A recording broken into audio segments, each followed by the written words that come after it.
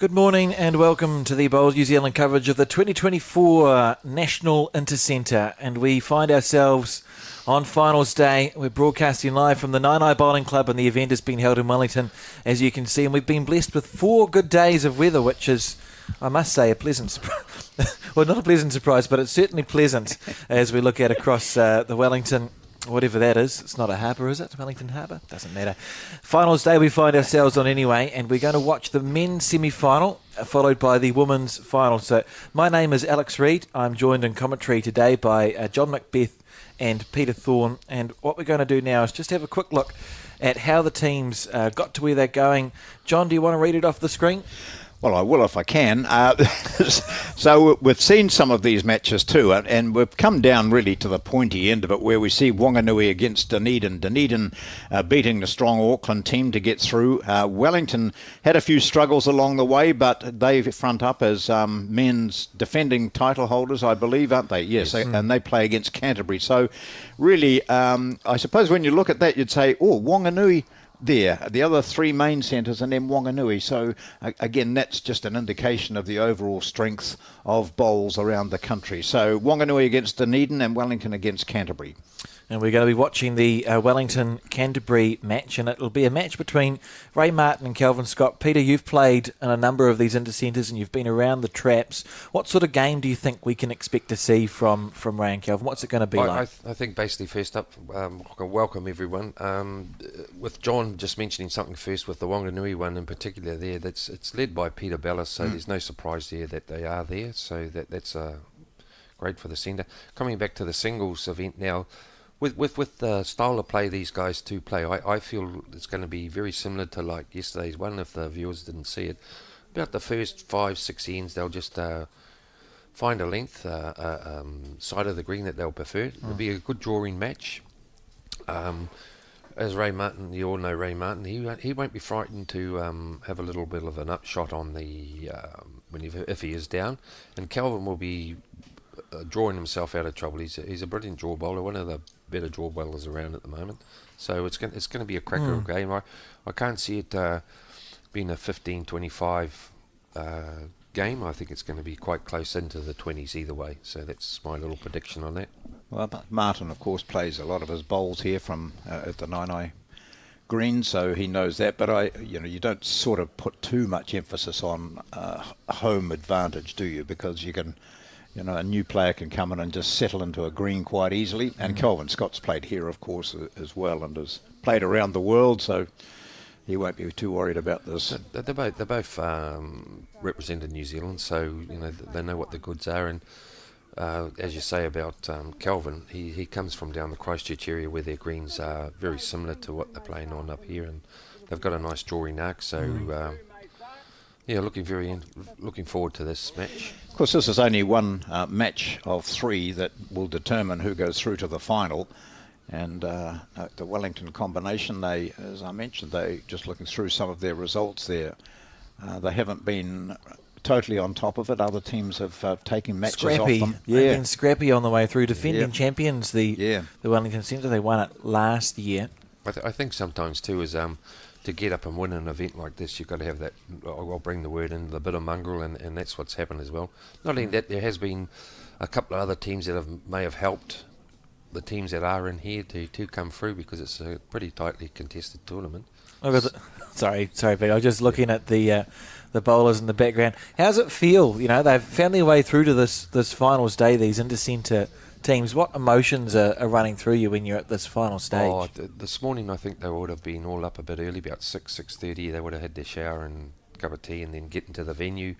They would have had a debrief with their team manager and coaches, and they all know what the business end of it is now, and they were quite quiet, just sitting in there having their cups of coffee, and that's their focus. So that's the big thing. Here we go. Well, Ray Martin sort of looked over to our commentary box and said, "Can we start now?" So, we're not the so umpires, I took it upon myself to say, "Go for it." He's good. He'd done all the stretching it. And looking at the teams, and you'll know a lot of these players, Peter, but you look at Pascoe and Glasson as the pair for Canterbury, and they've got Hamish Callagher, who we saw his brother and father playing for the West Coast. And you look at that Finbar McGuigan and Robbie Bird as the pair for for the Wellington team, and they've got Blake Signal, former world champion, and Ditford, of course, who used to be down in the Canterbury area. So some really good names there. Well, you've got Ben King. Don't Yes, forget of Ben course. King. He's basically a double international. Yep. He's actually played for New Zealand, plus he's played for the Tongan team this year. So it's full of international players and representatives of their country here. Yeah. Here we go with the first bowling, which is good with Raymond there. He's just played over the by the 2 metre mark. Forehand or backhand? I'm going backhand. You can be our expert in that space, Peter. Why? I think that's why he got me here. Basically, he's got a very similar style to Jamie Hill. Jamie Hill plays very similar, and here you see here Lance's. Calvin's playing up to Ray's bowl there, which is a good indication that he didn't want to be short with his first. But getting back to that team before we get right into the show here, with Kerry Becks. Kerry Becks has been around as well too. He's had a great season. And Zumi there, which is Paul Mathewson, he's actually was the won the fours 2 seasons ago. So they're all star-studded teams, and they've all got some. I wouldn't be surprised if none of them haven't got a gold star in their centre. The good thing is too that they're all playing alongside each other here. The other semi-final is on as well, Dunedin against Whanganui, and you can keep track of what's happening in your game, and all of a sudden, as would have happened yesterday in the match we were watching when Here's the ball coming home. When we have one team winning and another team down, and oh gosh, it's on us now to win or me to win. So you did right there, John, and that's what did happen yesterday with Roger Stevens there, and he had the game.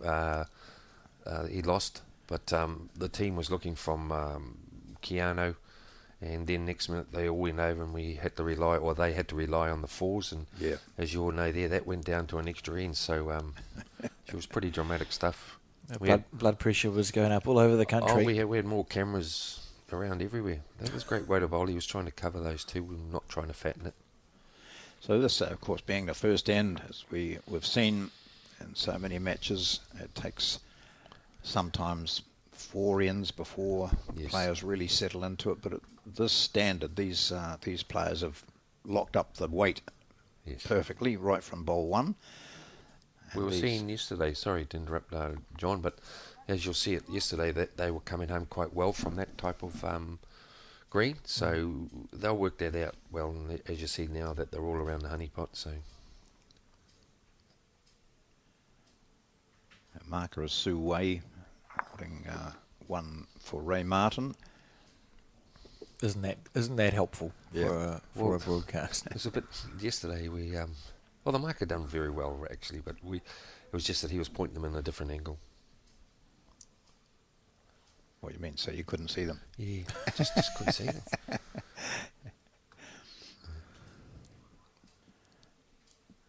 Very deliberate on the mat, Raymond. He's focused. He's on the backhand there, so if he touches the kitty, he gets 3.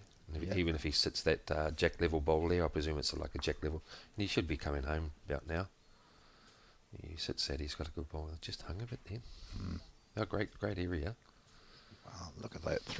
6 bowls, perfect weight, all of them. Yeah. All in the zone. A bit like what we said yesterday, Alex. These type of games, you blink and it's going to be 6 all or 12 all. It just goes so quick. They seem to score in some good numbers and good shot play. We'll get a little break here. Then the other pairs one there that you can't remember that you've got Ben. Well, Ben's playing the third for Blake, and you've got Pascoe and Nathan, and you can't take it away from Finbar and Keano Darby. So that's another great game over there as well. It's on his forehand. Yeah, he's pretty close here. He might get the kitty in the ditch. Oh, maybe still the one down. Well, that was without a toucher of Calvin's. well, Jack's popped out to the side. Oh, I think the Calvin's bowl went right over by the peg there, which is the yellow mark that's on the bank. We just haven't got an angle on that. Oh, it was a kill. I did. That was a kill, so this is exciting. So So just we restart here, boys. stand by. So early.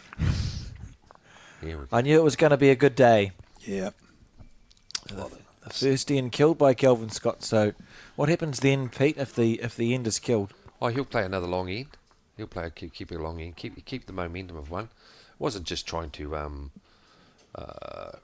change his length. As you see walking up there, don't know if you're on your screen there. There might be a little bit of moisture there. You can actually see the footprints or the walking up the green there. So there's a little bit of dew on it, or I'm not sure.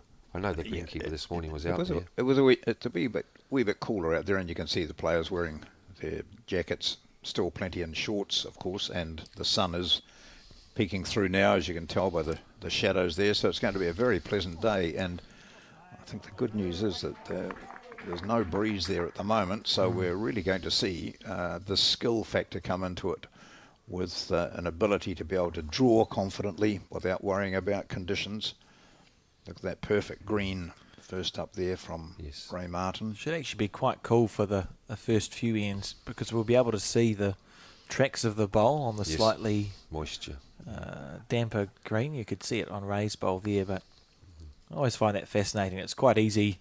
I like it on an artificial in the morning, because you can see the the tracks that everyone's bowl has been taking. You can see that line there from just developing nicely. You can see it here.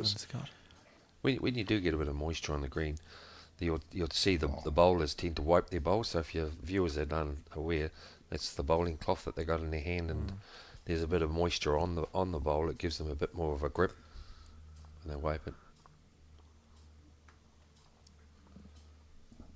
I always find it quite interesting, particularly at this level. We've talked in previous broadcasts about what you do when your opponent is on the mat and bowling. Do you watch, and just watching Kelvin Scott there, he was looking across at something else, and then when Ray Martin had delivered, then he's just had a look to see where he was going. It's like with I'll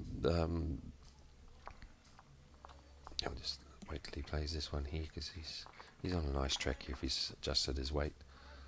So sometimes it depends on what the bowls are, John. You know, we had that very similar yesterday when Raiko's playing with his, and Roger had the the Aeros, and Raiko had the Alphas. It's like Alphas. And it's an inside that you don't want to try and follow, because your bowl will just whip right across the head. So maybe that's why Calvin's not too interested with. No, he's just having a chat. Yeah, just having a chat. He's just thinking of it's still 0-0, but he could be looking down the barrel of 3 after this bowl. But with Calvin's ability, he'll get in there. It's a markedly different green that they're taking. You can see the track of Kelvin Scott's there. He's going to take far more green with his bowl than what Martin is. Mind you, then you've got to look at their foot placement and all those sorts of things, don't you? But with Calvin, you don't know. That's the problem. You know, he's just got the natural ability that you'll do your head in trying to watch him. Yeah. Nice thing to say, Pete. Oh well, you would. Well, where I'm trying to be, I'm nice about that. You know, Calvin might look about changing his hand now and playing down those bowls, because the only shot he's got now is a dead draw. If he does, at least the percentage, and it's only the first end basically. So Ray's just adding another one to the pile and saying, "Well, good luck." Good luck, and then it's a dead draw, or he plays the running shot, or just reaching those bowls out there. That's it. Here we go. Calvin's come down the end to have a look at this. Yeah. He'll know that he's 4 down. Yeah. He might play down to that 1 o'clock bowl on the side there, work off that, or I know it's an option, or he could possibly just try the dead draw.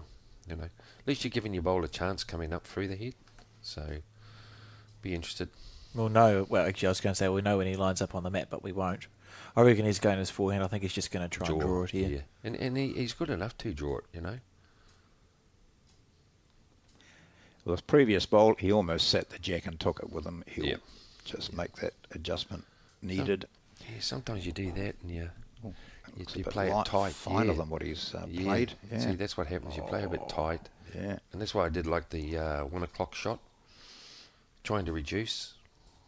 Oh, dear. Still 4 down. So, it's only the first end, so he wouldn't be too. You'd rather drop a 4 now than on the 21-24 or something like that, wouldn't you? True. I can't argue with that. No, so get it out of your mind. Restart, refocus. So watching one of the semi-finals here of the men's Intercentre at Naenae. It's a 3, sorry, not a 4. Oh, was it? Well, Sue Wei with the lollipop being very helpful there. That helps. Sorry, John, you were right where we were sitting. It did look like that. yeah. Yeah, Ray will play that long length. That's one thing about these guys when they've been around the traps. They you can basically need to predict how they'll play. That's their style, and that's the international way of playing. Is more ditch to ditch.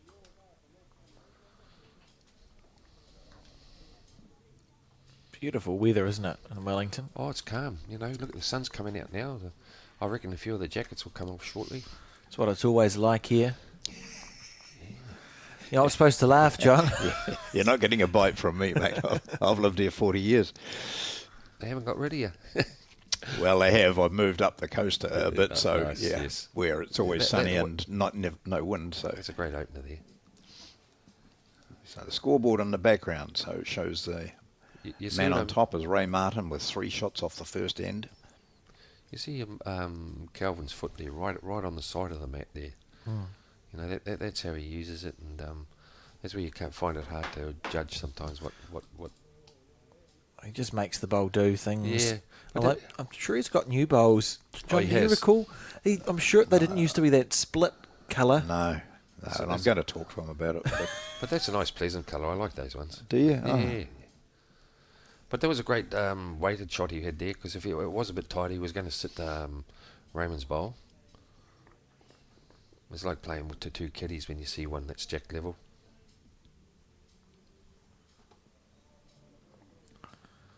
Yesterday they were coming home right from that picture, just to wait.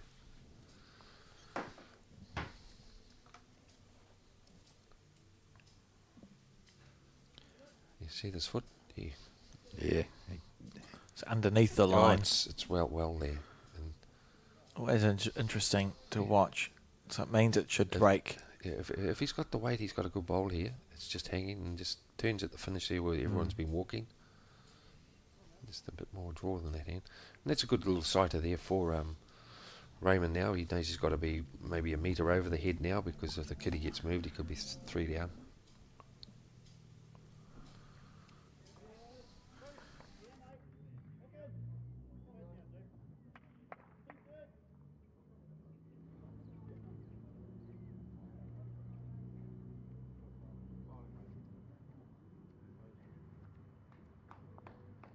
Well,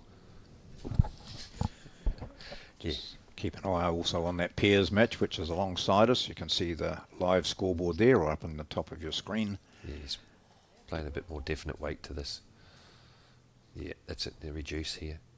Well, he's only got the... Yeah, so he could get 2 there. Sorry, he could have got the 2.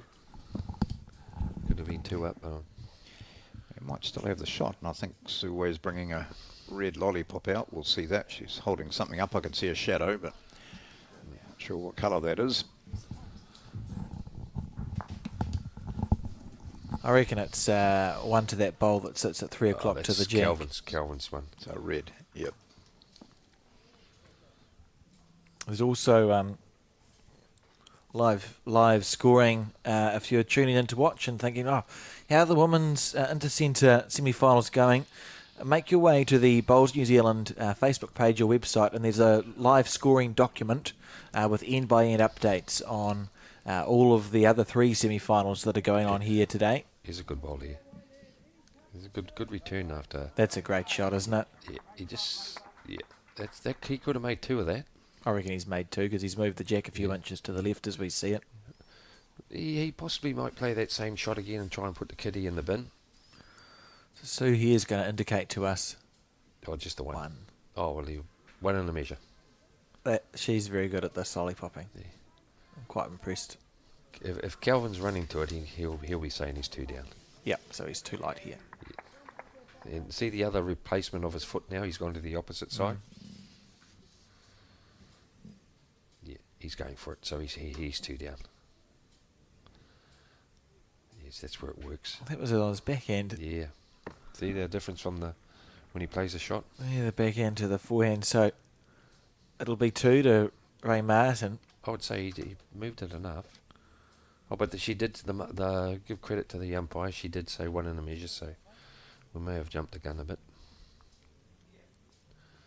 It's the Canterbury manager in the background. He filled in the card this morning for us, and Sue indicating 2. So the score now 5-0 to Ray Martin in the race to 25. It's Stephen O'Driscoll, isn't it? Who's we talk about the Scott family down in Central, so he's married into that. The dynasty. Yeah, the dynasty. Judge O'Driscoll. Well, I think he's still practicing. I don't know. I haven't talked to him for a while. I'll find out. I hope he's got a yellow card on him. I've got. Could you do it like a? I suppose you couldn't monitor it. I was trying to think of how you could do a virtual yellow card, John, because we've got John and Peter to the right of me in the commentary booth. Maybe you could ask the viewer. It doesn't really work. I was trying to think of a way to get you a free drink, but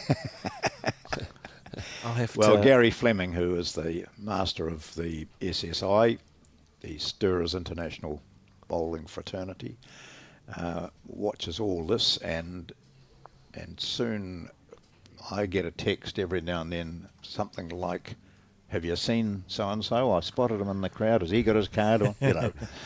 So he's helping you. He's helping you anyway. Yeah, just make sure. And to be fair, there are some who often don't have their card on, but I tend to leave them alone because I know they just can't go on buying drinks all their life. So Martin now on the mat, following up that 5-0 lead he has. It's a pretty impressive start by Martin.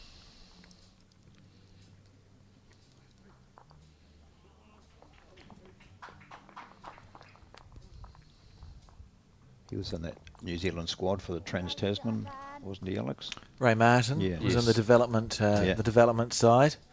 And the one in Aussie. Played for the Open New Zealand team at the Multi-Nations. Yeah. Skipped a 4 and has been in and out of that high-performance squad for at least 10 years, John. He's well, you have a look at him and Finbar and Robbie Bird and Blake Signal, so that's 4 New Zealand representatives in some form or other this year. So that's a pretty impressive team. Well, you got Lance, you got Kelvin. Yeah. Just going for a bit. And then you know you've got a very skilled manager there of Sauce. We all know Sauce there, Mike, and Mr. Leach as well. So that's a better bowl by Kelvin. He'll be happy with that. So that well-stacked team. He's just chatting away to teammates. They're just go there. I think you can see the experience in that, because he's 5-0 down in a semi-final of National Intercentre. A less experienced player might be a little bit more tense than what Kelvin is. Yeah, he's just got to run on the spare stuff now. It's just going across the head. He's got the Taylor XRs, I think it's his ones. Is it GTR? The Taylor GTR? Yeah. No. Yes, I think it is. He's got. And these would be Hinslide XGs. Yeah, by the looks of it, they play a bit with them down there on their greens. He's walking after this one this time. And he'll know that going down here that he's going to get that extra metre coming. It's about get into that bare patch first, though. Yeah. And this is a good shot for Raymond. He likes a punt. He'll know if he does miss it, he's going to be 2 down. He might play to reach that bowl. Set it for 4. That's that one to the left as we were watching it. Yes. Yeah. Then if he is, he's going to come off that shorter bowl. Just sitting, mate. Yeah, just sitting, mate. Reaching it, so it just counts. So it puts another doubt into Calvin's mind about drawing one. So here we go. She'll take off now. Good bowl. Yeah. Good shot. Yeah. So Calvin really has only got the opportunity to dare draw there coming off the bowl. So he played the other hand early on coming this way, and yes, I think he's found that this side now, and this hand might be suiting him more. They were, as you said, taking off quite a bit, weren't they, when he played the other hand? Well, we just noticed since we've been covering there that when there's a longer length, the bowl's got about an extra metre running, John. So, like the other day when you were here, so here he is. He's playing that. He must feel there's no danger. He'll get the bowl here. Oh, what a shot. Yeah, that was the one. That is a beautiful bowl. Yeah. Well, you can play it with confidence now, as his shot was covered by the front ones. So on the board for Canterbury's Kelvin Scott, trailing 1-5 now in the race to 25. It's been a bit opposite the way I thought of the way this game would have started, that Kelvin might have been on top with the draw game and Raymond a bit attacking. But it's gone the other way, and it's not really Kelvin's game. He likes drawing. Sort of suffocates his opposition out of the game, doesn't he? It's a bit like yesterday's game, when you start to get to know them, like Ryko and Roger playing. Ryko likes getting into it, and Roger's the draw bowler. It's just been around the opposite again. Just to confuse the commentary group. Yeah. Well, it was, wasn't I it? often feel that's what players do. John, you'll have experienced it. Absolutely. Similar. You predict something and they'll do exactly the opposite. Yeah. Well, once he finds it, Kelvin will be on it. He's on a good track here. They'll get another bit of a run in here. Here we go. That's a beautiful bowl. Yeah. He's found it. Especially after a drive, like that drive he played, he'd be very confident now. Sometimes you play those drive shots to reset your draw, though, don't you, Pete? If you're You sort do, of a little bit loose. Yeah. But he's just as good on those drives as what he is. He just doesn't play them enough. But he can play them. He's very effective. Oh, we've seen him play some great shots over there. Yeah. Run shots and drives over the years, Yes. Alex, haven't we, on various People just commentaries. People just think that Kelvin's a draw bowler. But win national singles titles if you haven't got a shot. Oh, he's only got two national singles titles. Yeah, so he mustn't have a shot then, no. And he's incidentally sitting on 14 Silver Star titles. Yes. So we could have a Silver Star day with Kelvin Scott sitting on 14. Trouble is, we wouldn't be able to have a drink with him. He's Drink water. drink water with him. Clean run underneath, maybe. He might come back door. No. Yeah, with old Raymond, how he got interested in bowls, we're in just a little bit of a lull here with just starting off. Raymond actually started when he was 12 years of age. I've known Raymond since he was a young guy, and his dad, Marty, they were up at Taranaki and they come on down here, and he's actually stayed at the same club for 20 years at the Vic, in Victoria, and not only that, his career highlight, very good, his career highlight hasn't been making New Zealand teams as Wellington representative. Very humble, he turned around and says, when I made my first inter-club selection.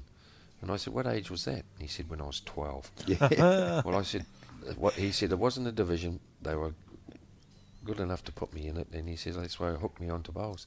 But he used to sit there, here's another base bowl, he used to sit at the club, and when we used to finish, he used to hop out with his bowls, and now Raymond's back there, like a lot of the younger ones now, they've over there, nearly in there. So that's a good little working off bowl here for Raymond to play off Kelvin's last bowl. Get a little slice. That Victoria club's been very strong, and it's one of those popular ones which is in fairly close to the CBD, so it's constantly in use with business house bowls and functions and so on. I think he's going to be quick here. Yeah. I don't. No, he's not just, he's very deliberate. The one time I had a bit of commentary. Didn't you hear when I said he could come off that bowl, Alex? Oh, it looked like he was lining up to be fast. This is the shot if it doesn't work too much. A little slide, great effort. Just the top shot, really. Yeah, sorry, John. And they're Victoria. such a good, and Lou Newman has been a big figure of that for the last 40 years probably. And they've kept them together, and that's what he said. He said the club's been very good to me since I was a young guy, and everyone's made me feel welcome when I was going through some times, and that's what clubs are all about. And as we've mentioned before, that's why we're called sister and brother bowlers. I think. What are you called? A lot of people want to call me names, but after this, I don't know if I can walk into a club. No. I think Ray's drawn the shot there. I just saw Sue indicate it was under Ray Martin. Finbar just played a top bowl there after being about 3 down. You can see that game, of course, in the top right of your Yes. screen and the little thumbnail. Kelvin taking his time here. Yeah, but you see the way he's on the mat again, so that indicates to me he'll be drawing up to that.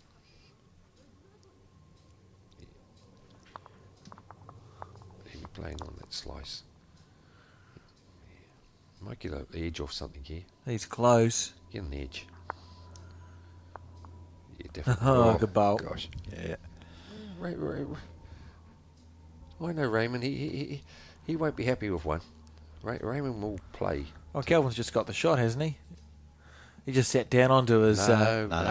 There's his bowl there, sorry. Oh, It's maybe I about- just stopped commentating. Yeah, oh, you have a piece of chocolate. God. You rev yourself up. And that stop shot's still on that we mentioned before, coming off the bowl there and just sitting that one there. I'm not too sure about that Jack level bowl, that's all. It's because I'm going to blame Kelvin for this because he changed his bowls and it's confusing me. So he'll be able to see that second shot Yes. nicely here. Yeah. Just play up to it. His weight has been perfect throughout. And you know, Will it hook from there? oh, it's just his Starting weight, to. just the weight, you know. Yeah. And it is a hesitant shot because it could jar and go either way against him. So you know, Well, is that thing in your mind when you're holding shot? He probably looked at that and said, there's not much danger there. He has two bowls to the right. but there again too is we not normally see when you have got a close shot that you tend to go. It might sound wider of the head, so it comes home nice and quietly. Than playing narrow, when you can squeeze the kitty and you go down. He's playing this length. So that was... How many was that to... One, so 6-1 it is. Ray Martin leading Kelvin Scott. This is the semi-final with Wellington against Canterbury. The other semi-final has Auckland against Wanganui. As you see, it's ditch to ditch with these guys at the moment. Yeah, I might see some changes later, of course, Oh. depending on the game situation. Yes, I'm pretty sure if Kelvin gets the mat, he will bring it up. He'll try and put Raymond off his stride. Although, interestingly, when he did have it at the start of the third end, he was pretty much the same length. Yeah. But then that's what he was comfortable with it, Yeah. because his weight was perfect. And not only that, I think it was only like two ends played or Yeah. something like that, so they were just feeling their way into it.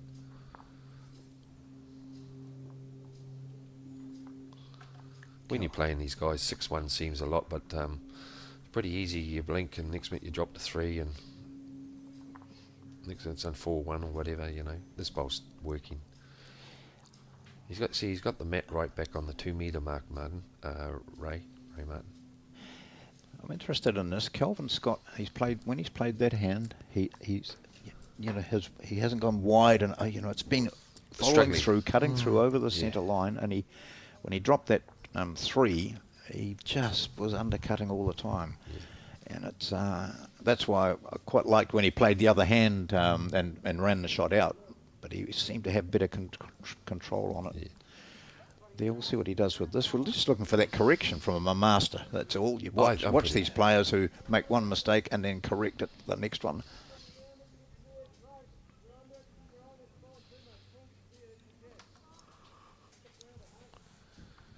He's here that well. Yeah. It's a lovely effort here. It's the running of this when you get on that quicker bit, then I she'll. know, yeah. Here she comes. See? Boom. It's giving it over to Raymond here, so But see how where it finishes. that's correct. That's 2 in a row that have yeah. finished in the And same and line. a lot of that is because of the bowl, the Henselite that Yeah. you use. They have got a great little arc to it.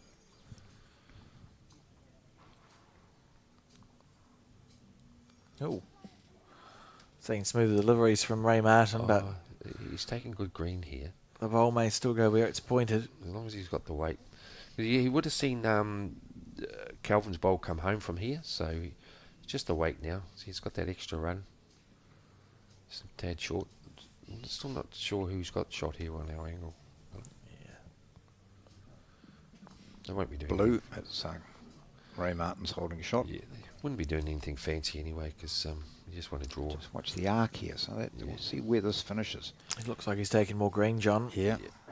He's just going to So hang he a can bit. sit the shot bowl. Well, it tends to be a bit, whenever you get a short bowl there at 11 o'clock, that you want to push around it.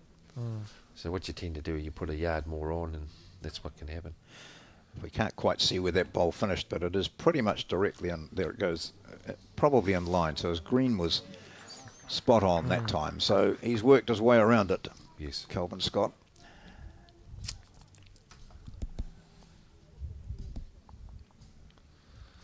Yeah, and he wanted that weight too to sit Ray's bowl. That was an effective shot there. Yeah, that's. Kelvin just said, am I just the one down?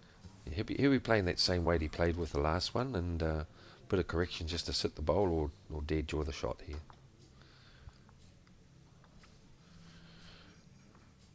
Come around that bowl, it's about 11 o'clock.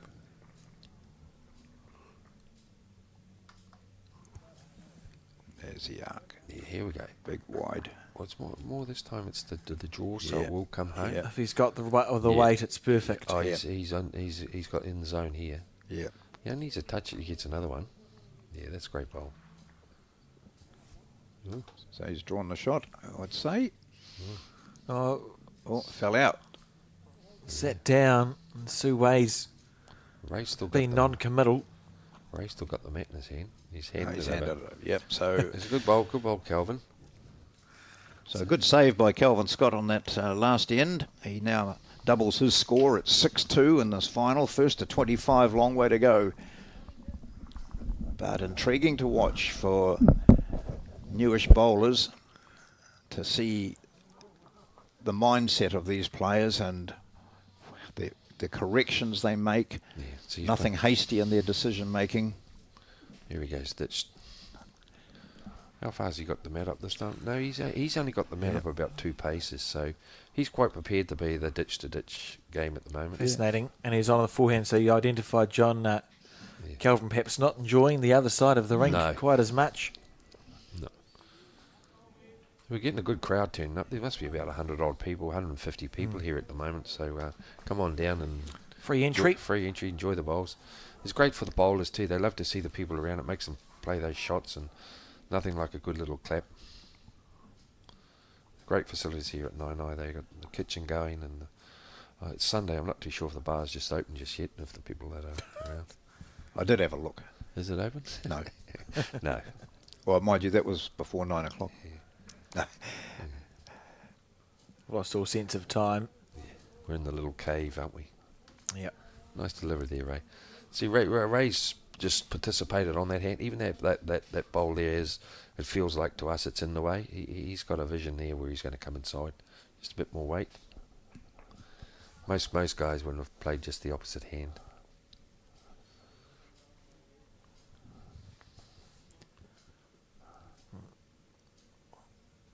Well, it is a semi-final stage, so they're matches, and it comes down to your singles, pairs, and fours. So we'll keep an eye on the pairs match in the thumbnail, but we'll also keep an eye on the fours match. And as we did yesterday, if it comes down to it, the broadcast will stay alive until we do know who's through to the men's final. We won't announce a pairs winner, announce a singles winner, and then go offline. No, we'll hang around. Not like last night. We're here till about 6:45, so We won't be here till 6:45 today, I can guarantee that. We'll be walking home if we are. And I did like the way you stayed on for the Carpety game, Yeah. even though the match was over. They played another end. Yes, they did, yeah. Gave Peter and I a chance to have a bit of a chinwag. I suppose in their mindset was all through it, so it gets down, Here's the bowl. So differential and things, I suppose. Raymond was trying to visualise that bowl wasn't in his way, so he's come through and without changing his hand. He's just stayed to one hand. It's like when you're a lead playing in the fours, you just stay to one hand and you get the consistency all the time. That hand there seems a little bit different at the moment. Just any particular weight they'll hang, John. So Yeah. Some loose bowls from Kelvin Scott in this match. and that's why Raymond may change his hand now, because he has got the shot. Where before he could have tipped him in there, that one at... oh,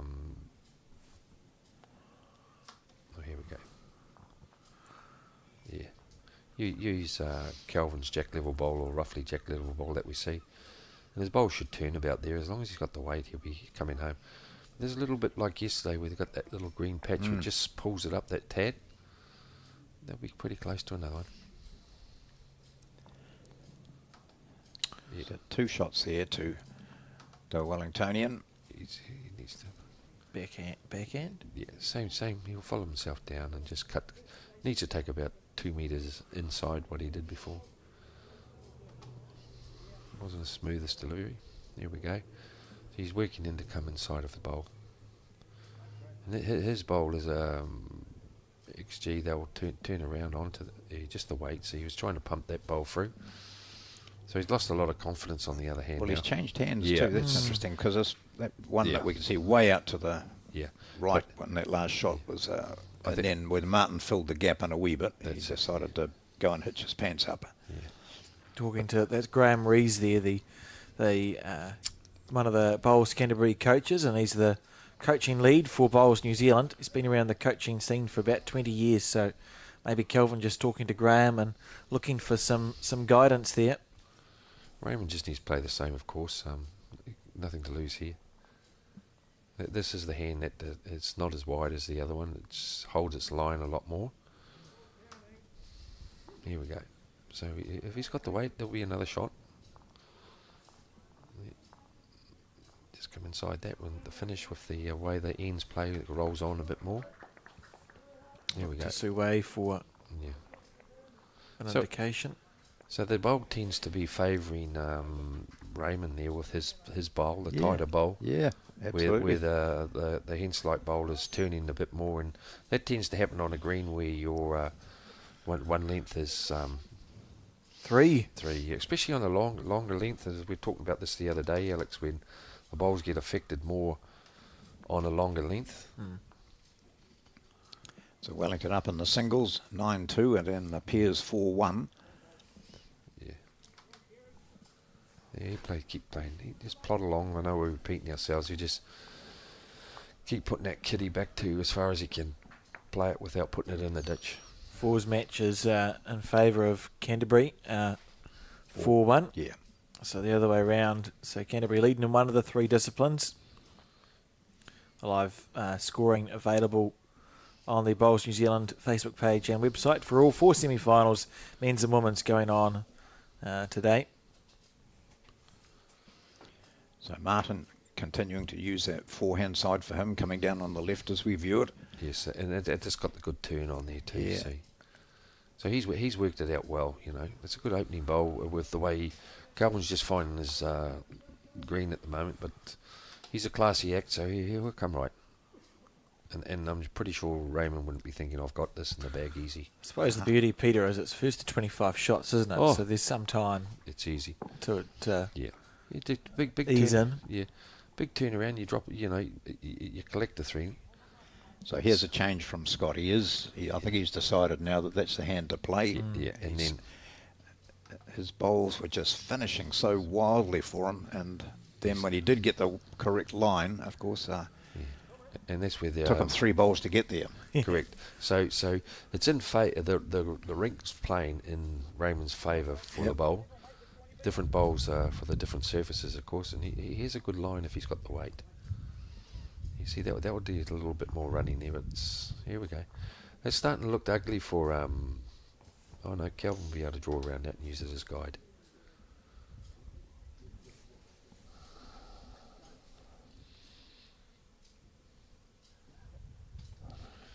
Just scoot around the bowl. It's 1 o'clock at the moment. That's it. As long as he doesn't drop his weight, he'll be all right. Yeah, it's a much narrower okay. hand, isn't Yeah, it? here Much it- narrower. Here it comes now, but that will take off. Here we go. You see there? Yeah.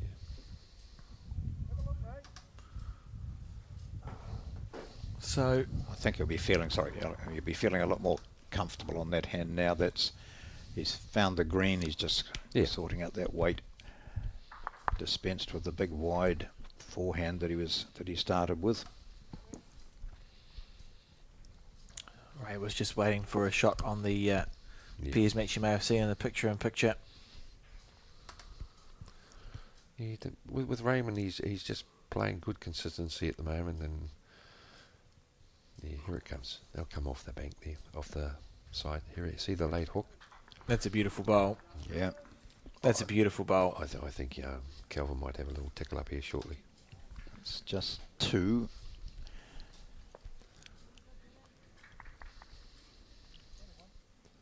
Yeah, here we go. Yeah, I thought he would. That's a good guide. That 1 o'clock. See, now it turns. See. Oh, where So- was the gap? So the 1 o'clock bowl he was using it as a guide, because that's where his logic. And if it hit, it was going to go in the ditch for 2. I lost a bit of track there. That's not a front toucher, is it? No, his raised bowl fell. So what does Ray do now? Well, He's seen Kelvin's intention. Well, I'd be playing the opposite hand now, so I don't fatten it. Yeah. That would be my opinion. You got some good ones. So come around that 1 o'clock bowl, come more to over there than playing the same one. Well, then you're not going to fatten it. It looks like his intention. Yeah, that's what you need to do. You draw another shot, a third shot wider than the head. Wider the head. I know it sounds a bit. We understand what you're saying, Peter. But to be best to be wide than narrow, because you're going to clip up that. There, and he was trying to cover the bowl as well. If it stays, oh no, it's gone. It's an ineffective shot. So, Well, it's no different now. Calvin will have a little heave ho at that. well, he won't be short. He saw the way it whipped, but that's the only problem. So here it turns. Look at that go! Through the Look at hole that again. go! Yeah, that's the only thing when the greens are. But I don't think Calvin drives any faster than that. So So That's previously the marker had 2 up. I think it's And just a 2. I'll check that out. Yeah, That's what the marker does. They just wait until the players confirm. yeah. He's taken 2 and he's saying to Ray, do you want to measure that for a third? And Ray says, oh, I may as well. And their eyes are pretty good, aren't they? Yeah, they are. They don't muck around. So it must be close. So It's a little surprising, the scoreline, I must say, team. If you'd said to me the score will be 11 or 12-2 at about 20 past 9, I would have found that challenging to believe. well, I think that's the as we predicted at the start. It seemed to be the reverse. I actually was predicting Raymond to be a little bit more forceful with getting results. At the moment, it's turned around. Calvin's not playing his normal game of just drawing. He's been outdrawn at the moment. And that was a bit what happened yesterday when the Ryko and Rogers game. They turned around and then Ryko started being a bit more aggressive and got into it. Well, that turned around about 4 times at the other singles game. So that was a nightmare. Great to watch, though. The fours. So Auckland went down fighting. So there we see Wellington in front in the singles and pairs, and it's now 4-2 to Canterbury in the fours. Just see that scoreboard. Have we got anything happening with the Dunedin one since we've been doing just to help the other viewers out? I'm pretty sure they'll be asking. I just had a little text before to see what's happening over there. I can see there's an 11-4 score over there, but I can't tell you who's who. I'll tell you by using the live scoring. So the right, easiest, which is available to everyone. it is, and the easiest way to find it instead of banking on tuning in to listen to us rabbiting on in the commentary at the right time. But if you are listening, I can tell you the scores. So Wanganui and Dunedin in the singles, the score is 4-3 in Wanganui's favour. Wanganui leads the pairs 11-4, and they're trailing in the fours 3-4, and that's 3 and 4 ends gone apiece. So Wanganui at this early stage are ahead in that semi-final. On the women's side, Northland and North Harbour are contesting a semi-final, 7-4 to North Harbour in the singles, 5-2 to North Harbour in the pairs, and they trail the fours 2-5. And the other semi-final is Nelson and Waikato. This is interesting. Joe Edwards is playing singles for Nelson. Waikato leads the singles 10-3, according to this live scoring sheet.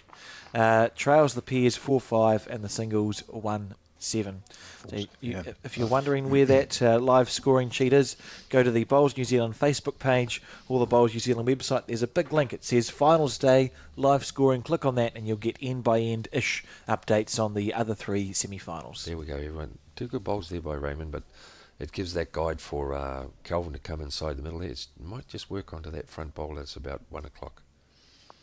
Yeah. That's a good update. That will save people getting hold of us, mate. Just about out of breath after how long I spoke. Well, I think sometimes now it's just technology that some of the other people don't understand. And, Happy to Yeah, it's good, it's be good. of assistance. well, you're helping out, and then they find that it is working. This will come home from here. You watch this bowl come home. What a lovely bowl. Yeah, good bowl. He just needs to touch it to get 3, and that's ugly. That's Calvin. I thought it was going to sit right behind it, but Calvin might want to have a wee look. He's coming over to see the angle. Oh, he's gone out of camera shot. Oh, and he's back in. Yeah. So what was that for? Was he just looking to see if he could see the jack? See the jack as we predicted yesterday, and he's got something to sit. You know, you meter to it, and then you can drag it back. But he hasn't been too happy on that hand. No. But he can play slightly forcefully here, I think, can't he? See, it's just holding for him for his bowl. Needs it to let go. Oh, he's going to cut it down anyways. Oh no, here it takes off here because it's been worn. We've talked about numerous times. So that'll be the same shot for Raymond now, just to come in between the two balls at a 4 o'clock, Yep, 3 o'clock. just be slightly past the jack. Yes. Good position. Yeah.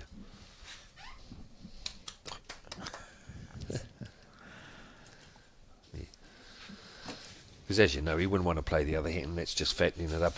Viewers might look at it and think, why isn't he playing the other hand? And it looks easier. But you want to cover what you've got or protect what you've got.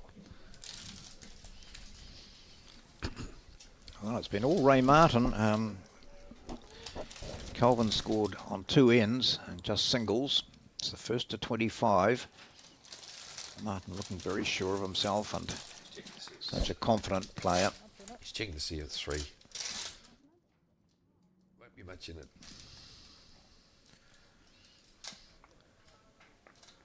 He's going to try and follow him down.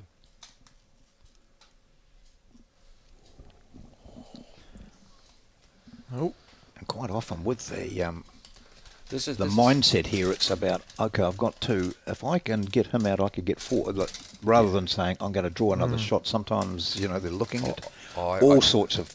Yeah, I actually see what Raymond was trying to do then. It's the old story is play the shot before them. Yeah.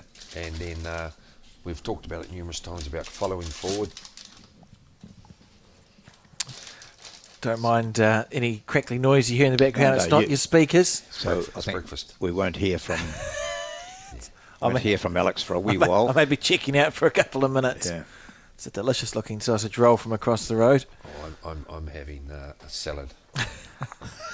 My wife's listening, I presume. So Scott now looking to just bring Yeah. that in slightly. He wasn't far away with his first. Is he going to get the turn here No, to bring this- that jack back to himself? And, it's- gee, not far off. No, But another couple at least to I think Ray in the Martin.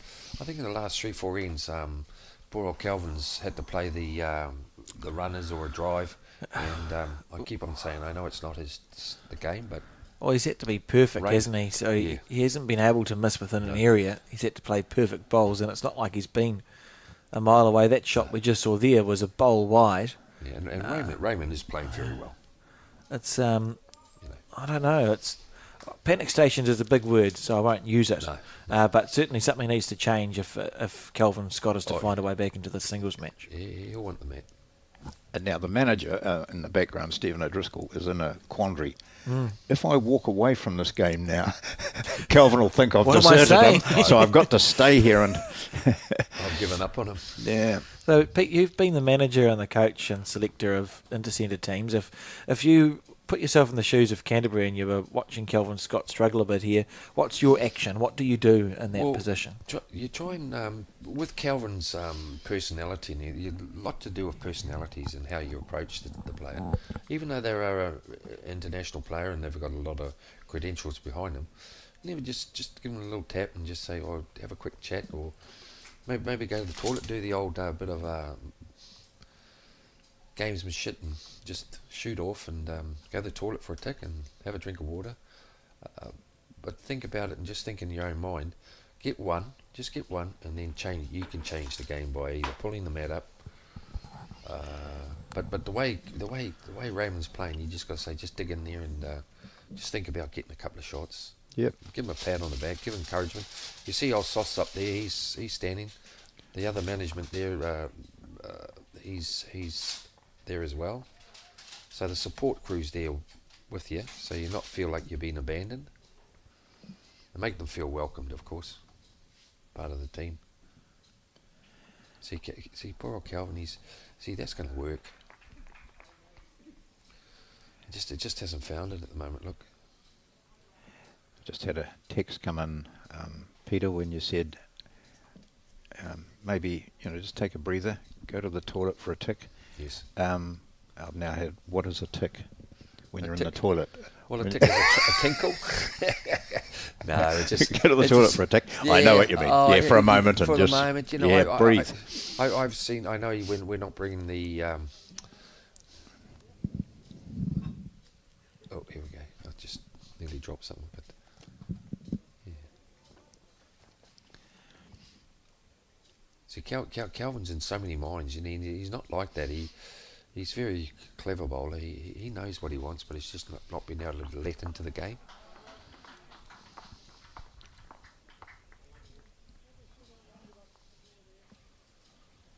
He's got to come inside bowls, and his bowls aren't made for that.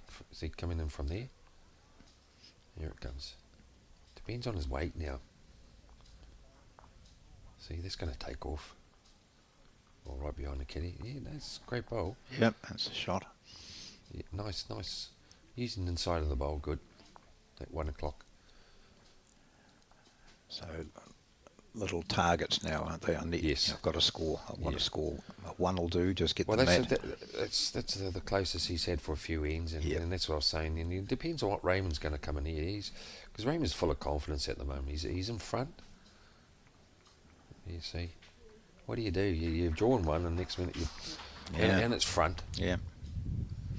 Do you start thinking, God, maybe try and draw one, and then the next one have a little flight at it.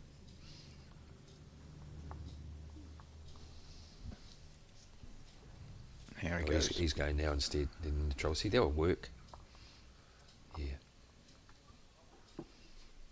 Full big deep breath. And he would be. He walks out to the side. I'd hate to be thinking what he's in. If I was a mind reader, I wouldn't like to know the language that's going through his mind. Is he? Raymond's focused. You can see the eyes. Those blue eyes are just... He's got line again inside that bowl. So he's using that. He's using that bowl about as he's just coming into as his guide. And he sits Kelvin's bowl. Yes, and he's got two or maybe three. Yeah. There we go. And he does sit Kelvin's bowl. Yeah, it's just not quite. That would have been an ideal shot for him. And look, he wanders back and he knows it was close. That was his intention. Make it two. Put pressure, really big pressure on Kelvin Scott. There's no difference in his last shot. He's got to play.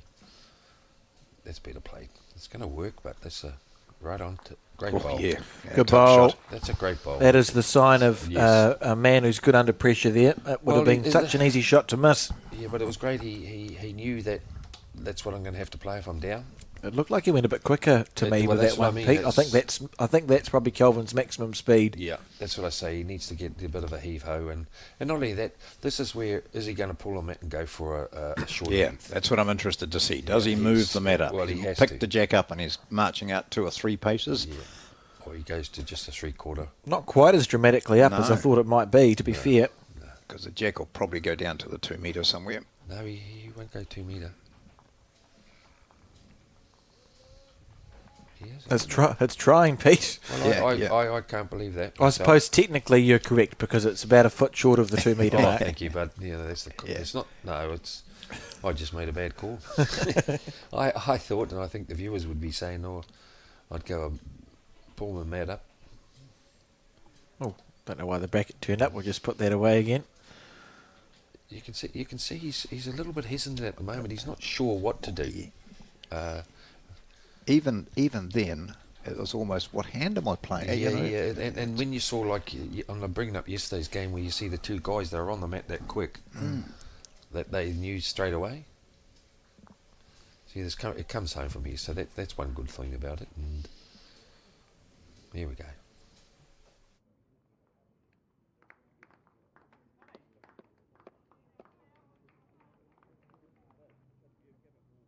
Might hear me.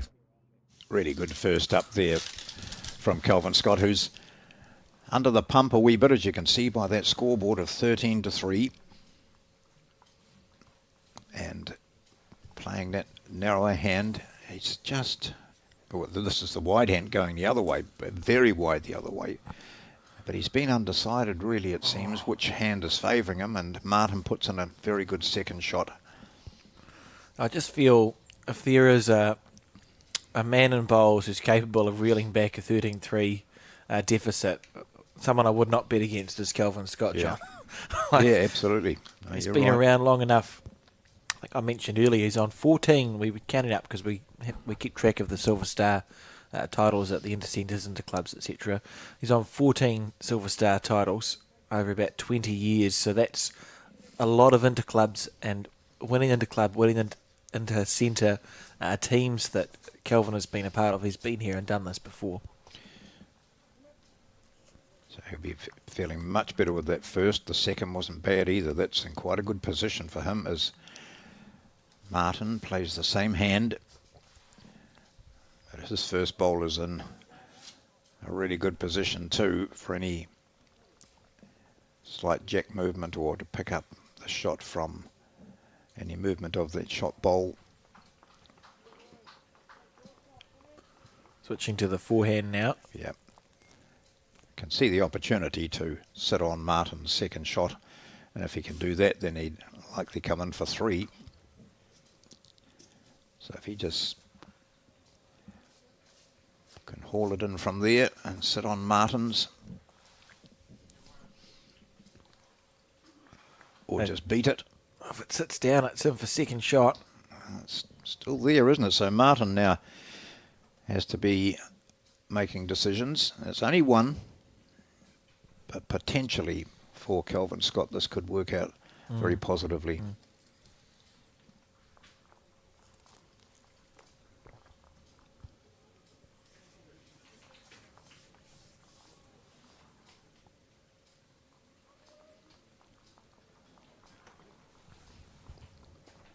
Hasn't played this hand very often. He did play it a couple of times on the end previously coming this way. And it's a vastly different hand to the other. So as they cross over, Martin comes down and sees that he's just one down, but he's coming down really because he can appreciate that Scott has a really good opening here. One of the few times that in recent times that Kelvin's actually developed quite a nice head, John. Yep. Sort of Well, if got we- opportunities. That's right. We have a look at it now and you'll see that the bowl that's holding him out of 4 is that second shot just to 7 o'clock. Ray Martin's bowl. You can tell that if he moves that out and stays there, which he would do, he'd have 4 and suddenly it's game on. Oh, it's going to drift. Yeah, it looks a bit wide for that. It's going for that little walk. You know, you take a little bit too much green on that hand and it won't come back. I suppose Kelvin now is thinking, well, if I can just hold on to the shot, I can keep ticking over. He'll be right. Kelvin Scott will be really disappointed with that, and you know, it's one of the few opportunities he's had to get into this game in a big way. So, you know, pushing that through and sitting for 4, and all of a sudden, it's a change in the complexion of the game.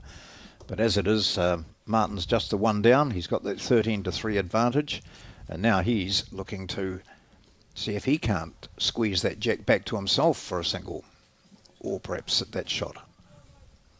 Yeah, the only trouble is here if it's just a tad heavy, he might play the shot, and that's actually the one that we've been talking about coming at from 1 o'clock coming in, and if he's got the weight, and then he can. Yeah, great line.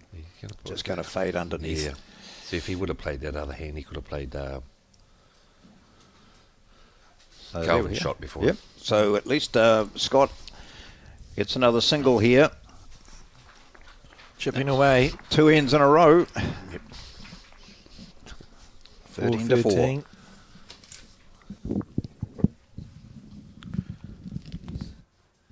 I think this is what I was mentioning about before with maybe have the old toilet break.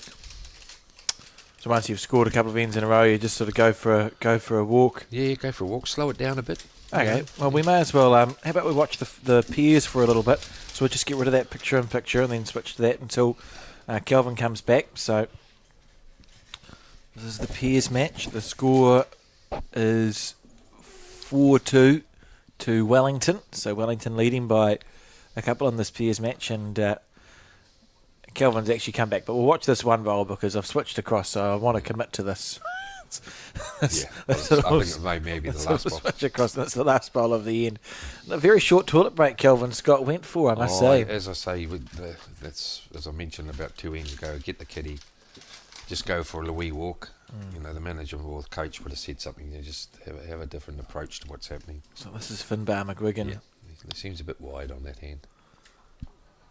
There we go. I'd say that's a score to the Canterbury Correct. team there. Yeah, you see there. So that'll be tightening back up again. We'll move across back to the singles. Kelvin throwing the jack to the 2 metre mark. The mat's only a little bit up. What would be the logic behind that, Peter? He's starting to find his groove a bit more, as you see. I know it's only been one, but even like that last end there was 3 really around it. So he's starting to find his line now. And sometimes it takes a bit of a while to settle down. Singles is one of those games where you can afford to have a slow start, isn't it? Oh, especially now it's 25. 25 shots is huge. And not only that, these guys have been playing for the last, some of them are 3 days. And you're away from home, different environment. But these are athletes now, and they're finally tuned that they can adapt to late nights. Not so much, sorry, not late nights, but the days being late. He's coming home there. You see the difference in the bowls that are helping to come home, where Calvin's one would have hung a bit more. But Calvin's got a good shot here, coming in again from the 1 o'clock using his bowl. Gives good guides. It's like playing to 2 kiddies. Yeah, here we go. You see there, and then she'll just work a bit more there, that's all. His weight was really good. So his intentions were to come inside there in that 1 o'clock bowl, so he's shown his hand. But Raymond will just use his bowl now as a guide. Play that maybe with a metre over, so he's got a back bowl with that long chalk markers for the viewers. Let's see this bowl. Here he comes. How's his weight? If his weight's there, he's got another good bowl, and it's over the head and counting. Yeah. Just a little correction, Pete. I read out the live scores earlier, and I was a little surprised when Joe was comfortably down in the singles, and that's because she wasn't. And I think I legitimately probably just read it the wrong way around. So if anyone was actually checking the live score, and they would have seen that I was just being nonsensical. So the score now in that women's semi-final, Joe's leading 18-4 in the singles, and the pairs Nelson Trail 4-7, and in the fours Nelson Trail 1 shot to 9. So Nelson's still in a little bit of strife there, but Joe looking like she's on track to win that singles rubber. He's a better bowl. Is it going to come around? Yep, he's got it. It's hidden by the front bowl too. Just follow him down. Touch kitty for 2. As long as you're up, you've got bowls to come off. Oh, it's a beautiful day now. The crowd's certainly building. I see a few of the wives and girlfriends from the players are here now. Brooke and Chelsea cheering on their partners. Yeah. Well, that's a poor bowl from Ray. Ray would be a little bit. Yeah, that was. It's the loosest bowl he's played in the entire match. Yeah. How many would you say he's here about now? 200 or so? Yeah, Easy. around the greens. Easy. Yeah, Yep. easy. And it's building too. They're going to. Well, I suppose a few of them have just had their morning bacon and eggs. If they've had it from coffees across the road, there's that $13 that's Eggs Benedict. Mate, I've gone home with, I think, an extra couple. I'll have to weigh myself. They might stop me getting on the plane. No, that was a very good value, that one there. So Kelvin on the backhand, I want to say, with a bit of confidence. Nailed it. Well, this is what I say. You grab a 2 here. You know, it's 6, and what you've done is, you know, you're up all the time. Look at this. It's a good bowl here. That was all a turn. That's what I'm saying. Use that. Outside half. Oh, it's a bit unfortunate, but that was the idea. Use the 1 o'clock bowl. That's a great guide, that bowl. You know, with Raymond's bowl, he actually needed more, about 2 metres more weight for it to hold up, and then drag that kitty back. I'll be very surprised if it's a dead draw. It'll be up to it.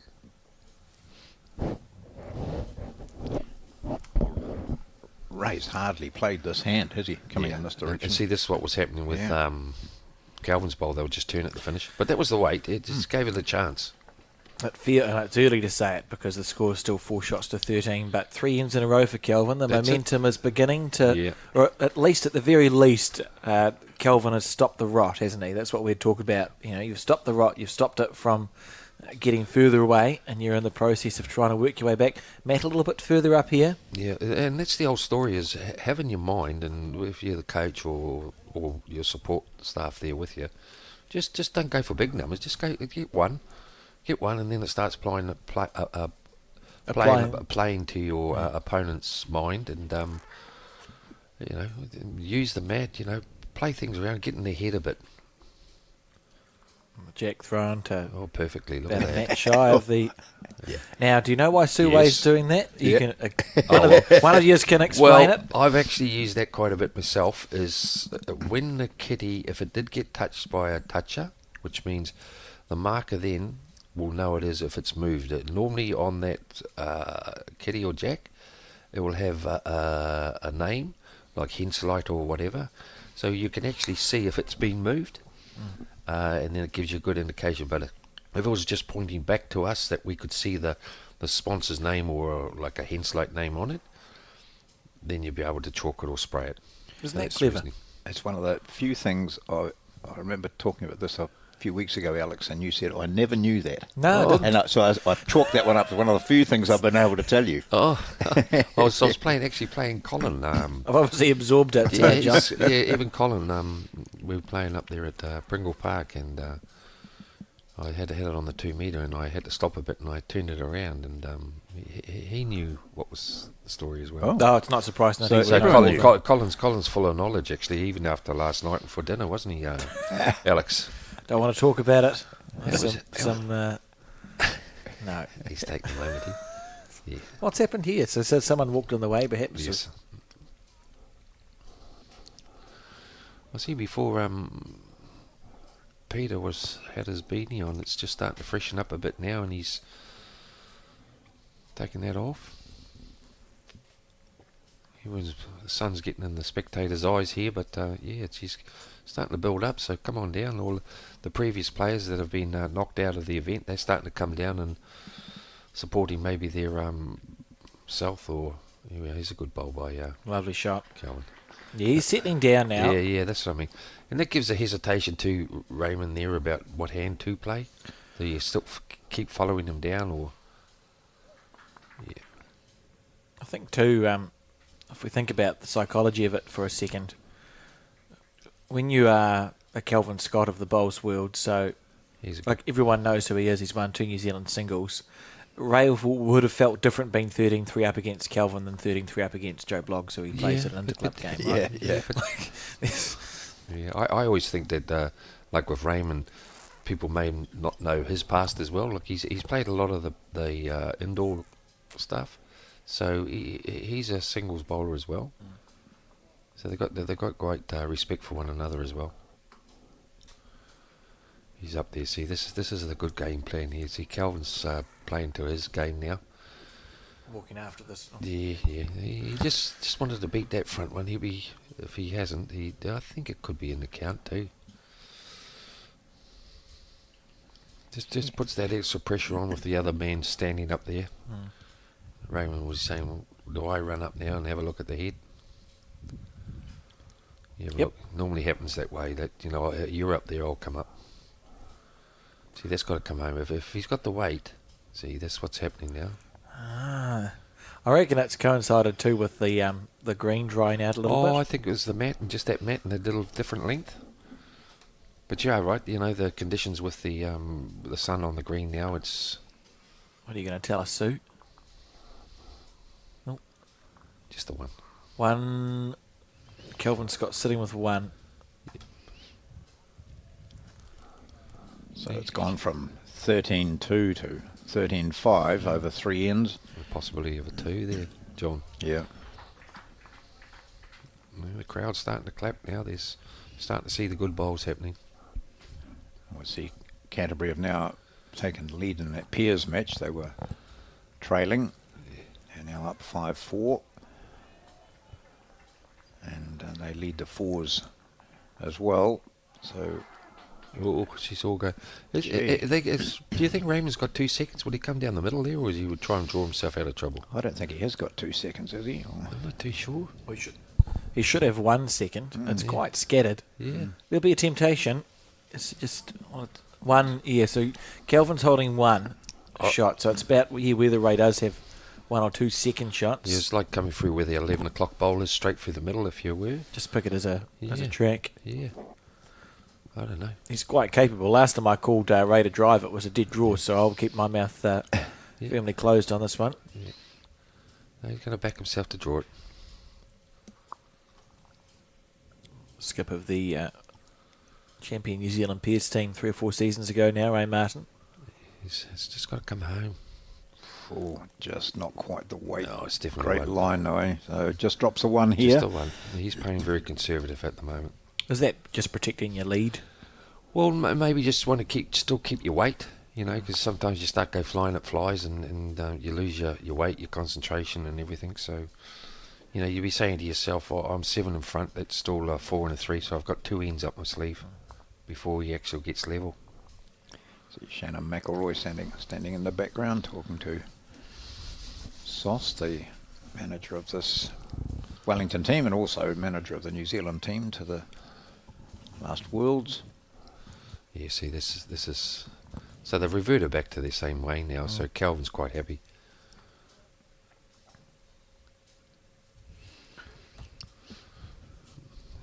And looking progressively more confident as the ends go by. Minutes ago, John and Pete, you were talking about how Calvin stood back off the mat and was thinking, what hand do I play? But as he's ticking up these ends of scoring, looking like a more assured bowler. And that's what tends to happen. You only want to get yourself back into the flow. This is a bit heavy, this one here, but because you're running down right maybe in the ditch on this one. Absolutely typical for me as a commentator there. Yeah. but it's not easy. Oh, dear. Well, I know I've had lots of comments from newish bowlers who've said, we were watching it the other day and they're not bowling any better than we are. And I said, well, the wind conditions were quite extreme. Here's a good bowl And it's here. exposed on that number 2 rink going the other direction. Yeah. And now we're seeing a day in which there is, I don't think those flags are moving at all. No wonder. So, We have seen good bowls. yeah. What do you call it? A fluffle of wind or A flutter. flutter of wind? Breath. Breath of fitness.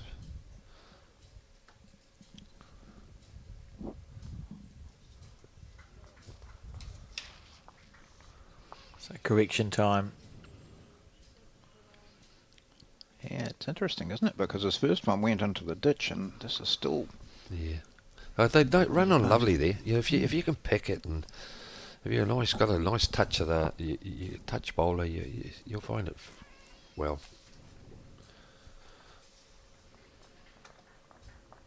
Yeah, he's participating. He knows that he's just got to come inside the bowl here. You've got to reach, and you've got a good bowl. This is where it starts turning about here. That bowl that was about. Here we go. And you got that extra bit of running, so Really good bowl. yeah. Well, especially he's been under the pump, and Calvin. You got to remember, Calvin has been playing that first bowl quite effective at the moment, and that's been his little bit of a giddy up for him. You know, a little bit of hop, skip, and jump there. Yeah. So is that to mean he's tight or heavy? I think it's more trying to say, blow, I'm heavy. Yeah, that's what he was, just a tad heavy. Be happy he got that square.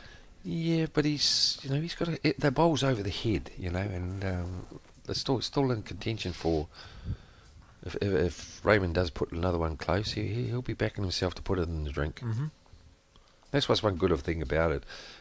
If you are down, make sure you're up, and then your bowl's always in contention for something. He's on a lovely track here again. I'll be intrigued, Pete, Yes. if Kevin does have a go at it, which he's likely to do, whether he goes that full-blooded speed, because we saw he missed 3 drive shots in a row, and then he added just that sort of metre of speed. I'll be interested to see if that's the Well, the it's speed that Kelvin opts for instead of it hooking away. Oh no, I think Which you know, hand? no, it's not so much the backhand. hand. It's the speed he's got to do. Hit the bowl at here we go. See, that's a kitty in the drink here to me. Ooh. So he's confident because he's only one down. If he takes a shot ball out, he's got one. If he puts it in the drink, he's got three. So you know you've got everything going for yourself. And instead he took a coat of paint off the jack. Yeah, because he's not gonna take out his two back bowls. Imagine if he had although he might. Oh, yeah, we don't even want to think that, John. We'll all sound like Clockwork Orange. Hey, Ray Martin sees, if I hit that one of Kelvin's, it'll take the other out. No, that's been a rocket scientist. Hey, No idea. yeah. Ray knows he needs to put another one there. And that's why we don't let us draw on the screen, Pete, because John would have just drawn Yeah, it's still, this ridiculous shot selection. see, this is where it hangs his bowl in his favour, but he's just got to be up, and he's got a good one. Yeah, good bowl. But I don't think it's going to change the shot. Kelvin will still No, pick Kelvin's them out played up all and give his. it to him. No, pick them out up and give it to him. Here. Yeah. So back on the board here for Ray Martin. He might have grabbed Extends a two. that lead to 15-6. Yeah, he grabbed a two there. Yeah, good shot. And he'll be thinking, right, normal service has resumed. I've got 10 shots to go. Yeah. And Kelvin be gutted that he missed his drive shot with his fourth bowl. He just high-fived Lance Pascoe there, so perhaps that Canterbury Pears team has extended their lead. Oh no, the game's that end's still going.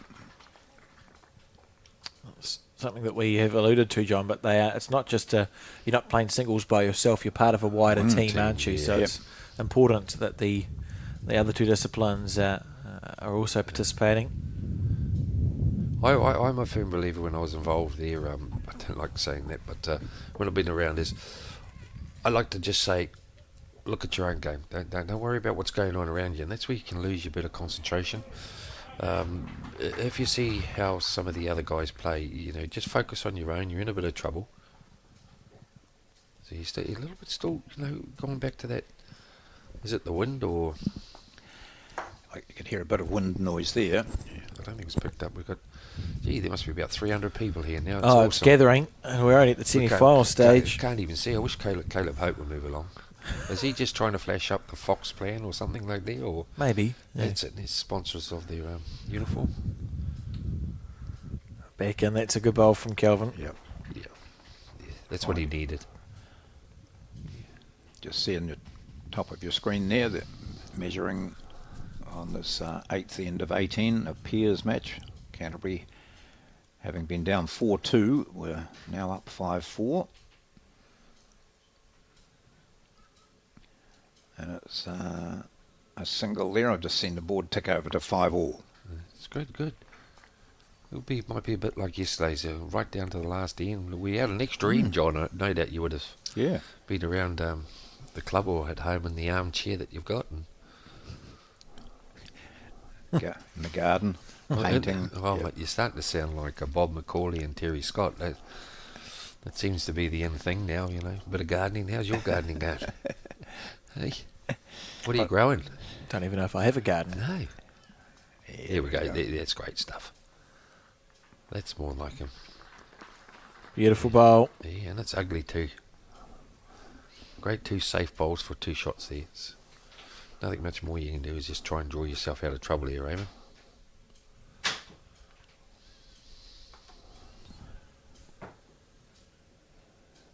Got to have the weight, mate. Got to have the weight and you're up. Where's the bowl? Where's the bowl? It's just directly behind that. Here it is, picture in picture. He'll be hurt. See this? If he grabs a 4 here, that's the old the mental play in your mind. You know, you get to 10 and you're 15. Well, He'll be chasing this you're bowl chasing. up. Yeah, he'll be going up and having a wee look here. And that's as much to add pressure, isn't it, when people do that? Oh, a lot of it too is the experienced players. You see, Calvin will come up here. He's basically staring at Raymond. Yeah, and you're staring. It's a great ploy in your game if you can think. You know, he'll be standing up there and be thinking, God, you've got 3 there. I've got to come inside there. So it's all these things going, and he's changing his hand too. When Kelvin let that bowl go, he would have known that it was close. He didn't need to chase it up. but it was helpful. It is. You could see the shadow of the marker holding up 3 He's a lollipops, and they would have been He's a in good the bowl. red colour. He's a good. No, it's not. It's going to keep running, I feel. And Kelvin now with an opportunity for 4. Yeah. And we saw it yesterday, but Ray will feel like he's let the 4 happen as opposed to it's been taken off him. Yeah. That's just 4 loose bowls from Ray Martin, and he's going to pay a price for it. And you know what I looked at that why that reasoning was. Martin actually left the bat on the 2 metre mark and chucked it 2 metre, where the last 3-4 ends, because Calvin has been playing, the mat has actually been up an extra 4 metres, so it's put him off his own line. It's a little bit ironic. Yeah.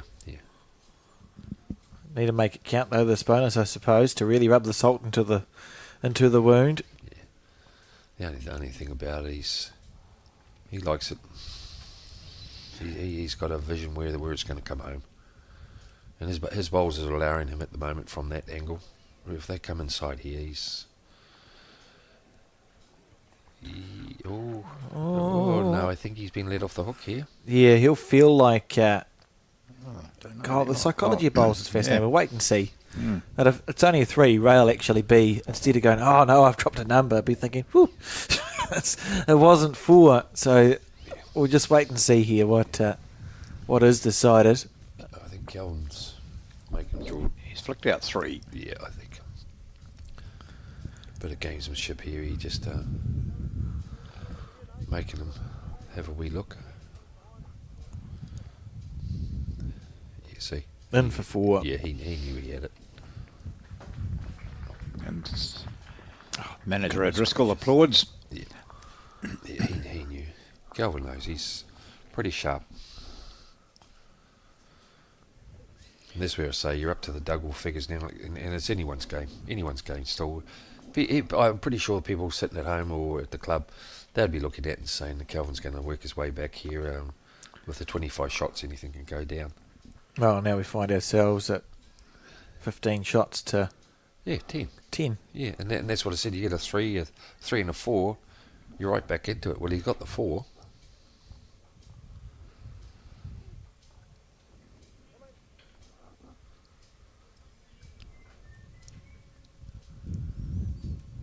So a big change in this game with that 4. We'd had a couple of 3s to Ray Martin. He began with 1 and was suddenly 5-0 up. Then he was 11-2, 13-2, and now 15-10. So the last 6 ends, Martin has scored just once. Yes. It's starting to look like a game of 2 halves, isn't it? Yeah.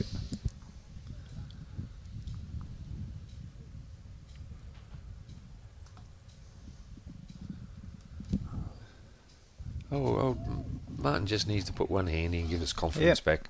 I'm not saying he hasn't got his confidence, but it just gives him that little bit of I can do it. You know, he's had a couple of shocking ends, that previous one, and the other one there, he'd be saying, well, let myself knuckle down, and he'll be playing in his mind. The way Calvin's been drawing at the moment, you wouldn't feel safe with even if that bowl that is jack level. Yeah, coming this direction though, this has been one that hasn't really favoured Kelvin. No. Remember his first one, and the last end he put it in the ditch, although the jack was on the 2 metre almost, and then he was lucky really to escape with a 2. If the viewers are watching at home, you'll see, if you just make a note now where Raymond's green is, and then just visualise that there, and then you have a look where Calvin's going to have to play his. His view, see, and that's taken off. See, with Calvin's bowl, he'll need to be a good metre.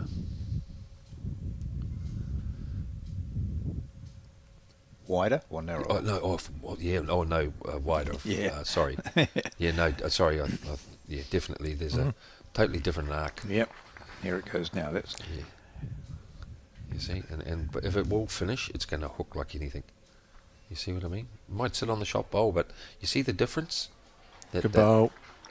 Oh, well, that's really hasn't changed Raymond's shot because he's got 2 good seconds that he could play down to the jack level bowl there.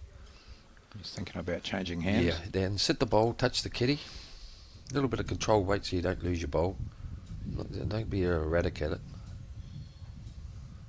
That's it. Here we go. That's a good arc here, I tell you. You may have played this to a perfection. Look at this. See, sit it for 3 or whatever. It's a great bowl. Yeah. That's one. And then, you know, like Calvin might even have a look at reducing.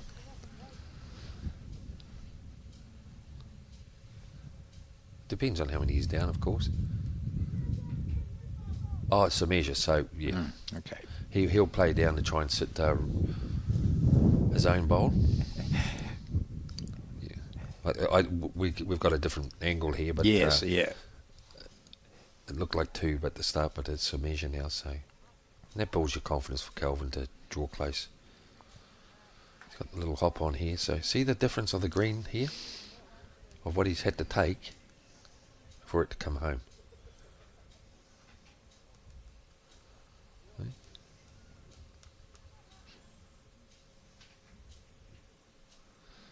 What do you do here, Raymond? Do you follow him down and just play if you haven't got the shot and try and sit it for 4, or you know, then you jump to 19? I think he'd be looking at that, wouldn't he? Oh, you just play the yard to it, John? Yeah. And just come inside the bowl. That's over there about 1 o'clock. Come inside there. Good guide. More.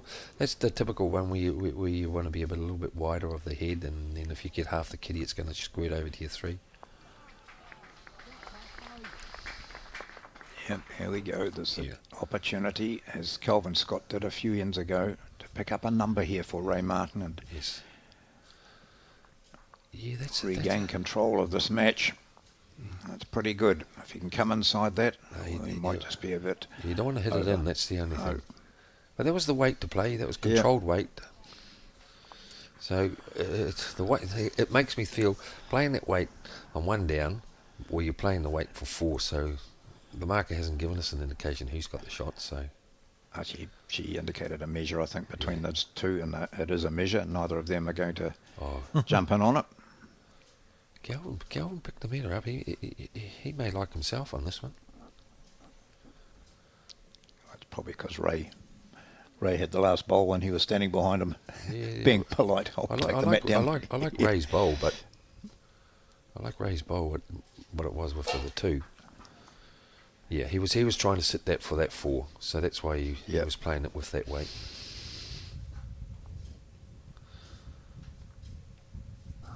This game's far from over. At 25 is the target, and it's 16-10 now to Ray Martin, Yes. who had control of the first parts of the game. The first 9 ends or so were totally his, and from then on it's been Scott with a 4, but a succession of singles. He's clawed his way back into the game. The man in the red and black colours of Canterbury. Looking at the pairs score, a change in that too, with Canterbury now 8-5 ahead. Yeah, Lance played a bowl there. I was just thinking there, it's great to see the Wellington supporters coming in now to support their team, which is great, because it is your centre providing the facilities for the weekend, and it's great to come down and support your team. They are here. They've got a chance of maybe going back to back, but there's a long time to go in the games. But crowds are building again, and it's a lovely day for watching bowls. Nothing better than watching bowls live. And Alex is soon going to give us an update on all the other games, Musical because on another green there's the women's competition, and also on this green we've got Otago against Wanganui, or Dunedin against Wanganui. Bowls. Some very exciting games going on, and I can just about hear the blood pressure going up around the country. We get very parochial about the Intercentre, and very invested in your centre's results, don't you? Because in most cases, you know, there'll be a team representing your area, and there might be players from a half a dozen clubs. So all those club members are interested in how the team gets on, or their individuals in particular.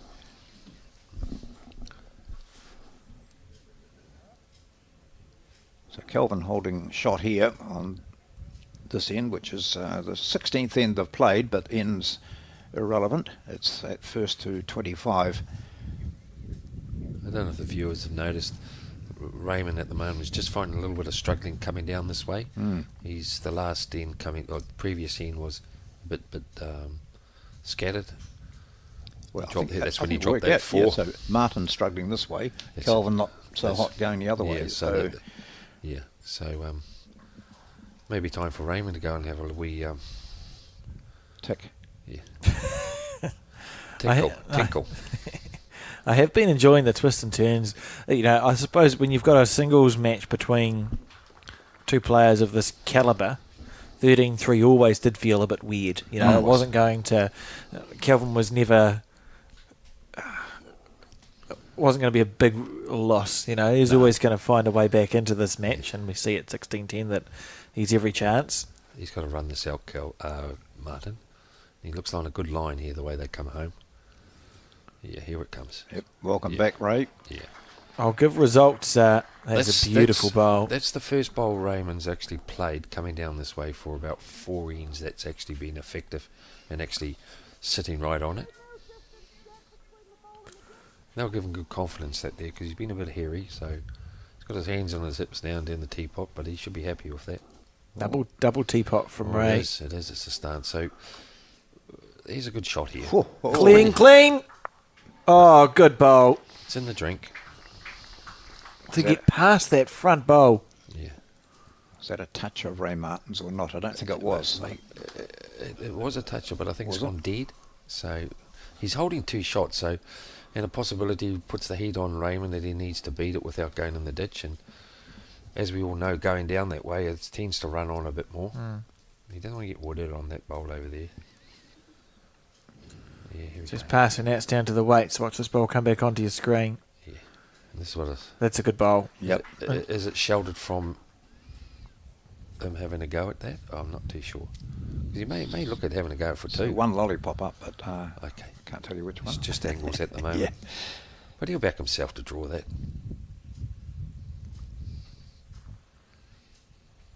Yeah.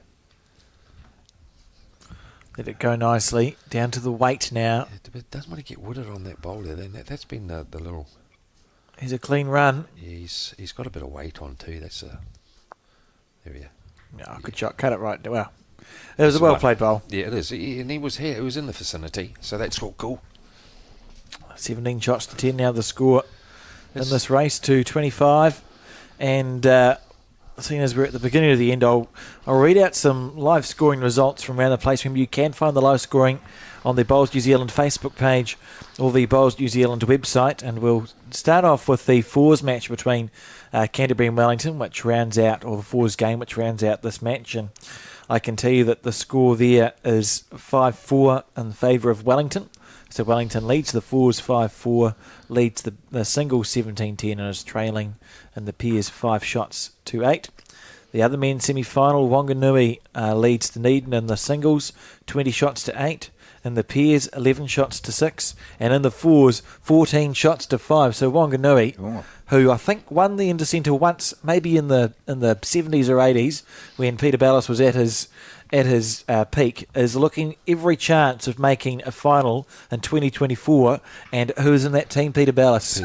As I said with Peter there, that would lift your spirits up when things are down. I'm sure Pete would have a quick chat in your ear and for his experience. So he's a great asset for that team. And I'm pretty sure for the young ones there, they'd be looking up to him. What's he playing? Is he playing the pair or the 4? 4. Skipping the fours, Peter. 4. And if you're a Wanganui supporter, it's, I think, just about time to get excited, because that's three games that are going in the right direction for Wanganui. On the women's Intercentre, remember we're broadcasting their final. North Harbour versus Northlands. North Harbour leads the singles 17 shots to 8. Trails in the the pairs 14 shots to 6, and the fours is locked at 6 apiece. So that is balanced on a knife edge. And the other semi-final, Waikato taking on Nelson. Joe Edwards leads the singles match 23 shots to 5, so she's essentially won that. That'll be 1 point up on the Nelson side of the ledger. But the pairs and the fours, both in Waikato's favour. 10-5 in the pairs, 15-3 in the fours. So Waikato, who I don't know when the last time their women's team made the Intercentre final, if you stop the games now, they'd be in. Yeah. Yeah, and there's a lovely bowl there by Kelvin. So, Well, that's some interesting results there, or progress. oh well, this is what it's all about. We're down to the big dance, and they've brought their A game this morning. So What a track here. oh, he's going to get the shot here. Oh, look at this! It's going to hold. Yes, yes. We're not. No. It would be one, but it gives him a good cider to come off that 1 o'clock bowl if he changes his hand. Yeah, I think. Scott's still got the shot, according to the marker there. Now Roger's pulling the mat right back up by the looks of that there to try and change something there. Roger? Roger. Stevens over there. He was 20 to something down. That's a good bowl there, just in case he plays that. But I tend to play with swaps my hand now, Raymond. So Scott holding the shot here, down by 17 to 10. What hand's he going to play? Yeah, because he certainly hasn't played the forehand much, but he's No. going to this time. Yep.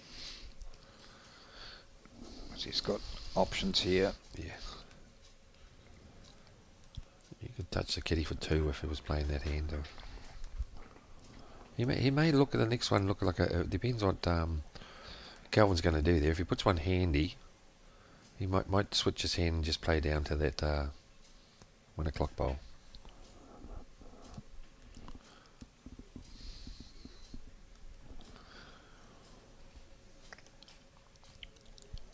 Staying with the hand that he's enjoyed of late. Yes, it's coming home nicely, isn't it? Look at it.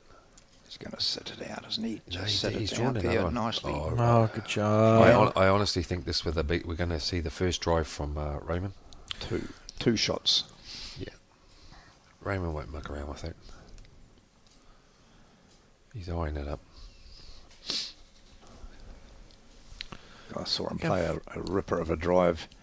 Was it yesterday, the day before yesterday, and when he was down match point really 24-20 or something, and his opponent was holding 2, and he ripped that jack into the ditch and sat with it. It was a turning point in that match. He's just got grip on his fingers. Yep. That's an old trick, isn't it, Peter? Yeah. It just gets more grip. It's like he's going to your bag and getting grip, eh? There we go. You can send them down too, don't you worry, Oh, guys? gosh, yeah. Yeah, camera will need to be quick on this. He might get the 2 here. He's got the 2. Oh, gee. he did get the 2, but he killed it. Good shot. That's And a good shot. That was the... press the button. That's the Ray Martin that can play those. Accurate. What a bowl. He was looking for them both clean, but he'll be happy with that I result. would be very, very happy if my kiddies were that big when I was having a drive. I don't think I'd miss many.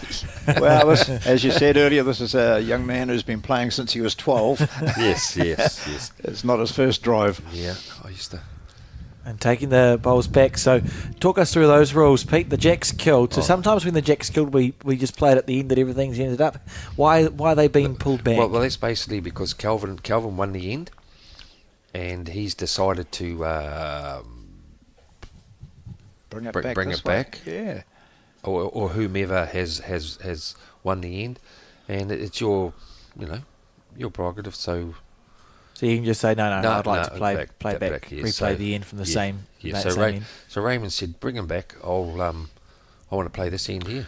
And would you do that because you've been playing particularly well in one direction, or what's Yes, the? definitely. Yeah. Well, I think Even though he was 2 down there, he's quite happy with controlling. Like if he had to play a run shot, he might be finding that's more of a favourable shot to play when coming down this way. And as we said earlier, he's played better this hand, this way, and Kelvin's played better the other way. So that's correct. That's right. take whatever advantages you can. Even though you were 2 down, and Kelvin did play some Or superb has he bowls put the there. jack? Oh no, that's all right. And he played some superb bowls there, but Raymond's backing himself to keep up his form. So where's he got the mat? They're playing this he's 2-2 pretty much. Yep, just a couple of mats up where Calvin was a bit more up. Yes, the old sun's just come over a cloud, but there's a few people put a couple of jackets on here, but that's nothing. As you see the rinks now, we're on that far side there, there's about, I don't know if you can see it there, there'll be about 50, 60 people just on one side, so the crowd's really building, so come on down.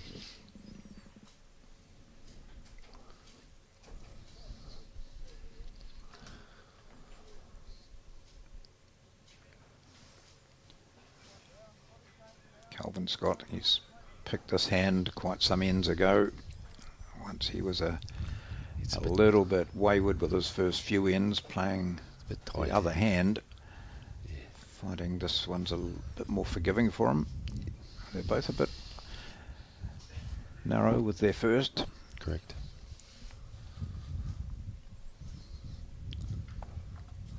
Yeah, you dare join. Most people think, why is he playing that hand? But if you dare join, you're not going to get into trouble by pushing them up.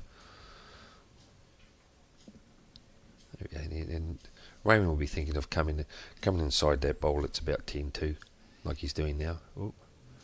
Yeah, here he comes, and it's got a good bit of another metre running on that there on that surface. So it's a good bowl. Then old Calvin will play his same hand, and then he's got the opportunity of sitting, flicking. Yeah, there we are. So they're both playing opposite hands at the moment, which is good. He's got a better line here.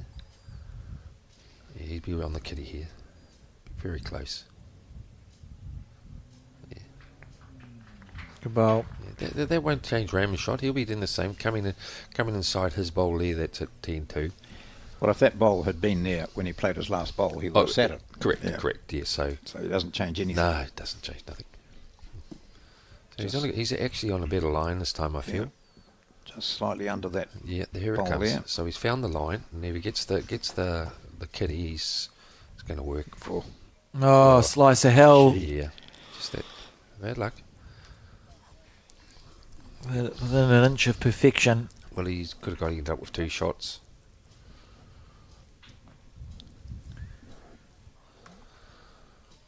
Indicating holding one there. You see the jack's almost touching Kelvin's bowl now.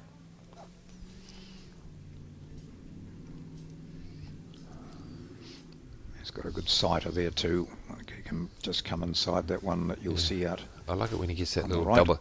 When he gets a double hop, he's pretty Yeah. close. The double hop. Yeah. Well, I couldn't call it a skip, could you? Well, you could. Oh, Oh, he's opened that up. He won't be happy with that. I'm not. Would that be 2? Or I think or it from is. From Yeah. our direction. Yeah. oh. I'll see what Sue has to say about it. She's just gone in to have a look, and there she goes. Or maybe 1 and 1. When the measure she's gonna Oh no, 2. 2. Oh, he'll play that, Raymond. Last bowl.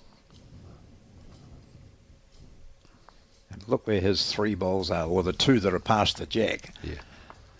Uh, I think Wonder- Raymond might go there. Yeah. Might go just even for the kill. Kill or reduce.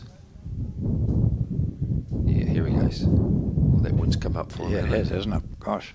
But I wouldn't worry with him with that weight he plays. Oh, just hung for him too. Play that on the back end by the looks. Yeah. Interesting, slightly smaller target area on the back end because your bowl's Well, if it's you not coming into the pocket. yeah, So another opportunity for a 3 here, and back into it again. Scott has scored a 4, but that was the only multiple score throughout the game for him. Yep. So into new territory for Calvin Scott. 17-10 down, holding 2, looking for 3. As Ray Martin applauds a shot from his teammates and the peers. You see that score there. Oh, is he going to come inside? I don't think he is. He'd be hurting. Yeah, Oh, you want to make, those opportunities, they don't come every day. Yeah, he knows. He was whipping himself then. So is it just the 2, I'd say. Yep. two golden chance for a 3 there, but not to be. 12-17, the score in this race to 25.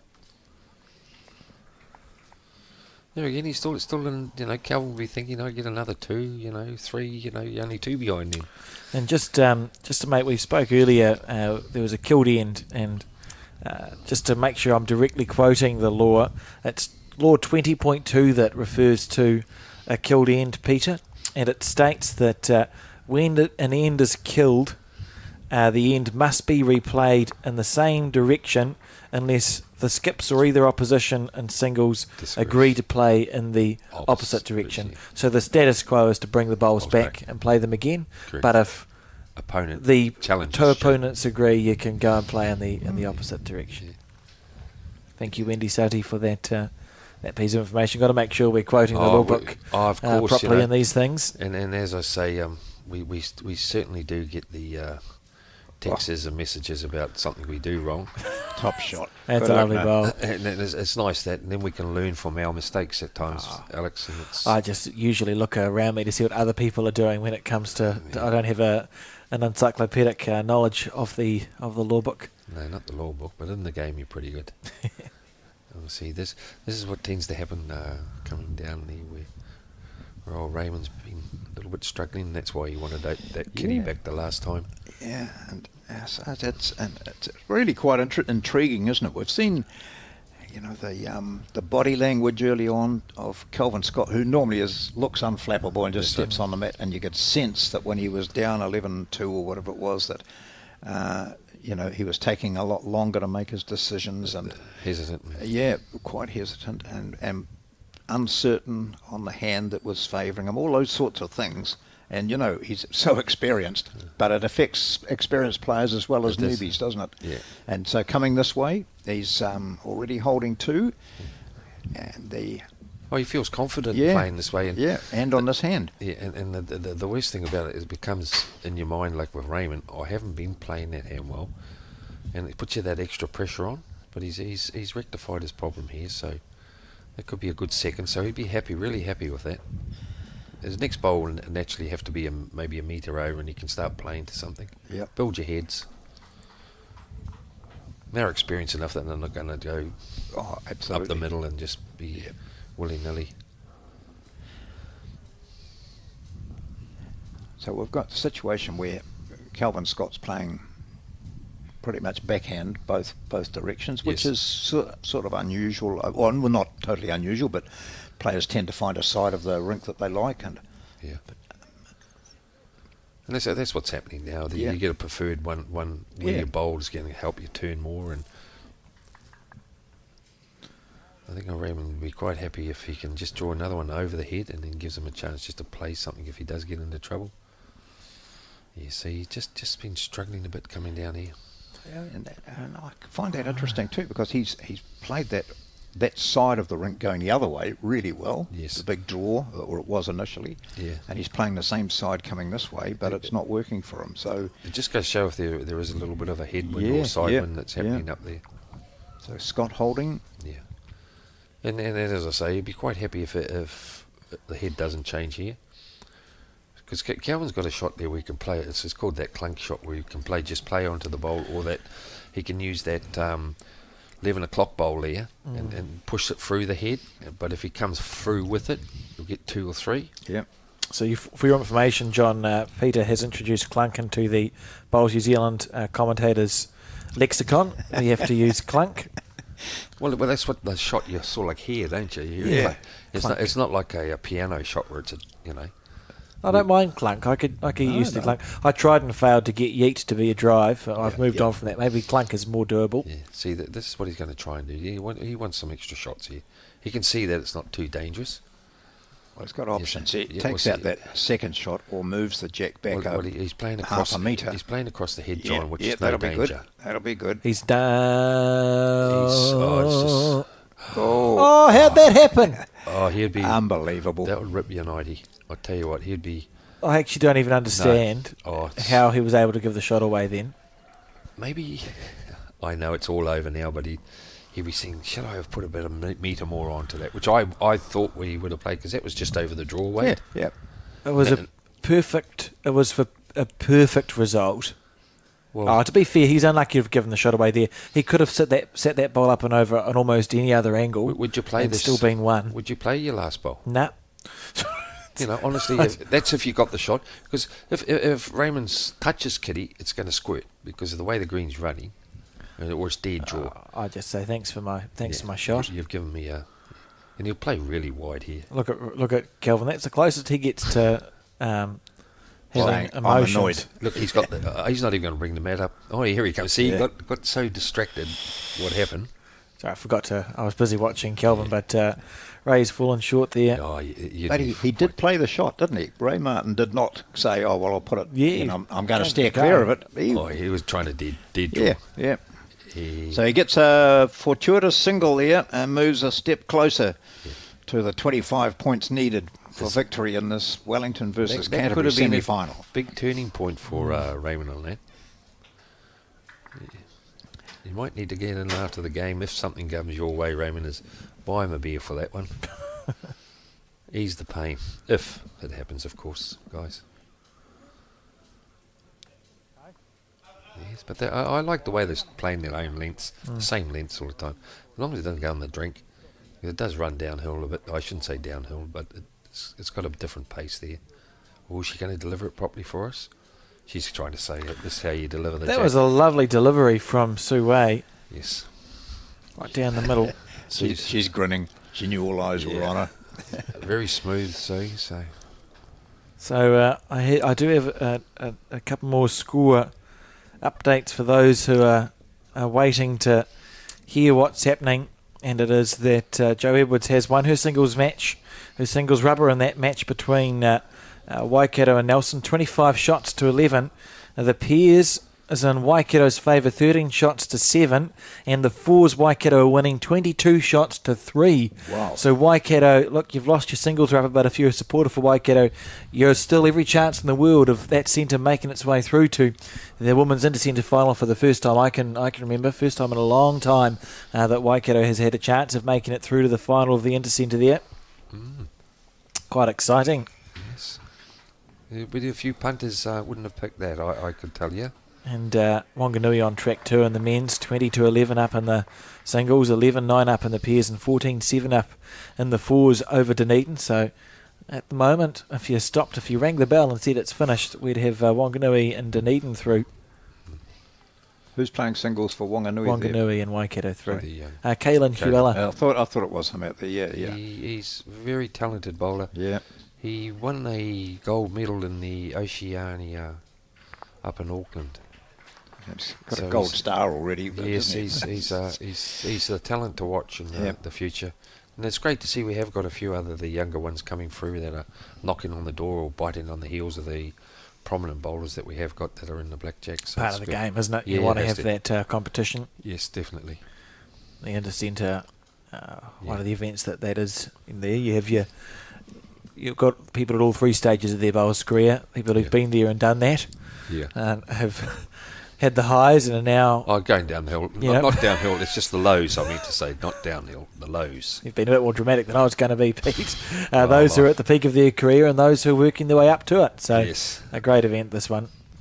It's always good to be diplomatic about it. And this is the shot that, Calvin's good at. And see there, mate, where it whips just when it starts to cut. Consistently been a bowl narrow on his backhand driving in this direction. But that was a shot to play, and it's just it turned. Get both of them. Yeah, and Raymond knows he needs to put another one there. This is where you say, like most people say, oh, don't build the head, but you need to have another shot on the head because Calvin could flip those two out.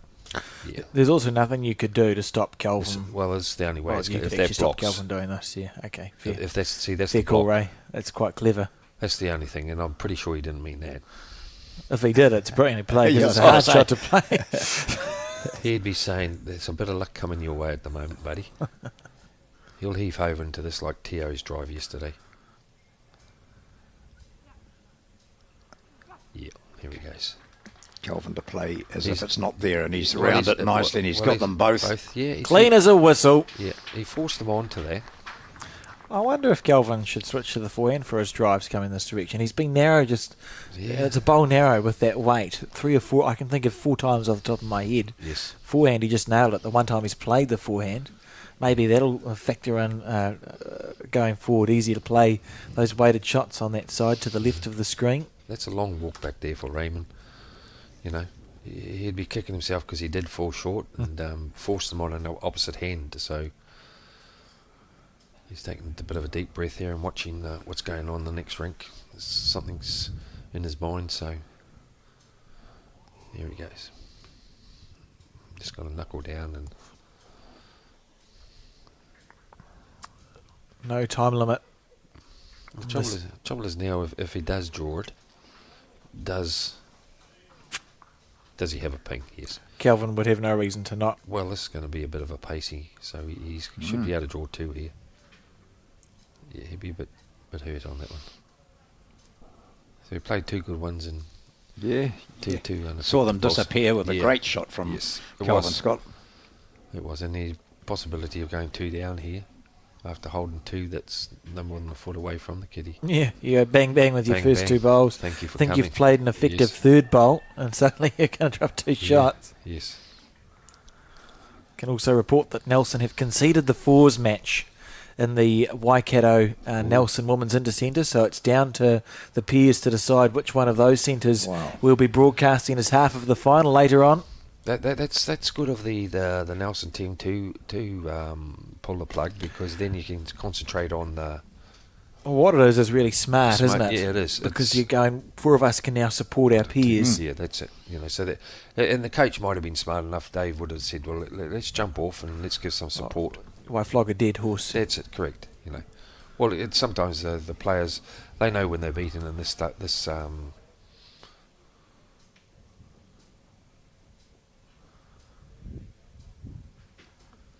of competition. I just had to wait a minute then. 9-5 and the 9-5, peers, yeah. Canterbury up, so they're up there, and I'm just watching the scoreboard over there. I can just see it, but one of the players is standing directly in front of it. That 4s match has fluctuated a bit. Here's a good great green from Kelvin. 7-all it is in the 4s. Here we go. Still got a little bit of running here. That's it. It's not too. It's a great bowl, but they're running on really nicely down those longer greens. Yeah, she's all getting... You got old Kerry Bix here, he's winding up here. He's very interesting stuff at the moment. He likes it. Oh, you could hear that come through the ambient mics. About 7 bowls hit each other. Yeah, I could see the way he was running up. Here's a good reply here. Bowls left, right and centre. That's a great shot from Ray Martin. It is good, but you'd be thinking to yourself, old Kelvin's been playing some pretty good percentage shots at the moment, so you'd be wanting to put another one there or over. Yeah. No, Kelvin, you just want to touch kitty, come back for 2 there, the one that's about 7 o'clock. Yeah, that's the wait for it too. Giving his bowl a chance all the time. Yep. You know. Martin will be aware of that danger. Yeah, you're just going to try and follow it down and play a bowl just a metre over as well, and hopefully it counts. And don't move the jack back. Oh, All sounds so simple when we're sitting here. But look at the difference of green. You know, and that's a possibility of coming home for a jack level shot. You see? He's got a long way to run. He runs well. Yeah. Here he goes. You'll be thinking, just a little touch on the bowl, the kitty. Yeah, there it's very controlled. Does Martin now try and play the opposite hand? It all depends on this here. Wait and see whether What the happened? jack moves, and Martin's interested. He can see that that's not far off target. What happened? Oh gosh! And this is what I mean. Does Ray play the other hand now? Try and sit the bowl. One in a measure. Oh well. Yes, he's going to play the that other hand and just reach those couple of dangerous bowls. Yeah, or as long as you're over, and then you've got a possibility of sitting it for a definite 3. He'll come up and have a wee look at the both of them now. Here we go. Oh, it's tight, isn't it? Yeah, it is. But you seem to play that little bit, you know, maybe a metre wider, and you're going to hang. So if that other bowl was in the... We can either go, yes, you can go 3 down, Yeah. or Raymond could go 4 up. Yeah, yeah, that's right. It's just as quickly as that. Yeah. Like, what do you do? He's going up to have a chat here. Oh, worthwhile having a conversation. Yeah. Do I try and sit it, drag it for 3, then it becomes 15, or do I just try and draw before Raymond gets that opportunity of getting a 4? Damned if you do and damned if you don't, isn't it? You just have to make sure that whatever you decide, you execute well, and then there's no issue. I think that's why he come down and had a look to see if he was 2 down. I suspect we'll see the little trail. Oh, on the yeah, backhand. making sure you're up. The important thing is that he goes back to the mat now with a firm shot in mind, Yes. not a Very shot. standing down there looking at it from down there and Yeah. thinking, a True. bit of this or a bit of that, half a shot. Yeah. So he's... And then he'll be thinking in his mind, God, I've got to put one there. And then because if Raymond gets a shot and he gets 4, that's 22, 12. I've that's got right. 10. Yeah. So one end can So potential for Scott to pick up 3. 3, and if he misses, then potential for Ray Martin to pick up a 4. He's close. No, he's it's a just bit- going to yeah, drift. that was. This is where it was a catch-22. They both were in their own destiny with one bowl in their hand each.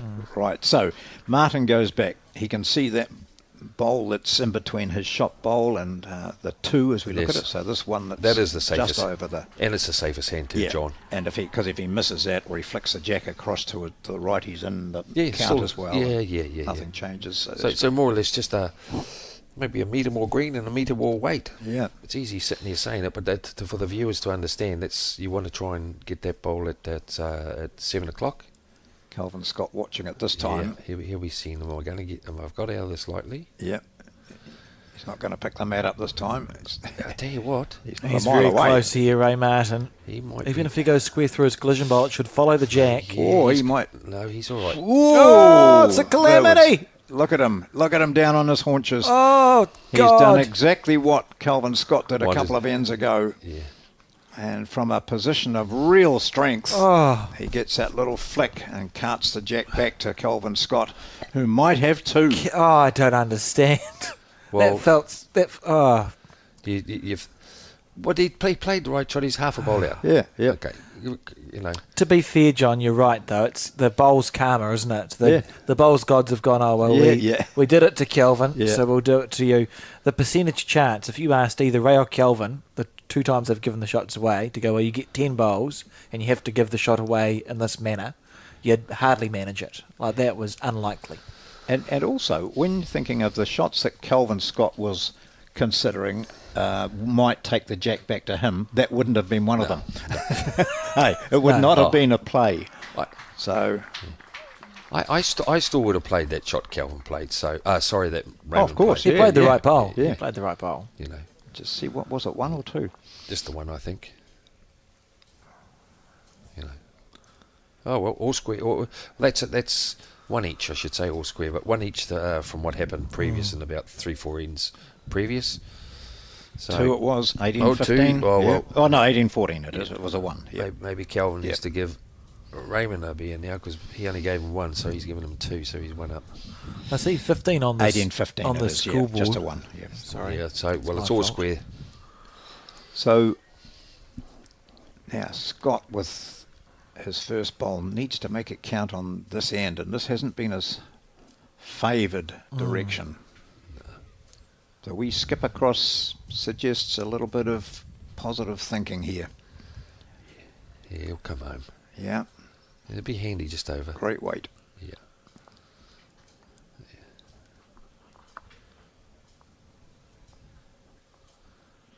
Bowls is a funny game, and yet we keep on going back to it, eh? Oh, and Time after time we have disaster, and we, shots that just make you want to pull. Well, some people pull their hair out. Well, that's what's happened to mine now. But gosh, Here it comes. keep coming back. It's full of intrigue. Well, that's good to know after you've just played you played a good bowl but you went down. Yeah. It's handy, and so he's settled back into his draw and he's got that out of his mind. Yeah, it was a good bowl, and I think it's important to make that distinction. We often misunderstand in bowls when you get a bad result. You think, well, I won't do that again. And it's like, well, no, you can do that again because the chances of the bad result happening, maybe a 5% chance of it being a poor result. So that's 95% of the time it's going to be a good result. Therefore, it's the right bowl, and therefore when it comes up again, do play it. Don't be, and these players will understand they've just got unlucky. It's not like they're going to change their game plan because of those results. Yeah. They've just been unlucky with those two bowls. And that's a good bowl there, what Raymond has got, the 1 o'clock bowl. He can just plant his own up or touch kitty. It's going to go the wrong way again. Oh, another slice of hell. Gee. Yeah, he's getting those halves. But good weight. He had his bowl, the 1 o'clock bowl to push through the head. And he'll back himself again to try and sit that jack level bowl of Kelvin's. Which is now the shot. Yes, correct. So looking at that pairs match, Canterbury 9-7, and they're playing the 12th end, and in the fours it's 8-7 to Canterbury playing the 12th. Yes, we got some good stuff again. So Alex will update us, I'm sure, soon on that Dunedin Wanganui match, which was intriguing to see whether Wanganui continue on. The great intrigue in the North Harbour Northland and Nelson Waikato. Yeah, Nelson and Waikato. So Val Smith has, ever since the fours was conceded, and there's been some support there, she's scored 2 fours and 3 ends, and is now leading that pairs match, that winner-takes-all pairs match. 15 shots to 13. Nelson is leading the pairs match. That's to decide if Nelson or Waikato go through to the final. And as you say, the fours pulled out so they can support their team. Yeah, really smart. That was smart call. Well, that's Dave when you've got an experienced coach like that on the sideline, and those benefits can help you lift the team spirit. Well, not so much the team spirit, but team support. The other half of that women's Intercentre, I'll just wait for this bowl because it's looking interesting. Might be a bit short, I think.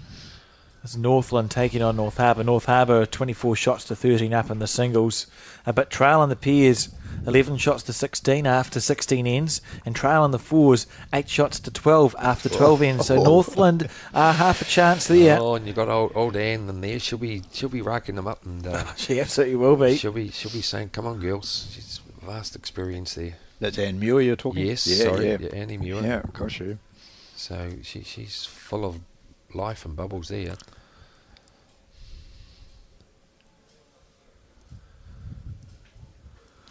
Bowl just passed. Well, you can see Kelvin, there we are. He was standing directly in the way. Yeah. 1 to Kelvin Scott, indicated by Suway the market. If the bowl isn't turning as much, maybe Raymond might think about coming in from that bowl. It's 11 o'clock and coming inside to Sitter's bowl. Get a come off the other bowl, because I don't know if the view we've got, if he can come around Kelvin's bowl to actually sit it for 2-3. It just seems a bit difficult. And can Kelvin come around his own bowl? Well, that's it. Well, he's got the drawing bowl, which is the XG there. So that short one of his is certainly that's looks the one to be that's a nuisance value. But see, his bowl will come around that. It depends on his weight, of course. You see, he's coming home. Where Raymond's one. See, there's 2 shots there, I think. No. Yeah. He's just. He'd have to come. He's coming down the other hand now. Slide off that bowl there. That's at 1 o'clock. That front bowl. If he gets a kitty back to these 2 here, his bowl coming back as well as 3. But the way he's been going, he could flick it across the Kelvin, and he'll be thinking, "Oh no, all my bad luck's gone." Yeah. So as long as it's only the one down, it is one. Yeah. He'll play inside.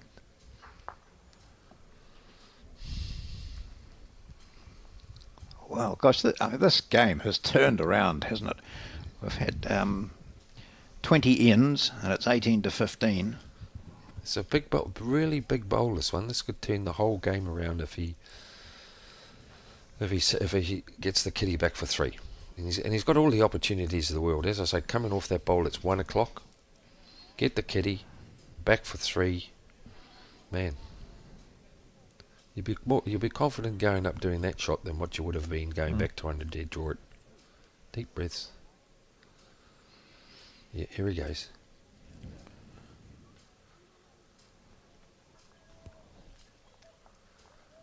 That's it. Yeah, that's a shot playing into the head. I tell you what, guys, I don't think That's he's far away. Oh, that's a nice line. I don't think he's far away, is he? He's going to take it out clean. He's played it. What a honey. Good Oh, that's bowl. a honey. Top bowl, Ray Martin. That's what, that's what it's about. That's a good shot. Real classy, Yeah. controlled And it was weight. controlled weight. You got one or two, one to measure. That's Looked easy. like two, didn't it, from our angle, but we'll see. Well, the bowls were kicked out. I thought he was one down. Yeah. Yeah, we're on different angles, viewers. So, So it's one. I think the bowl Jack at 3 level o'clock's bowl? the shot. Yeah, and that, Yeah, maybe that 1 o'clock he bowl's come absolutely deserved the shot. You know, I'd be surprised if he's. in. Well, Yeah, he conceded that. so, So, now here's the looking for 1 second o'clock. and Here's the third. 1 o'clock bowl.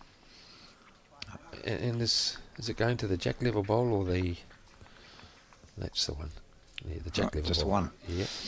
Wow, classy shot by Martin. Oh, it was good. Well, he had about 3 different shots Yeah. where he could have got a result in, John. So it's worked out really well. I think his weight was perfect, wasn't it? Oh, it's good. It controlled into the head. Because he could have gone inside out with that weight, Well, sometimes when etc., etc. There were options. sometimes when you play too much weight, they'll hang on a quicker green, And then when you got less weight, they whip. So it's like they're damned if you do and damned if you don't. So they've played 20 ends up until then, and amazingly, they've won 10 ends each, with Martin winning 6 of the first 10 and Scott winning 6 of the second 10. Yes. But it was the scores that Martin was putting up. So after 10 ends, he was up by 13-4, and then after 20 ends, it's 18-15. It's like a game of two halves, isn't Yeah, it? yeah, winning the same number of ends, Ends, but yeah. it's in the scores. So that- And they've done the same thing to each other by Yep. giving a shot away to each Yep. other.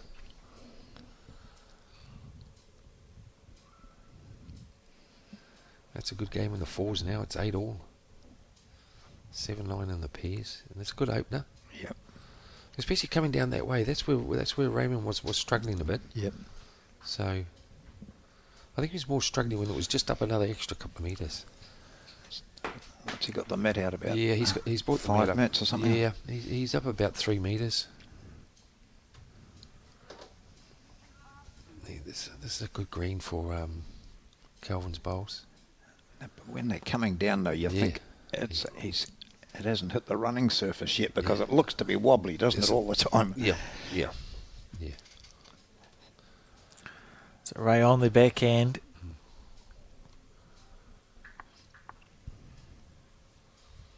Ryko very colour coordinated there. Just with going to his- say it's Wow, very flash. smart. Oh His, yeah, shades on and shirt a bit of a nice little yellow shirt plus the jumper. jersey. Here's a good bowl coming in. This is good. Yeah. Charlie, you just want to hide it because it gives shoulders and shots for Kelvin to play with. See that there? It's a lovely bowl, but it's like bread and butter to these guys. Sometimes they'll trail it back to the ditch. Yeah, here he goes. Yeah. See? Bread and butter. Where'd the jack go? Stay there, I think. Oh, no, it did not. No, it's It must have gone exactly in line because we Yeah. switched to the right camera. Well, It that's- must have been right behind Kelvin's it is. bowl. And there it is there, just over there, of course.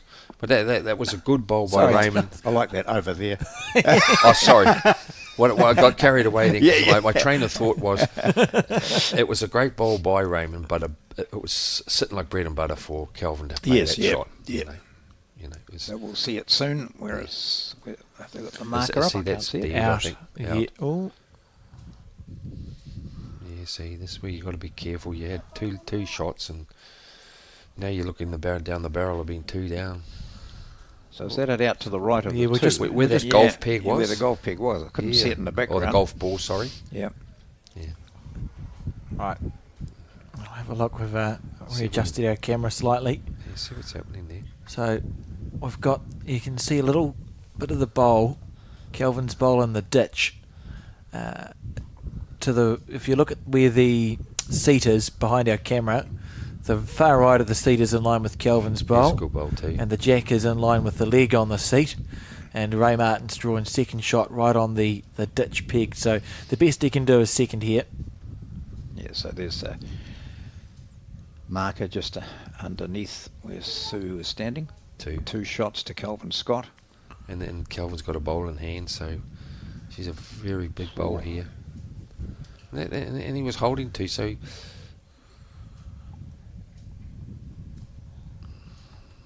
He's down on his haunches. He likes it. Got to have the weight, but... No, he's not there, is he? It's got a lot of... Yeah, see. Could be looking down the barrel of 3 here. Wouldn't put it past Kelvin drawing another one here, using that... Suddenly, 19-18, Yeah. if that's what happens. Yeah. 13-2 at one stage, and now He's taking... Ray Martin looking a little bit anxious there. Yeah. But he can only concede to a very good shot from his opponent. Yep.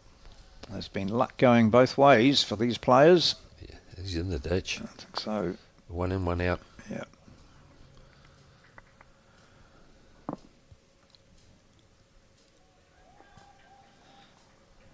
So you'd think it's Roman's at 2. There's nothing changed. It should be 2.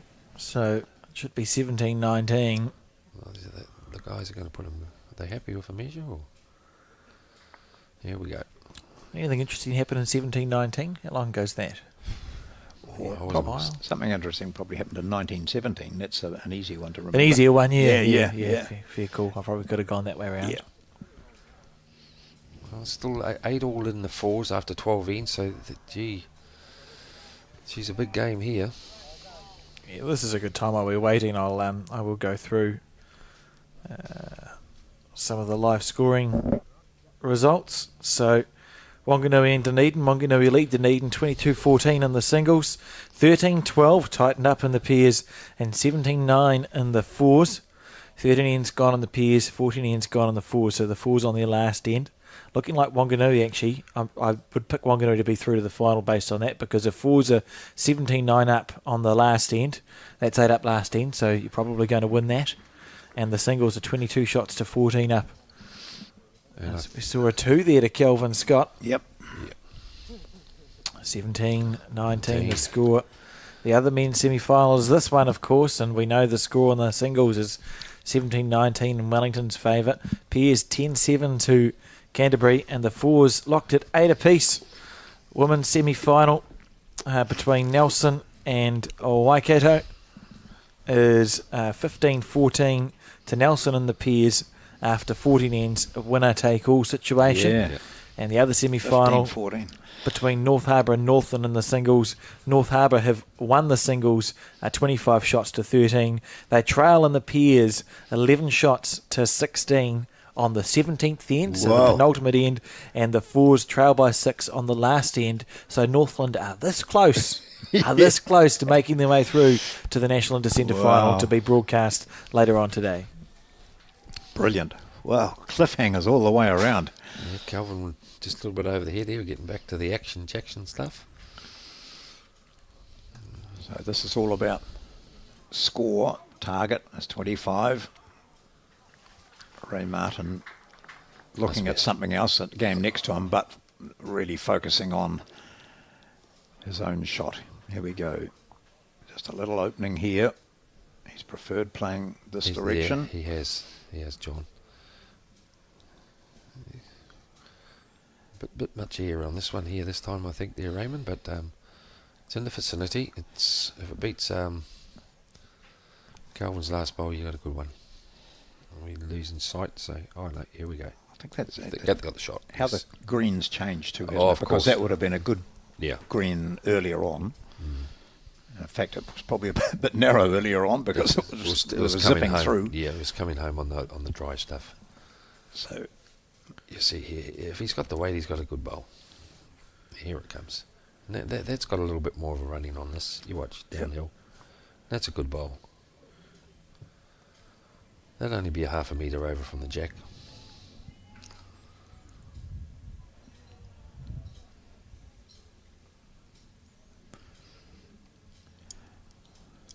just think of the different, for an average bowler playing in this sort of game and having a big lead and then seeing it being whittled away, how Here's a good ball it coming affects you Has as he the got the early kitty? leader and Where's it going to flick to? Oh, he's actually gone with it this time. Yes, you're right, John. yeah, and the person who's fighting back. So totally Oh. different attitudes as Yes. the game goes on.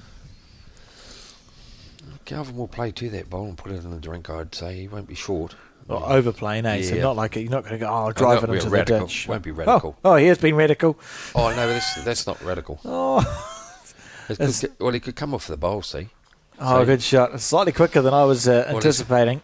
His shot play has been superb at the moment. His forehand in particular. Yeah. So what's happened? The jack's back there. I'd say he's 2 down, It's is he? just to the right of the 2. There's the marker going in there. He's got one in the ditch. He might have that green one to the right of Ray Martin's. I'm just standing up. Oh can't see. gosh, that could be second shot, but The tide's turning. just watch Sue. What she says. She's been asked what the situation is. One on a measure. That's 2-3 ends in a row now that where Calvin's actually scored off the big shots. With Kitty in the ditch as well, and it's always hard to dare draw to the ditch because you're in your mind that when it does start turning, it's going to run on a bit more. She's saying it's a measure for shot between Oh, that the measure bowl of the shot. and I that see. bowl. Oh, right. Usually favours the bowl on the ditch, though, doesn't it? Well, we classify that as a jack level bowl, which the jack level bowl normally has got a bit of an advantage. But I'd say if it's going to be, He's going to go Martin's shot. Yeah, well, it's worth a few because he's got Yeah, the toucher yeah. as well. If he takes that green bowl out, Oh! gee. Unfortunately for Calvin, you can't use that bowl that bounced back up onto the rink. But as I say, that was a brave shot. Well, it wasn't a brave shot. It was the shot to play because he's got 3 seconds, if we could say 3 It'll seconds. take him to 21 to... He would jump the gun. He would have jumped in front. We've got the whole Hook's having a look. He'll tell us. That's old Mike Bradshaw. It's still a measure, she's claiming. Still a measure. Yes. And Martin's been down there to have a look, so he knows. Yeah. And I'm pretty sure the umpire will be called. 2 umpires on this one now to go down if it is after Martin's bowl, if he doesn't draw the shot. It's very difficult to draw from the to measure from the ditch.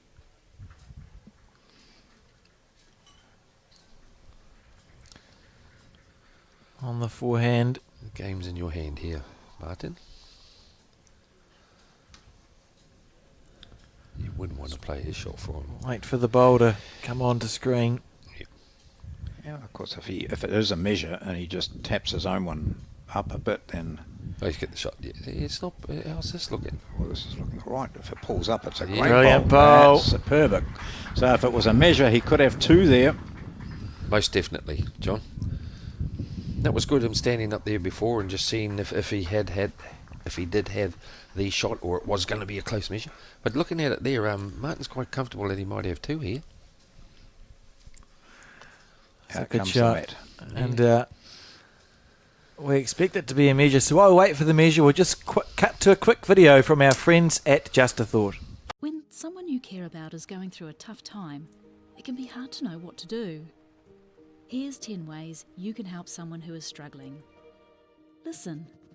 You might want to give advice, but most people just want to feel heard. Be there.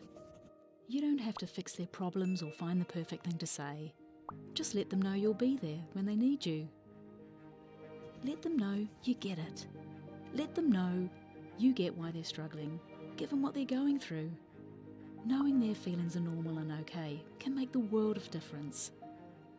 Offer practical support. Ask them what you can do to take some of the pressure off. Maybe you could make them a meal or do something to help around the house. Give time. Sometimes simply being there is enough. Hug it out. When appropriate, a hug can bring so much comfort. Talk it out. Offer to be their sounding board and kōrero with them about what they're going through. Remind them how much they matter. Let them know how much you and others care and how important they are. Remind them of their strength. They might not feel strong right now, so remind them of the strength you know they have. Help find them support. Offer to help them find the right services and support they need. For more information and to try an online therapy course, go to justathought.co.nz.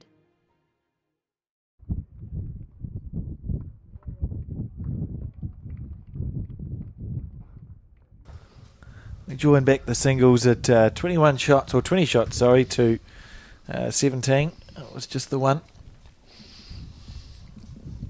reasonably well-timed video. We missed just the first bowl. Yeah. Never sure how long the measures are gonna take. Yeah. It's got a nice bowl here, Calvin. Just using it, a little flicker. Same with Rayton. Just follow them down and yeah.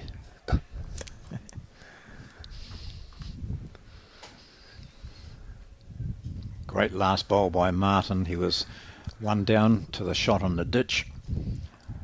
There, Drew. And drew it beautifully. As Peter said, difficult to draw to the ditch really. But he did it superbly. Just close enough. This way he's coming down. He's been getting a bit of trouble coming down this way. The mat's out probably as far as it's been. Yep. Yeah. He's cut his green here, I think, but it's going to be his weight hole. He'll cut across, but it's given Raymond a bit of an opportunity here to still sit the bowl or touch Kitty. Come off that bowl. It's jack level inside. Yeah, how many people are here now? About 300. It's building every time. The building Absolutely. the final. It's great to see. Well, that's only what we can see See outside. outside. There's a few- inside, the there's big a- screens are going. There's a few bodies there. John Green here with John Gray with his coffee, and there's a real occasion. It's not often you see them just with a coffee. I didn't want to say any more. than I wasn't going to say it either. that. You know, they sell really good microfiber cloths at the New Worlds for bowls. Microfiber cloth is a good sort of Yes. bowls cleaner. Yes.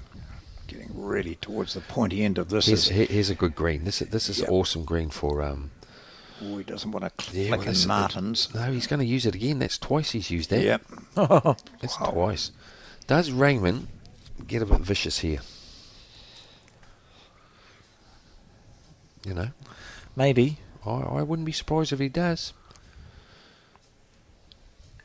You know, and then if he does, he'd be saying, well, you know, it's going to be 20 all because Calvin will put the nail in the coffin there. But I'm back in. Mind, Have a go. And the converse, his weight has been superb Oh, with those two balls there. yeah. So, you know, it's drawable for him. Oh, I But think- when he stands up there, Yeah, he might be thinking, I'm going to go. I'm going to back myself on that. Yeah, And yeah. when he does drive, he's never far off. Yeah, he's Yeah, got here a he is. nibble. Have Yeah, a nibble. Yeah, you got to. You got two shots here, Kitty or Bowles.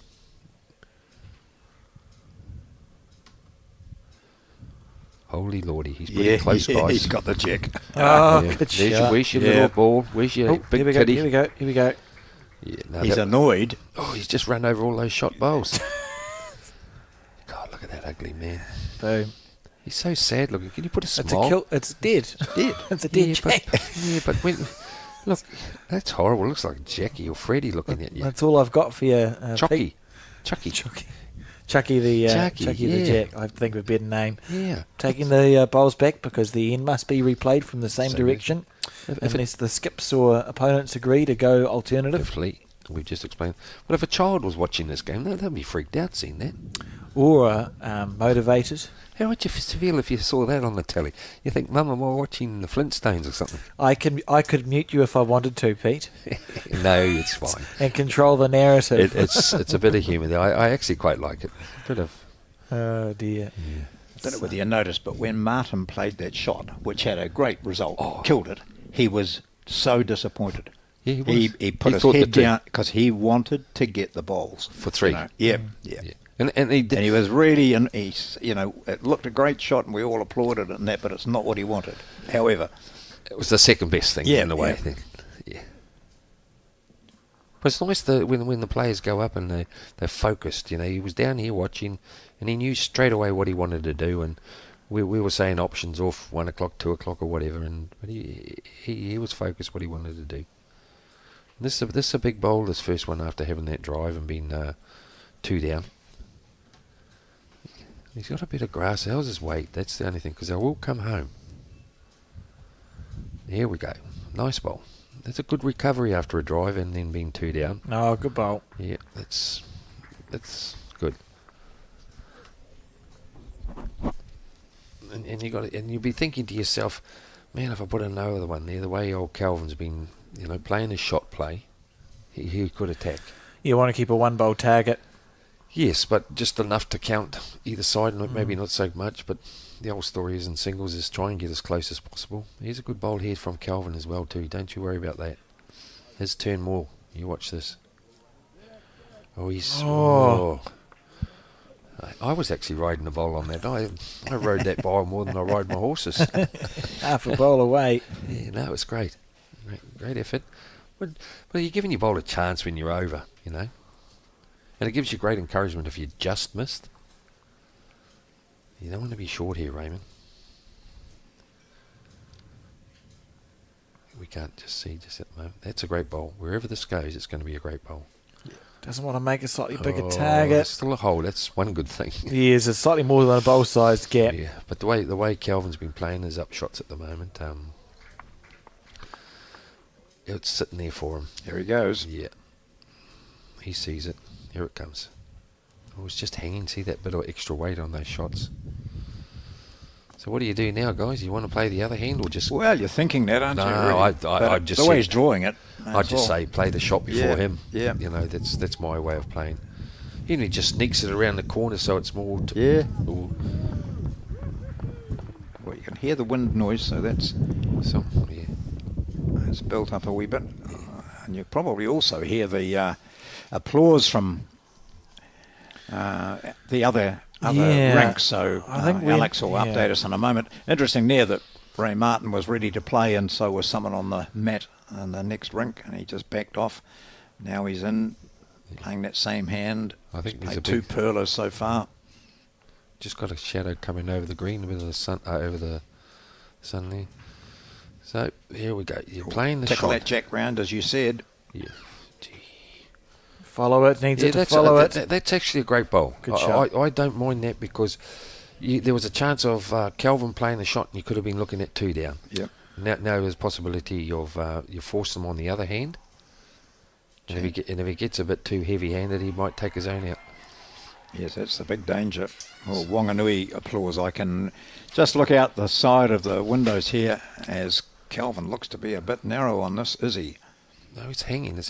Here, it might get a slice here, 2 down. Might just get a slice of bad luck. No, he's...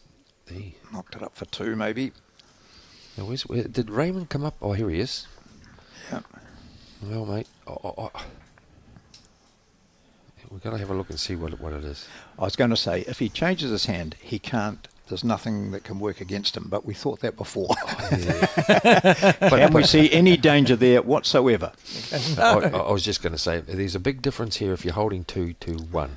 Yeah, and I think Sue indicated 1 and a measure, but Ray's been down, so he knows. I would just play the same hand as when you tragged the kitty. Would you? Okay, we'll see that. Well, because that's where he dragged the kitty last time. Yeah, so that's right. So you need to play that, and that's why I say play the shot before them, and at least your bowl's going to go with it.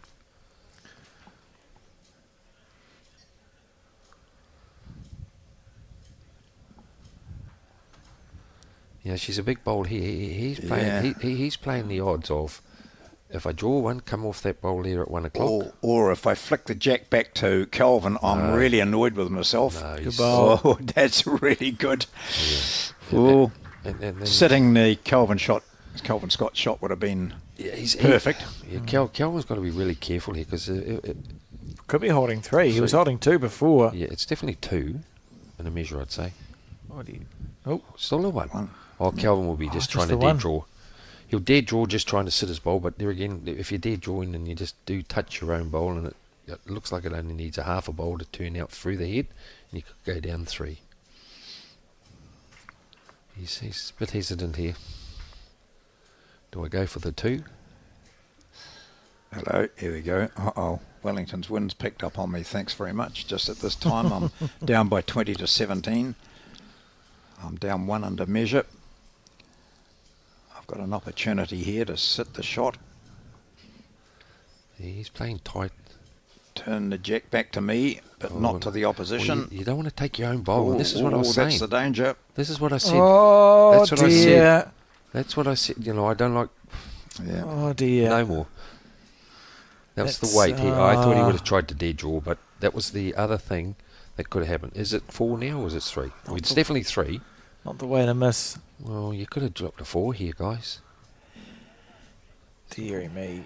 There'll be a measure put on that, surely. I want a different angle. I think it'll be I can just... 3. I think he's put the mat down. Yeah, it is a 3. A giveaway 3. been a couple of moments in this game that Kelvin will rue if he isn't successful. And I'll just give a quick update. So I can tell you that Northland are through to the final of the women's Intercentre that we'll broadcast later on today. They won the pairs 18-11 and the fours 14-9, lost the singles 13 shots at the 25.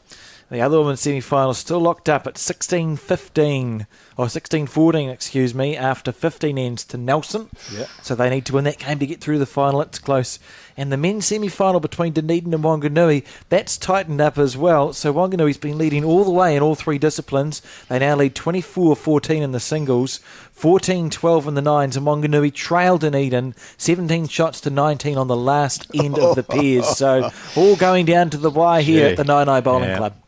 Oh, that was too much to take in, Alex. If I just have a look at that fours match, it's Wellington back in front in the fours by 10-8 after 14. Canterbury, as you can see, leading 11-8 in the pairs. So this will be a crucial end here for this Wellington team. If they're to have a chance of getting through to the final and defending their title, they need to win this. He's a good bowl. Great opening bowl.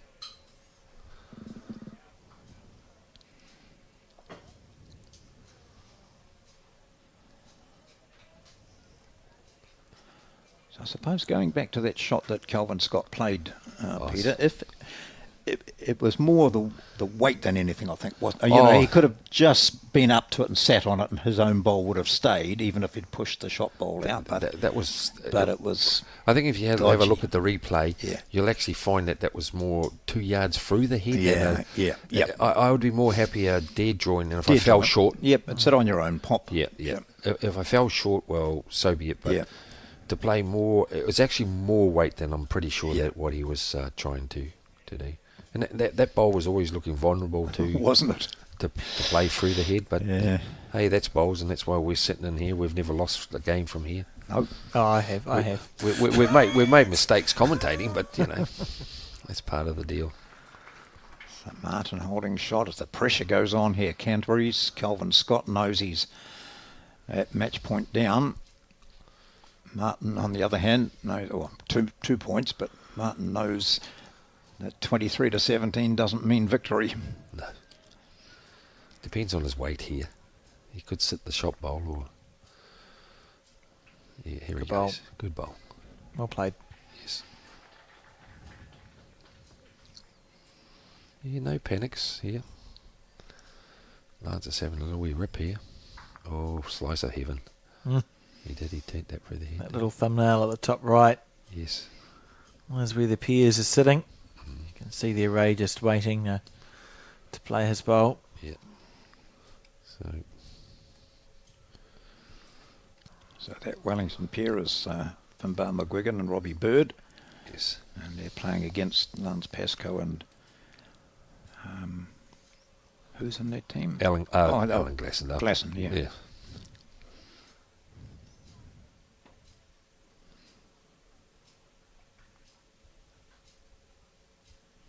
Nathan Glasson, actually.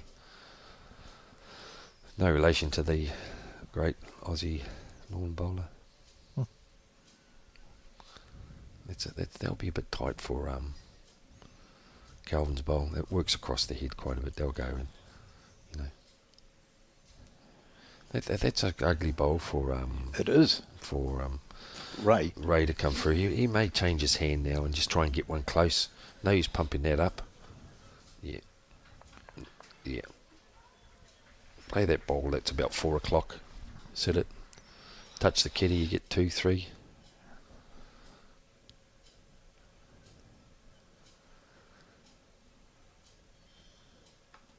Yeah, that's a shot.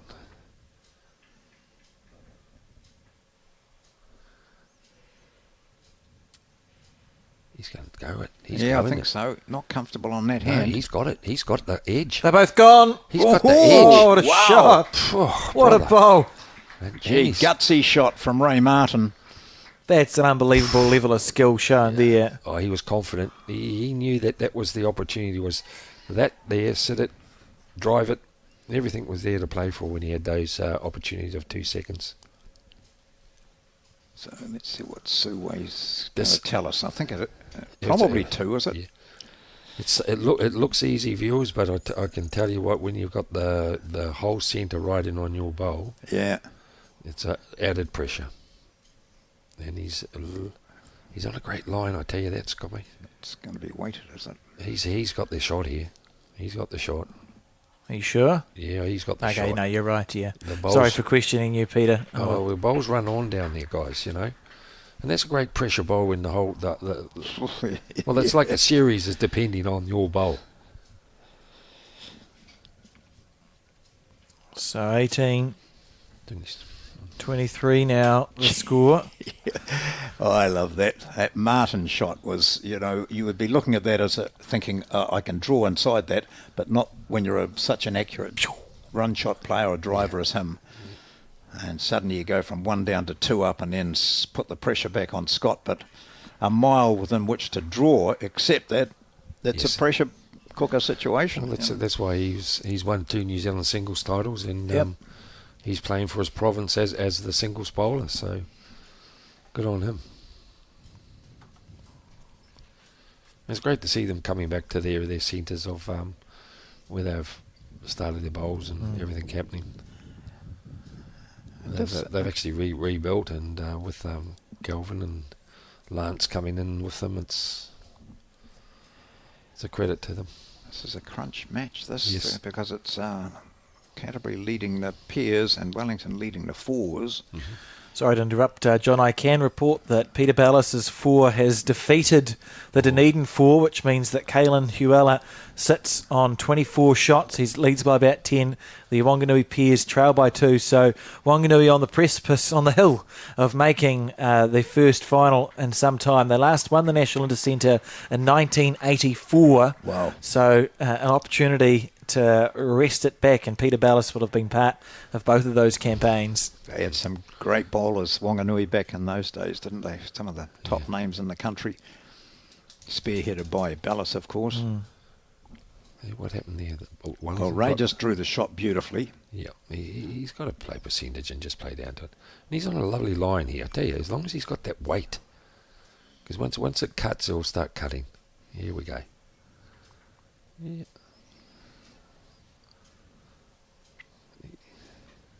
Keep on the same one. Use those 2 bowls, even split them. It's all quite exciting, isn't it? Oh.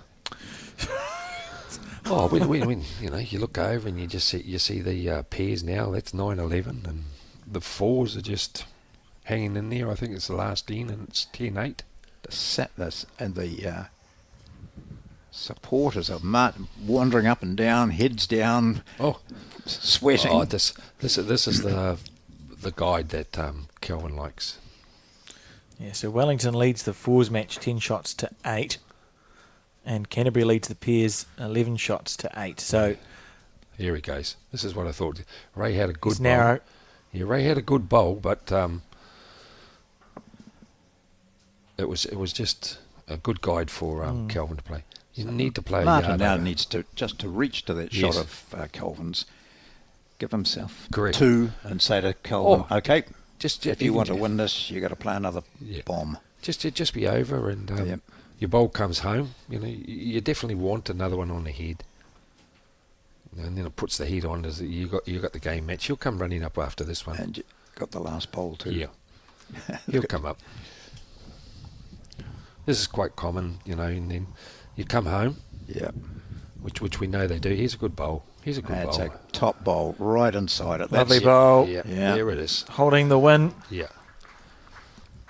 So I don't think Kelvin will be short here. No. Or now, with it being last Last bowl, bowl. isn't it? This is Yeah. his last bowl. That's his last one. That's what I say. It's a Yeah. lot of pressure. To keep a chance alive. It's that bowl of See, this is the one that was always going to be in the nick. Oh, Blinking hell. just misses it. And so that is 2 shots to Wellington's Ray Martin. And so Wellington claim the singles title here, the singles section. He's trying it again. 25 to 18. We'll switch to... Oh, he's trying. He done, and he got the shot when the game was all over with Raymond Barton's bowl. Oh, how good. I was thinking, what's going on? He played on with Raymond's bowl. Yeah. Sorry, guys. Yes, now good. what do we want to now? We're on to the pairs now. We'll get the update from that. So, one to the ledger of the Wellington side. The defending champions have taken the singles. So now we're on to the pairs match, which is Nathan Glasson and Lance Pascoe for Canterbury against Finbar McGuigan and Robbie Bird. Wellington combination. So 11-9. They've played 15. And the fours ongoing as well. This is very similar to like yesterday's game. You see all the management and everyone over by the rink. So just try and get the score for this pairs match. It's 11-9 after 15. 11-9 to Canterbury. Yep, And the fours is 8-10 to Wellington. to Wellington. And Well, I think we may have... Has it been called? it's already over, boys. They're shaking hands. I think Wellington have come through by the looks of it. The Yes. fours have come through and... Yeah, the fours is over. So Wellington will be through to the final. We'll just wait for confirmation before we switch off, and I'll give another update of what's happening, because if we hang around for maybe 5 minutes, we'll probably get the full results. So you can see the boards all lined up there, and still people down watching that Dunedin versus Wanganui match. And Kalen Huela just turning over the boards on the second rink from the right. It's rink 6. So he's playing in the singles, and the number of 24 has just gone up on that. And there's a bit of movement around, but certainly in the Canterbury-Wellington situation, with Wellington winning the fours, but we just have to get confirmation of that. I can just see 10-8 after 14 there. So They're all shaking hands. Yeah, they all did. So shaking hands, Wellington's through to the men's final, where they will meet either Wanganui or Dunedin in that final. Wanganui, of course, won the fours, 15 shots to 12. They trailed the pairs. You can still see them. Oh, the pairs may be completed. They trailed the pairs 17-19 on the last end, and Kalen Huela leads Roger Stevens 24 shots to 15 in the singles match. So if Kalen wins that, I'd suggest that they're playing. So I think it's going to come down to that singles match. If Kalen wins that, Wanganui will find themselves in the final. In the meantime, we'll be broadcasting the final of the Women's Intercentre, which will be between Northland and the winner of Nelson and Waikato, Val Smith, currently leading that pairs match by 4 shots, 18 shots to 14 on the 17th end. Viewers, you can find the results, the live results, on our Facebook page. Just go to Bowls New Zealand Facebook page. There's the live results there for those winners. And we anticipate that we'll be back at about 12:15 with the final of the women's event. Thank you.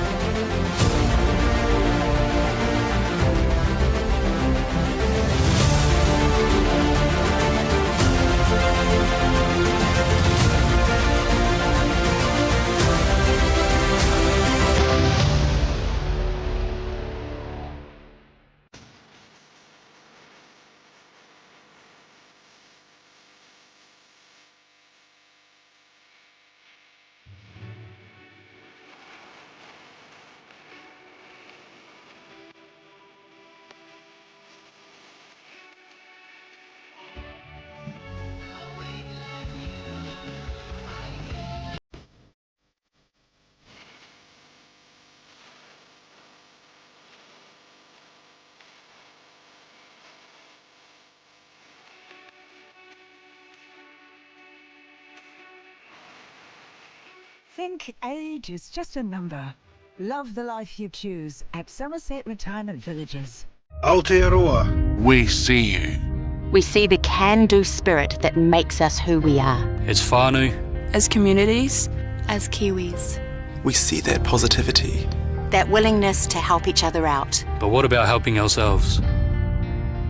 Sometimes we find it tough and experience feelings that challenge us. Feelings that we may not understand. Feelings we may not want to share. Even with those closest to us. In times like these, let's use that Kiwi spirit to look after ourselves. Like we look after others. Let's focus on building the skills and knowledge we need to look after our own well-being. With the right tools, you can discover your own path to wellness. Ka whati te ti, ka wana te ti, ka rito te ti. Aotearoa, we see you.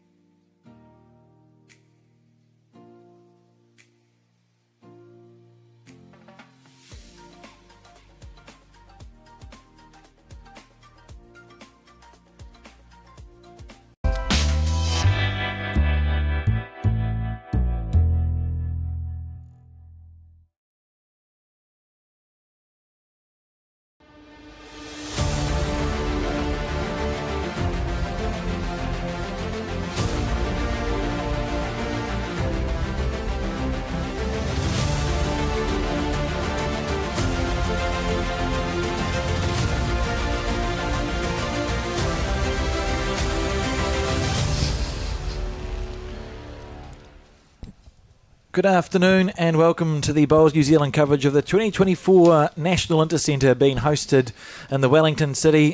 Clubs all around the city hosted the National Intercentre, but we find ourselves now at the Naenae Bowling Club for the finals. The final day, the sun is shining in the sky, there's about 4 clouds, and we're broadcasting maybe 5 clouds, John.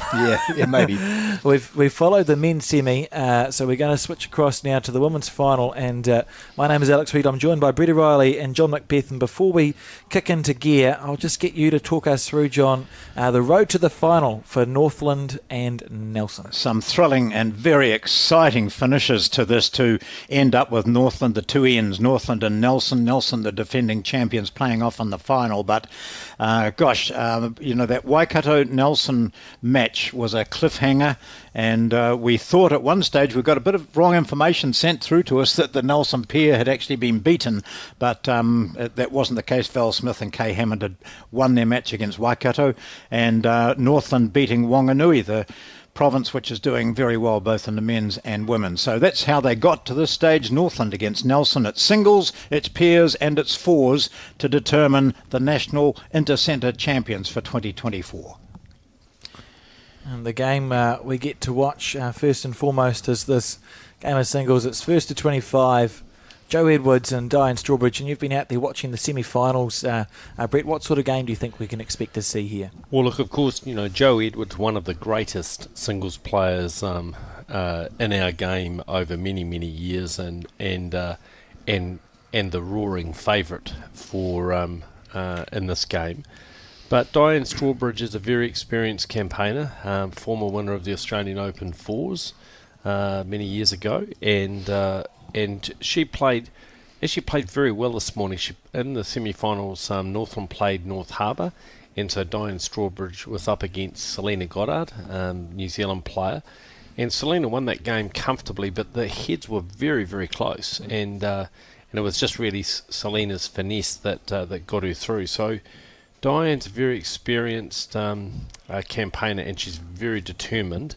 And the Northland team, they're a really tight unit, so I imagine she'll be working pretty hard for the team from the Taitokoro, and I imagine we'll be in for a pretty good game, John. Oh, I think so. And we've seen Diane a lot on television in the various competitions we've had, and one thing I've always said about her is never phased by what's in front of her. She's often the skip of a team which might be all over the place, but she never lets it get to her, and she'll play some quite remarkable bowls. And and she'll keep Joe Edwards honest. There's no doubt about that. But as you've mentioned, one of the greatest we've ever had, Joe Edwards. And while she's not competing internationally these days, she still gets up and wins Nelson Centre titles, and so she hasn't given it away. That's for sure. No, and just such a great technician as well. She's got a technique which is quite unique to her, but she just does the fundamentals so well, which makes her so hard to beat, because she seldom gets a bowl away badly, and once she gets into her work, she's pretty difficult to beat. But not impossible. But they are the defending champions for a reason, and that is when you've got Joe Edwards and another one of the New Zealand's greatest players, Val Smith, skipping Kay Hammond and the Nelson pair. You're off to a pretty good start, and then 2 former New Zealand players in the fours. So they're, they're a very, very strong unit. But one thing, as I said, the Northland team are a great unit together, and they are a series of very determined players. Absolutely. You get to the stage through beating some top players around, and this is not a bad bowl here coming in from Diane, or just got that little wee wobble that stopped it finishing truly onto Joe's bowl. I think from a coaching point of view, we've had Joe Edwards in the commentary box a lot, and she imparts lots of fabulous little nuggets of information. So if you're newish to the game, or even if you're not, just watch her routine. Just watch what she does, and you'll learn plenty from watching this remarkable bowler in action here. Yeah, Commonwealth Games gold medalist, world champion. I mean, she's done everything in the game and more. Just very simple technique. just greens the bowl beautifully. You know, very seldom see her play a loose bowl from a line perspective. You know, obviously you still got to get the speed right. Yep. But you know, that's what underpins her play. So Joe on the board straight away with one on that first end. First to 25 in the Intercentre singles competition. So it'll be a long game, and we can expect to see some pretty good bowls. One of the only competitions left, I suppose, it's first to 25 shots. So we usually ordinarily play first to 21 in New Zealand nowadays. Yeah, once upon a time they used to play first to 31, which was an absolute marathon. Yeah. But 25 shots is long enough. You know, hats off to the Naenae bowling club. These greens are just magnificent. Gosh, they're playing well. The semi-final in the women's event was played on the green behind where they're playing. You can just see on your screen behind there, and I mean they just played so well this morning, and it was touch and go for Northland and for Nelson.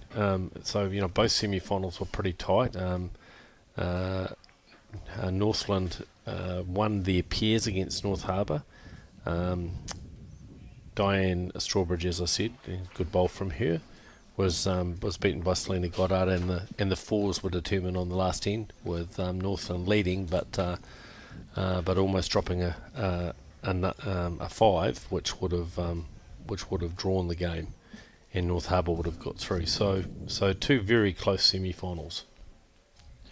See, Edwards had actually made her delivery stride, but pulled out of it because of a distraction, and it could well have been that the wind has picked up a bit. It's nowhere near as vicious as it has been.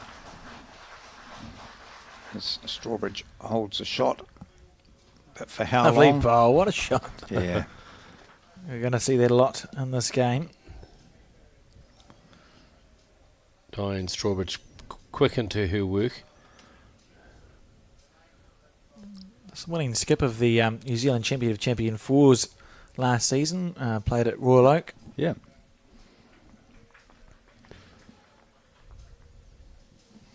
And of course, in the Northland Fours team, which is Karina Cooper, Janice Little, and skipped by Dawn Owens, is the irrepressible Anne Muir. Yes. Former New Zealand player, former New Zealand selector and team manager, and she played some very telling bowls this morning in the semi-final against North Harbour. So they're up against Kirsten Edwards and Amy McElroy in that Nelson 4. Both former New Zealand players, and they've got Barbara McGregor, who's been a regular feature of Nelson teams for many years, and Joe Collis is leading that team. So that'll be a really tight fours game, I would imagine. Two very, very good teams. And Dawn Owens, the Northland skip, played some really telling bowls this morning in that game against North Harbour. So if we look back at Nelson winning it last year and 2 years prior to that, interrupted by Central Otago winning in 2022, Joe Edwards played the singles, Val Smith played in the pairs with Colleen Earle. That's right. Late Colleen Earle. And Edwards and McElroy were in there. So, those kept being able to keep a pretty regular team, consistent team. Yes, I'm sure Colleen Earle will not be far from their thoughts. Unfortunately passed away fairly recently, and she was another one of the stalwarts in that Nelson team over many, many years, and they've clocked off a lot of Intercentre titles. 2012, Colleen was in that team, playing 3 for Barbara McGregor. She was playing skipping in the pairs back in 2014 when they won, and as John said, in the team in 2021 and 2023. So they've over a long period of time they've forged very good results. With this. Oh, great bowl from Diane. It's carted the jack back, and It's gone far enough possibly to give the blue bowl a shot here. Jo Edwards wanders down with the mat and may well hand it over. She does. She flicks out one blue bowl. So that levels it up, presumably. If we can find Diane. Oh, there she goes. We found it. It's okay. Yeah. She would have gone back to Getting her pick up her lifter. Yeah. She says, yep, one's good. I'm happy with that. So that's a good indication of what Diane Strawbridge is capable of. Yes, and with all of her experience as a skip, she's not afraid to play shots. You know, she will not leave you in any doubt about how she'll play the game. She'll play very positively. She'll know that you can't allow Jo to get into her rhythm. You've got to be able to break that rhythm up by playing a few shots, moving the jack around. And so this will be an entertaining game, and two quite different styles, because Jo is really that pendulum player who will just, once she gets into rhythm, she'll just keep drawing unless she absolutely has to, where Diane will be playing more pressing sort of shots into the head. Look at the crowd up to the left of your screen, up the top there, that's in front of the clubhouse. The clubhouse is full, and there are lots of spectators scattered around this main green, which we have both finals, the women's and the men's. The men's is between Wanganui and the defending title holders Wellington. And Wellington have really forged such a great record in the men's event. Wanganui, their last won this event in 1984, and one of the players who was in that 1984 team is in the Wanganui team again this year, and that is, of course, another one of our greatest of all times, Peter Bellis. And so they did exceedingly well to get through, to make this final, and they'll be very competitive. Caelan Hewler is their singles player. He's playing against Raymond Martin in their out there at the moment, and we'll bring you progress scores and reports on the men's final. You'll see the players often in the background as we're commentating on this women's singles final. And if you're out there wondering, how do I get my end-by-end updates of the other final, available on the Bowls New Zealand Facebook and website. There's a link there that says live scoring. So click onto that, and you'll have end-by-end-ish updates of the men's final as well. So I can hear in the background the semi-finalists have been. There's a prize given for third, so I would suggest perhaps the updates might not have started yet, because Bowls New Zealand staff will be busy giving out medals. So two good bowls from Diane here, holding two, I believe. And both players already into a pretty good rhythm. Jo Edwards not looking so happy with that one. Let's see if her judgment proves to be correct. Well, I don't know. I think I'd be pretty happy with that. That looks like it's probably second shot. A little difficult to tell from our commentary position. And in the background you can see the women's pairs game going on there. Very close here again, John. Yeah, she comes in, even a wick off that, push that back, and that won't be second shot anymore. Yeah, that's a very good bowl by Diane Strawbridge. And just demonstrates Diane's style of play, playing with weight. She's holding the shot, but she's playing positive.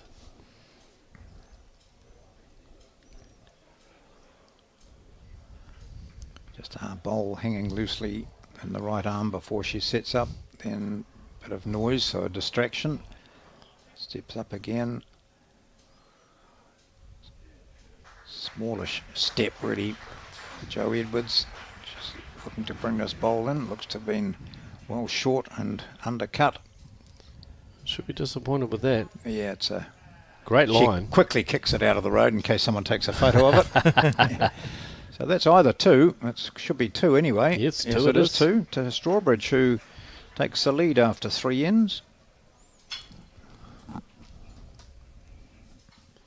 That's a good positive start by Diane.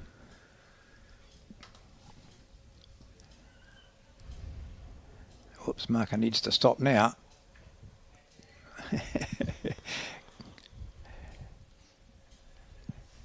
Yeah, you're allowed to go and straighten it up. That's it. So Diane opting for a shorter end. She may feel that plays to her shot playability, John. If she does get into a little bit of trouble with Joe, she can play her shots. We found with the men's that this hand was taking a lot of green early in the day, and then that's not a bad sighter for her, and then it slowly tightened up, and conversely the other hand seemed to be just a little bit uncertain. There's this backhand here from Joe Edwards.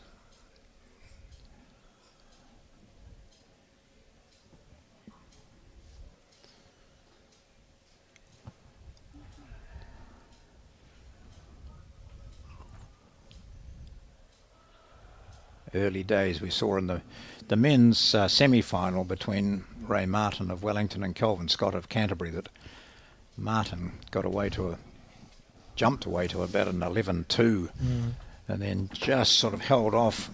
But as he said afterwards, when I just had a quick chat to him, he said, Kelvin Scott's a great player. You're not going to get a lead like that and hang on to it. He said, he's just such a fine player. I expected him to come back, and he did. Had some mighty games, haven't we, on this broadcast rank over the last 4 days? Yeah. Joe walking away from that bowl too.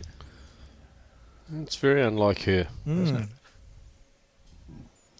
So this just makes Diane Strawbridge feel a little bit better. I mean, it's daunting when you're playing someone, and I've never done it, playing someone like Joe Edwards. But as we've said, Diane Strawbridge has a great reputation. She's played a lot of bowls. She won't be phased at all by this. No. In fact, I think for Diane, she'll see it as an absolute challenge. Yeah. And in these situations, you're not just playing for yourself; you're playing for your teammates. So you know that it's important that you keep an eye on differential. If for example, one of the games was drawn and there was a win each, it would come down to a countback. So you want to be mindful of, even if you do get behind, trying to keep the game tight. Oh, just holding one there, but clearly with a deep breath and a shrug of the shoulders, Diane Strawbridge can see that. She's up for it. A little wee nudge of the jack, and I'm holding 4 here. I'll be just content to draw another shot first. She might get an inside edge. Oh no, just for a change of weights. All right, and she's let an opportunity slip here, I think, Diane Strawbridge. Yeah, she may perhaps think she's got 2. Let's have a look. Joe's just asked the marker. Yeah, it is 2. 2. Yeah. It is 2, so... Bowls New Zealand photographer Barry Jordan there, sitting on the bench. Does a magnificent job too, doesn't he? He does, and I said to him before, I went through the 218 photos that you've posted up on the Facebook page. He said, yeah, we should really split them up, he said. That's a lot of photos to go through. Indeed it is, but he does it well. Barry and I were on the establishment board of Tipu Kinga, the National Vocational Education piece. I'm not sure we should admit to that anymore, given that it's become a bit of a byword for a failed government centralisation. But he was a great colleague to work with, very very professional, and I know he plays a big role in the Wilton Bowling Club, where he's a member here in Wellington, and it's great having someone just so passionate about photography and recording key moments. So 2 to Diane Strawbridge, so 6-1. That's a nice handy lead to start with against Joe. Joe's not always the greatest starter. I've watched a lot of her bowls over the years, and she can definitely be a bit of a slow starter. But she'll also be mindful she won't want to be too slow with Diane, because she's too good a player to let get into her rhythm. Yeah, and don't want people to have their tails up at this level, because they forget how to miss after a while. And here you see tactically long ends is Joe's go-to.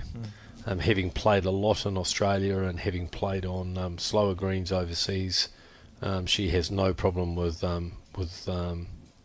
weight control on the longer and slightly slower long ends. So, but it's a pretty good opener from Diane.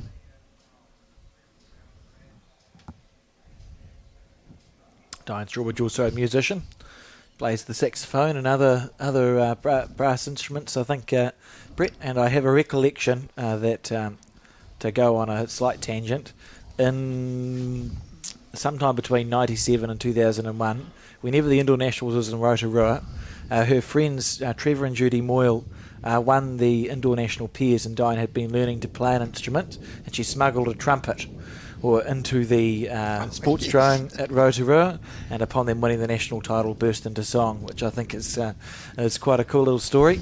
A lovely bowl there from Joe Edwards. It's a great story, Alex.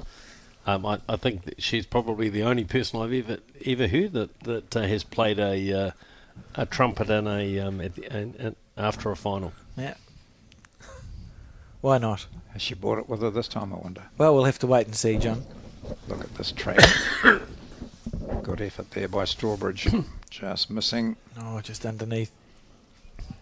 But again, playing that positive weight, looking to make sure she gets a result, not wanting to leave that bowl there. So what does Joe? Joe will be mindful of just making sure that she is past it, because she'll know that Diane won't be short. Out on a good line here. How's the oomph? Oh, good. Yeah, beautiful track. Don't think that'll change Diane's shot, though. She might just go for it again. Asking how far short Edwards' bowl is, that last bowl she put up. She wasn't a mile away with the first. No, not at all. She could just bump the shot bowl and spring the jack back. She'd be happy with that, but keep off this one. Yeah, you can just play that little searching weight. Yeah. Sit the bowl, get a bit of contact on the jack, maybe with the shot bowl, and propel it back to her bowls. So we're keeping you up to date with that pairs match too. Nelson leading by 5-0. Yeah, Val Smith was in magnificent form this morning in the pairs against Waikato. It was a very close game, and Karen De Jong, the Waikato skip, played some great bowls to keep them in it. But Val Smith's quality under pressure. I talked to her after the game, and she, in classic Val Smith fashion, yeah, she said, I think I played half a dozen quite good ends towards the end there, which was definitely an understatement. And Kay Hammond, Val's leader, is a very old friend of hers. They used to play indoor cricket together many years ago in Nelson, and you'll hear Kay from time to time. She's pretty lively, and so you'll hear when Val plays a good bowl. And Val just said how much she enjoys playing with her, and they've forged quite a good combination together. See, Diane went down and then took her time coming back, constantly looking back at the head. So there's two shots for it. I think there's one which it looks as though she's going to play on the forehand. The other was to continue with that backhand. She can just see it, and if the jack springs, her two bowls are there waiting. Okay. She's got the weight. She's not far away.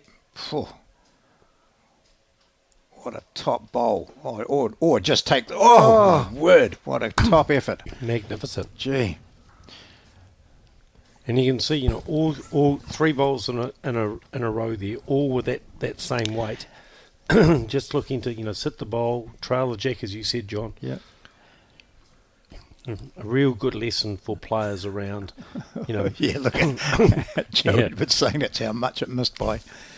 That's great from Joe. And that's a sports person that Joe is. I mean, here you are in a titanic struggle to see who's going to be the National Intercentre champions, but she's happy to have a bit of a joke and acknowledge another player's good bowl. I think what you said about those bowls of Diane's behind the jack also Jo has to be aware of that, doesn't she? Because 100%. any movement of the jack could work against her. So if she was to hit her own bowl here with a bit too much weight, she could go a couple down, but she's too canny for that. Yeah, looking good for 2 shots here. Yeah. Yeah, well played, Joe Edwards. Beautiful weight. That's lovely. We're going to see some excellent shot play in this match. Diane Strawbridge of Northland drops a 2 there, and it's now 6-5. 6-5. 6-3. Sorry, is it? 6-3, yes. Yeah. I was a bit quick for you there, Yeah. John Pitts. On the... Good.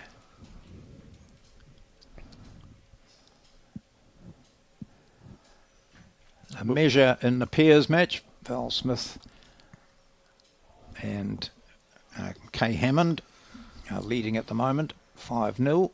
Looks like Nelson have scored because the Northland skipper's going to update the board, which is normally the protocol.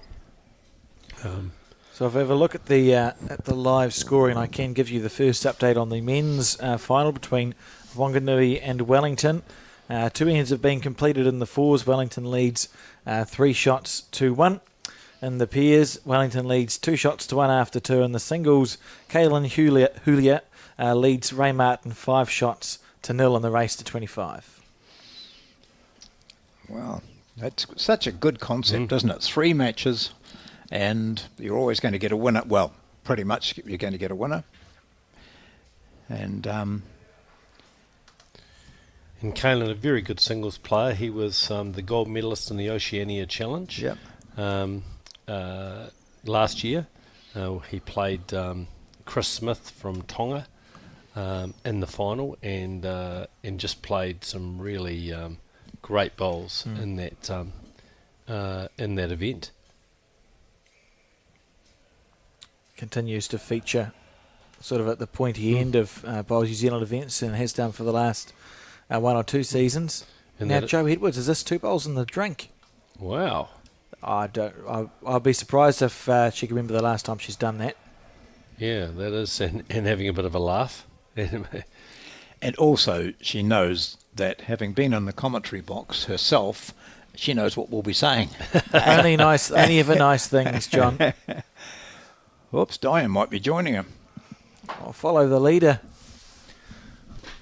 This is just, I don't even know what this is. How far out's the mat? It's up a little bit. No, it's only 3 mats, is it? Something.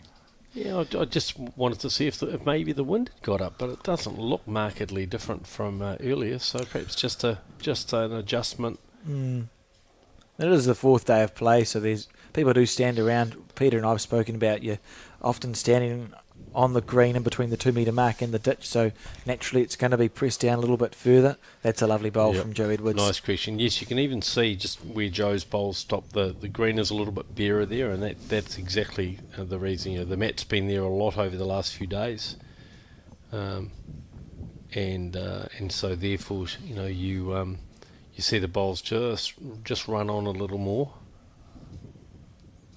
Diane Strawbridge, she looks heavy again. Just slightly over, so 1 at the stage to Joe Edwards. I've had a request, Alex, from the non-playing men from Nelson, Shannon McElroy and Jimmy Pugh and so on. Can just ask Alex not to mention Slice of Heaven or Slice of Hell today, please. Can't do it. So let's mention it. I can't do it. The moment's already passed because we saw a few slices of heaven and hell in the first game. I make no apologies. I think it's a great line. And if they want to blame someone, they can blame Stu Scott for the audacity to say it years and years ago. They all roared laughing as they mentioned it, so they're enjoying it. They watch a lot of the bowls coverage. I don't know what I'm doing one day to the next, John, so it's too much to ask of me, I'm afraid. Join the club. Yes, and Shannon will be keenly following his wife Amy's result in the fours this afternoon in their game, and we'll bring you those scores from time to time. So definitely the loosest end we've seen so far, and at least 1 to Joe Edwards, possibly 2. Joe just waiting for Diane to join her up on the head. 1 it is. And so 6-4. Diane Strawbridge now leads Joe Edwards in this first to 25 shots game.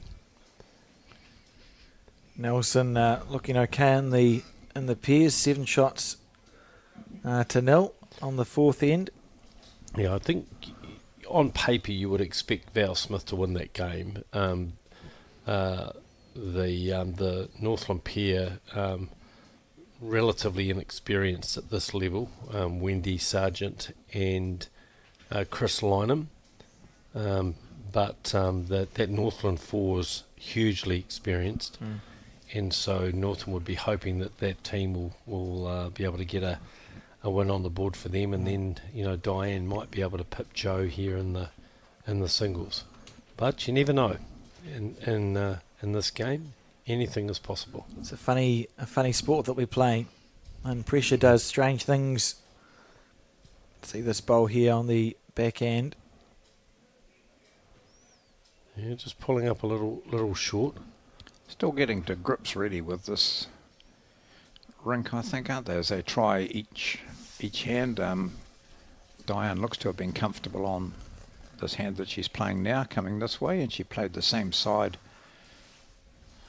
going the reverse direction.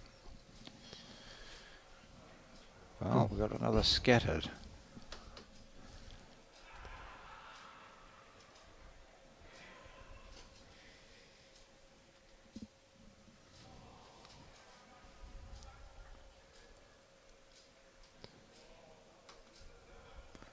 And one of the unique things with Jo Edwards is she looks down as she delivers the bowl. Not entirely unique to her. A number of top players do that. Those that watch the BPL will know Alex Marshall does that. So too does Gary Lawson. The late Phil Scoglin was another one who would look down at the point of release. Just keeps your head down. And she usually walks to the side, and if it's a good bowl, she'll give it 2 sniffs. Good line. Has been my observation. Okay, that's the. Yep, that's her routine, and she blows her hand normally. Yeah, she blew her hand there. Yeah.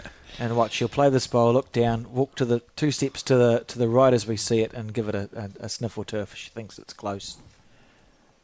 And she's been asked several times, why do you leave your head down and walk off and not watch your bowl down like this? And you can't see it, but I'm sure she sniffed when she was behind the. She said, "I don't know. It's just something I've always done. It suits me." Needs it to hold. Just. So it looks like one at this stage to Diane Strawbridge. She's checking with the marker. Who's our marker, Alex? Our marker is, and I can tell you this because I asked the question an hour ago. I found it wasn't quite an hour ago. Christine Robson is the marker, and Dale Jackson is the scoreboard updater. Yes. So the marker, Christine. Well, I looked at her and thought I think I played indoor bowls with her about 40 years ago when I first started playing indoor bowls. So nice there stuff. You go. And Dale Jackson, one of the real characters of umpires in Wellington. I remember when we had the World Champion of Champions here, and she had a bad accident. Actually, fell over the bank, yes. and hurt her leg. But she's back to fine health. And she insisted on coming into the venue, didn't she? After she'd got patched up, she insisted on. Went down to Hutt Hospital and was patched up, and then came back. Just tumbled over. Here's Jo on the drive, and she's close. Very close here. She got the jack. Yes, she has, and that's the shot. What a bowl. How good is Jo Edwards? Yep, she gets a little slap of the hand from Kay Hammond, the lead in the pairs. That pairs team marching on with their good form against Northland. I'm just waiting for that scoreboard to be updated, but Nelson have scored again in that game, and that score is now 10 shots to 0 after 4 ends. Not 4 ends, must be. Says 4 ends on. It says 4, yeah. On their board. And that was a vital bowl there from Jo, because she was looking in danger of going 3 down. She was already 2 down, and Diane was on song. Diane's gone down to have a look and just get a clear mental picture of what the story is down there. It's going to take a pretty good bowl to the ditch to snatch the shot away. Could we see where the shot bowl was? It was close-ish, I think, to the jack. Yeah, so you can see the little golf ball on the far right of your screen. That's where the jack is. I think so. And there's, I can't see the lip of the bowl. Can't see the lip of the ball. And in the fours, it's Nelson trailing Northland 3-1 after 3 ends. Thank you, Brett. Now this ball was on the right track, but I'm not sure if it's stayed in bounds. I suspect it may not be. So the peg is just to the right of you, just out of shot on the screen. It's going to put a mat on it, is she? Yes, so she'll put a mat. And we'll see shortly.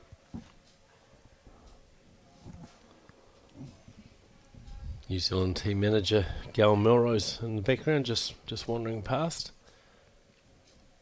Should be keenly watching some of her squad members out here. They're going to measure for shot, are they? Joe's got the mat and look confident, but we can't see where the shot ball is. There's Michael Johnson, head of the umpires, comes into. Perhaps first they're trying to line the bowl up and see then if go the from bowl there. in.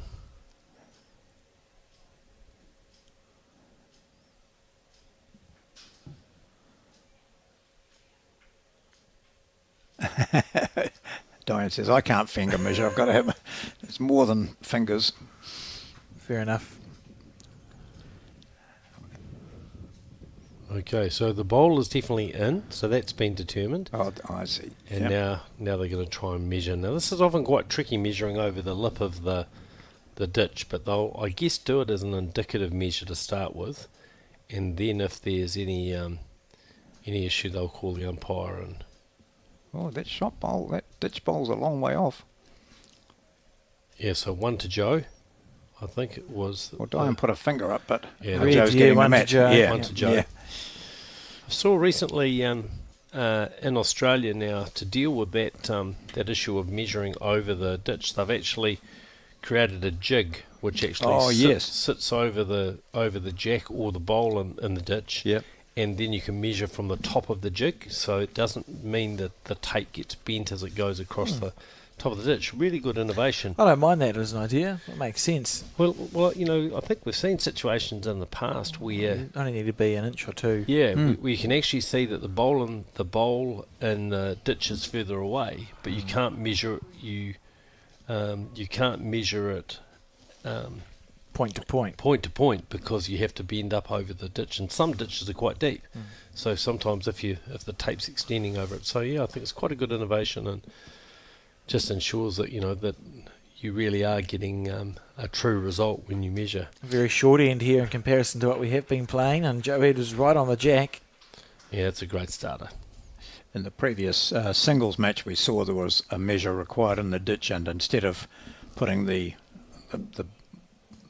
guts of the measure onto the jack, they put it the reverse, so they had it up against the bowl itself and hauled the jack out to the jack, just because of the situation. Yeah, and that's another way of mitigating that issue with bending it over the bank. But I think it's quite a smart move. So 2 good opening bowls here. The better of them is from Edwards. Just looking over at the fours, 3-3 now in the Northland Nelson fours game.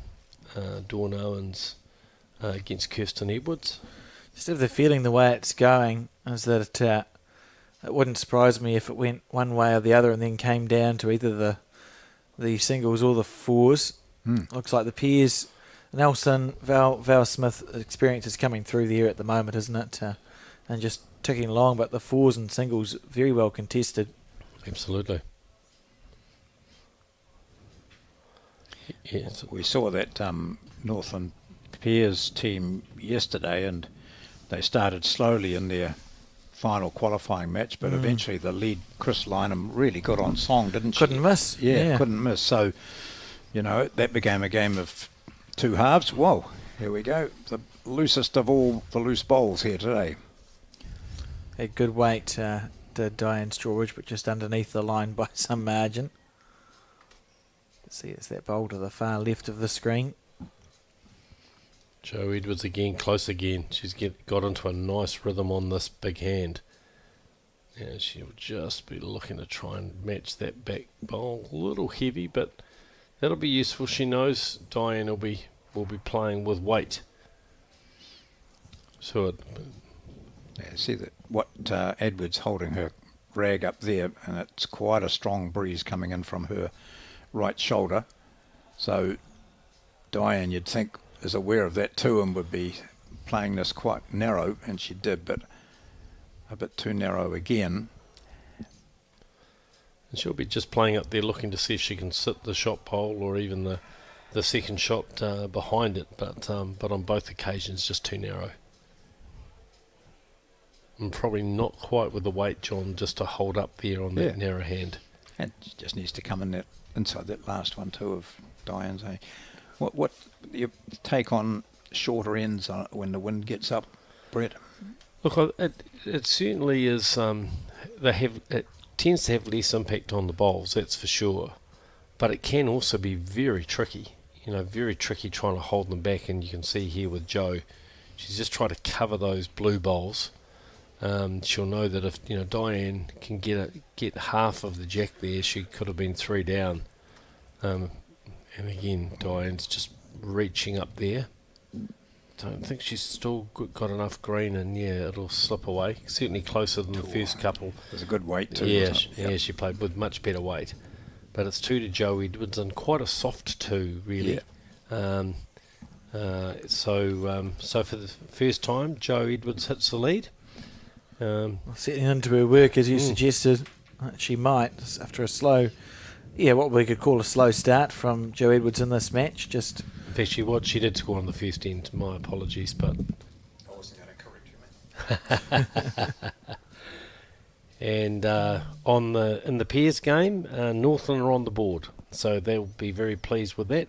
They scored a single shot on the fifth end, so it's Nelson leading that game 10-1. You can see Val Smith and Wendy Sargent in the background. This bowl, the jack has been delivered. So Jo pulled the mat right back to the 2 metre mark at that end and delivered another short jack. Looks like a plan is beginning to emerge. Yeah, that's interesting from Jo. She obviously feels that this is the length where she can be a little bit more consistent, maybe because the bowls aren't that wind affected. Started off stretched out, didn't she? When she had the jack, she was going 2-2. And that might be why she put it there. That's a great first bowl. Slightly narrow, but gets a toucher, and immediately the pressure goes back on Diane.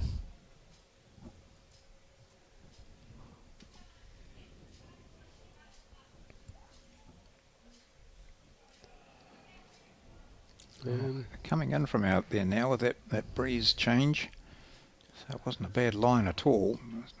Weight.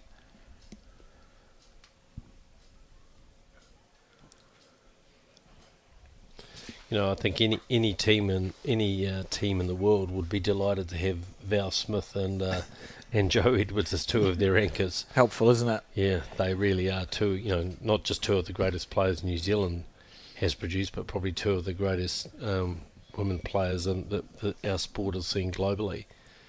And multiple world champions. As you know, I'm on the World Bowls Board, and one of the things we've been talking about is creating a hall of legends to commemorate players in the game. It's kind of unusual that our sport doesn't have that, and certainly they would be 2 pretty likely candidates, I would think, for that, without wanting to anticipate any of that. A few people with incredible careers when you look at World Bowls. over the years, and we've had been fortunate enough that a number of them have hailed from New Zealand. Yep, we sure have. We've got a great history in the international game. Probably more success by our women players, but our men too have been very, very, very competitive. Oh, look at Joe Edwards. That's something that all players do, but you don't see her do it very often. She had her weight perfect, but was narrow. You can see those two red bowls to the left, and then she got the green right, and her weight was all over the place. And in the meantime, Diane comes in with the shot with her third bowl. And Diane's had good line with Yes. all three bowls. Yeah.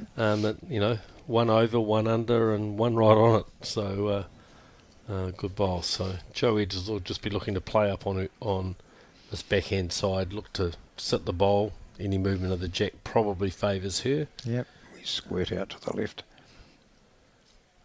Gone out a little bit wide this time. She's turned her back on it. Yeah, that's unusual. A little bit sign of frustration there. And just a bit heavy. Really the same as her third bowl. So had good weight with the first two, but no green. Good green with the second two and no weight. Or too much. So can Diane Strawbridge add another one here? I think the answer is no. Yep. Just a little over. Players slightly coming into the wind, I think, this way, so you can see they're just putting that extra effort to make sure you feel the wind in your face and you feel like, look, I've got to make sure I get up. I don't know whether you saw that was umpire or marker having right of way. She was walking straight down the centre line and Diane was coming down the centre line and Diane had to give way. Look where the mat is. This is interesting. So the mat's like that's right up. There's not much room for movement here. The jack has to be between the two and the ditch. This would be easy to over deliver. Oh, she's delivered it very well. She's done it perfectly. Fantastic. Yeah, it's a great roll. So, well, this is a massive change up. The mat's been pulled essentially right up to just about as far as it can go. Diane Strawbridge, whatever you can do, I can do, in a different way, I suppose. Joe Edwards' husband Dave in the background, former New Zealand coach, and just obscured slightly by Dawn. He's the selector and manager, I believe, of the Nelson team. And good to see Dave there. And not the ideal start for no, gosh, you'll be annoyed with that. Diane. Well, not once you've made your statement by pulling the mat up like that. No. The intention then is to go, boom, we've set my length. Joe Edwards now.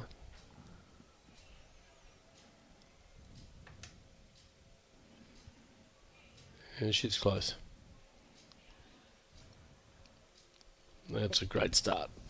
Very good first ball.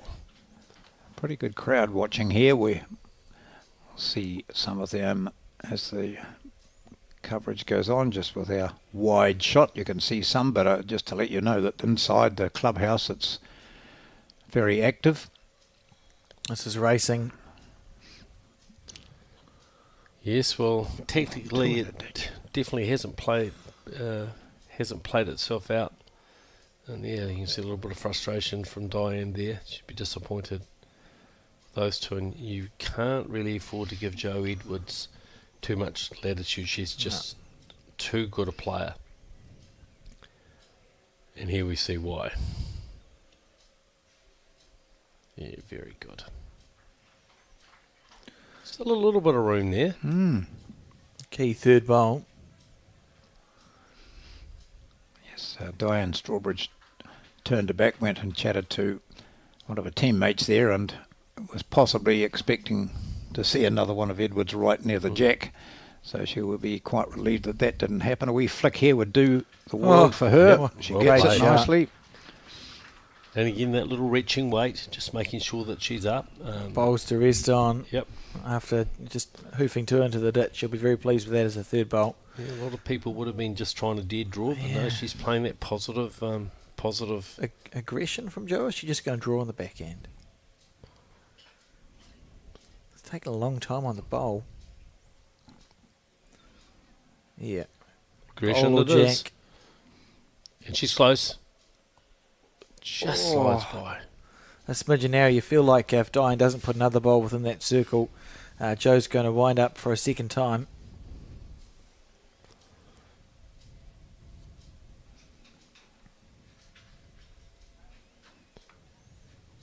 Yeah, pretty good line again here from Diane. If it holds, oh, That's good though. That's back bowl. Has it stayed on? stayed up on the paddock. It has, Yes, yeah. yeah. Yep. So she's got the back bowl. She definitely didn't want to be short. But Joe will be attacking this. Yeah. Bowl out clean for 2. If you kill it, it's fine. If you somehow get the jack back, you're only 1 light, which is the same as what you are already. She likes it. Oh, One either side. Very close. Returns the compliment. Yeah, good banter. So that's a pretty good end there for Diane Strawbridge, having put her first 2, set the length, and she put her first 2 into the ditch, and then manages to get that nice little feather off that bowl of Edwards and settle in for the shot. So we go back up with the scoreboard being changed by Dale Jackson, and it's 8-7 in favour of the Northland representative Diane Strawbridge. Meanwhile, in the pairs, we can see Nelson continuing to be dominant. 13-1 now, playing N7 of 18, and Val Smith, her very distinctive black and white bowls. You can see them dotted around the jack on a regular basis. she's hit them for some time now, hasn't she, Val Smith? The Northland 4, though, up 7-3. Yes, yeah, they've kicked away in that game, which I'll be pleased about. This is nice too from Diane. Yeah, Lovely great bowl. starter. Change of mat placement.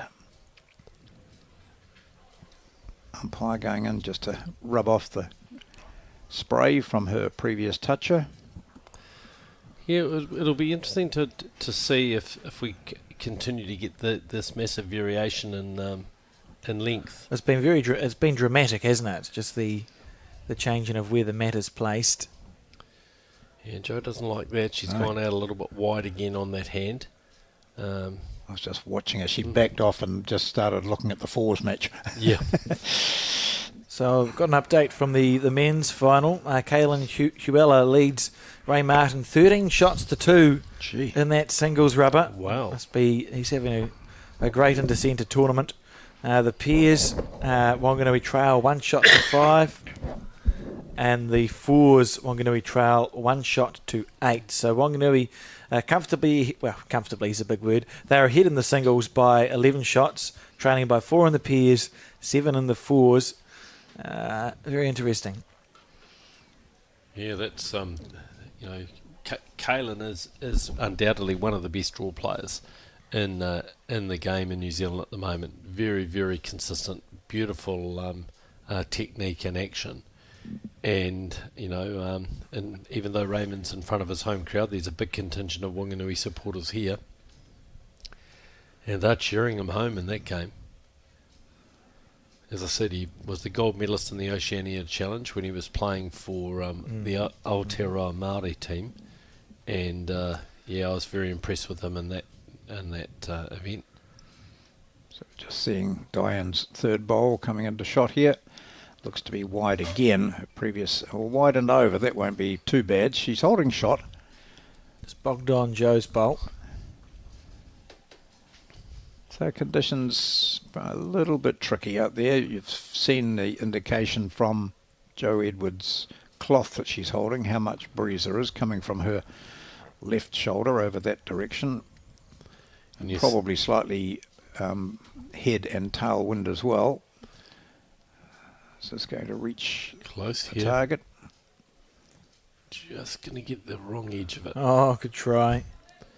And if you see over in the women's pairs, you can see those distinctive bowls of Val Smith. She's just drawn the shot with her first bowl there, so having been 2 down on the changeover. Strawbridge, a great chance of grabbing a couple here if she sits on that or just beats that closest bowl of Edwards. It's a good track. Nicely and even reached that. That's good. Yeah, nice shot. Yeah, very good bowl. Lovely bowl from Diane Strawbridge. She's up for this. Oh, she sure is. Yeah. She's now jogging off. Yeah, but I think Some quick outside comfort toilets stop. here. Yeah. And she'd like to come back and see that Joe Edwards is holding 2 fingers up to her, or is that in a nice way. That's quite aggressive. John. Yeah. You've got 2, Diane. Yeah. So anyway, Edwards wanders down, licks the fingers, picks the bowl up, does the huff. Wow. And now looks to get back in the lead. She's down by 8-7. She's only had the lead twice. A single on the first end, and then she got to 7-6. Does she like this one? She's given her that indication that no, I was going to say that she doesn't like this much, and she hasn't played that hand. No. Neither of them have played that hand. I think they both recognise that it's not the truest. So she will be holding 2 fingers up to Diane in a nice way, or 2 down. It's level. She finished level with the jack, but we'll call it 1.5. And in the meantime, we'll just switch to the. No, actually, what we'll do, we'll switch to a video from our friends at Just a Thought, and we'll come back with coverage of the women's singles. When someone you care about is going through a tough time, it can be hard to know what to do. Here's 10 ways you can help someone who is struggling. Listen. You might want to give advice, but most people just want to feel heard. Be there. You don't have to fix their problems or find the perfect thing to say. Just let them know you'll be there when they need you. Let them know you get it. Let them know you get why they're struggling, given what they're going through. Knowing their feelings are normal and okay can make the world of difference. Offer practical support. Ask them what you can do to take some of the pressure off. Maybe you could make them a meal or do something to help around the house. Give time. Sometimes simply being there is enough. Hug it out. When appropriate, a hug can bring so much comfort. Talk it out. Offer to be their sounding board and kōrero with them about what they're going through. Remind them how much they matter. Let them know how much you and others care and how important they are. Remind them of their strength. They might not feel strong right now, so remind them of the strength you know they have. Help find them support. Offer to help them find the right services and support they need. For more information and to try an online therapy course, go to justathought.co.nz.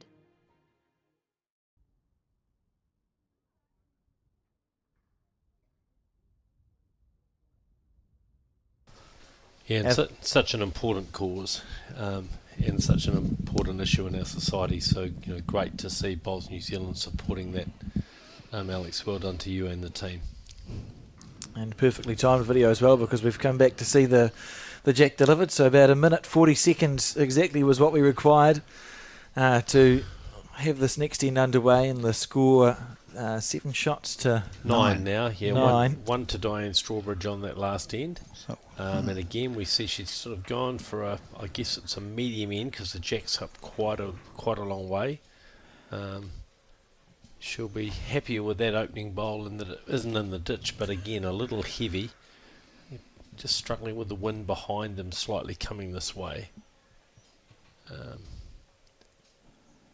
Joe Edwards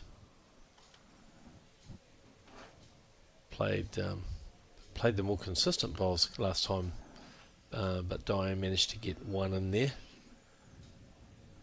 And that's an interesting thing in the game, isn't it? Is that you really only do need to get one bowl there. Yep.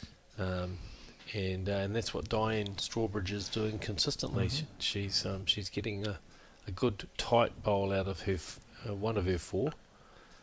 Like this one? Yeah, she's looked close. In the pairs, Val Smith continuing to be dominant there, and 14-1 now. So Northland are leading the 4s, 7 shots to 4. It'll be interesting in that pairs match. And I know we're talking a bit early, but when we were following the women's semi-final in the first round, we noted that Nelson conceded the fours reasonably early. They still had 4 or 5 ends to go in order that they could then surround and support the pairs match. And I wonder if that may factor into the Northland decision when they get to that last third. So say they play 12 or 13 ends and it's looking pretty unassailable. Perhaps the best thing you could do as a team is go, we're going to concede this and we're going to park up either by the fours or by the singles and help get them through. Yeah, indeed.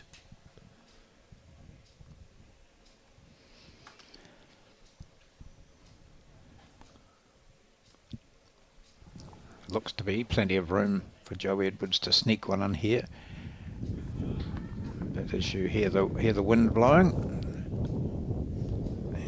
and look at Diane Strawbridge, that tag that she's got on her lifter is what? There's something significant, isn't there, Alex? I know. Oh. That's a great question. That's a very good So bowl. I thought there was something to it. It rings a bell now you mention it, but it's not something that I can recall off the top of my head. I was busy. I remember the trumpet story, but I couldn't tell you what the... It's not her gold card. It's not a price tag. It's She also used to... Diane's been a very good indoor bowler in her day. She played for the North Island team.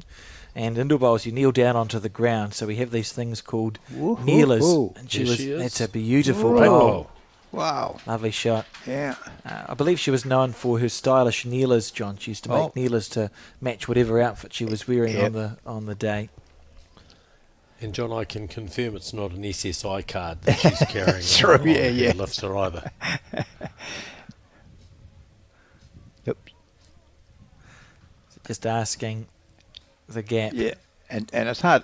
It's fine doing that, but it's hard to tell, isn't it? So because some umpires will say it's 1 centimetre, and then I think 1 centimetre, so that's less than an inch. Might not. Here we go. So what does she do? Play aggressively at this? Should definitely be playing with weight, I think, but she won't want to lose her own bowl. She'll be just mindful of not wanting to lose that second shot just behind there, but just playing up there looking for a sit. She's close. That hand's just a bit difficult to read. Just sliding by, so it's another shot to Diane Strawbridge. So this is, chipping away a nice lead, 10-7 now. And doing it with style there. It's not as if she's getting lots of lucky shots or anything. She's had one wick which gave her the shot, but it was a well-weighted bowl and was part of the possible outcome of that. So here she goes now. Where's the jack going this time? The mat's a fair way out again. They've obviously had the presentation for third, Alex, I think you said. Yes, that's right. Yes, yep. I just saw my wife Robin walk past with a glass of Chardonnay in her hand, so I'm guessing that... signs that the presentations are being completed. Now the bronze medals have all been handed out for the third place. Robin was part of the North Harbour team that were beaten, and of course the other beaten semi-finalist was the Waikato team. Look how far up that matters. Yeah, and that's a really good jack throw. She's doing it well. She's done it a couple of times now. The key is now for her first bowl to be good, because the last time Diane did this, she executed the jack throw to perfection. First 2 bowls went hoofing into the ditch. But it was going in the other direction, I think, wasn't it? Where it was. That wind picked it up. So that's a good this is better. Yeah, it's a good start up. Very seldom drop short with her first bowl. So immediately, you've got some position to work with. Just to be clear, Joe Edwards won't be daunted by being behind. I mean, I've seen her so many times. She has that ability to just go up a gear in games. And that's a good opener from Joe. She'd be pleased with that. She's been just struggling a little bit for line on that hand.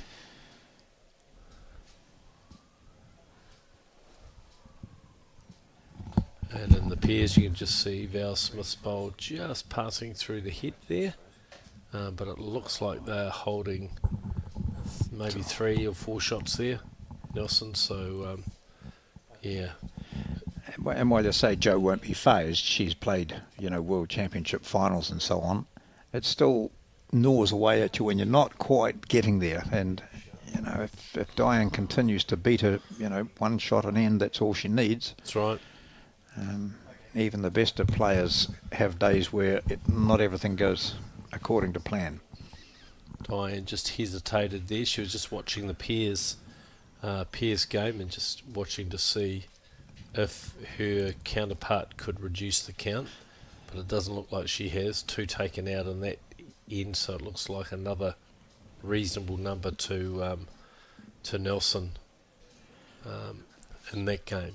So Diane, even though Joe Edwards is sort of in her line and promotable, she's staying with that hand, and that's understandable too, because that seems to be the hand that she's certainly played that much better.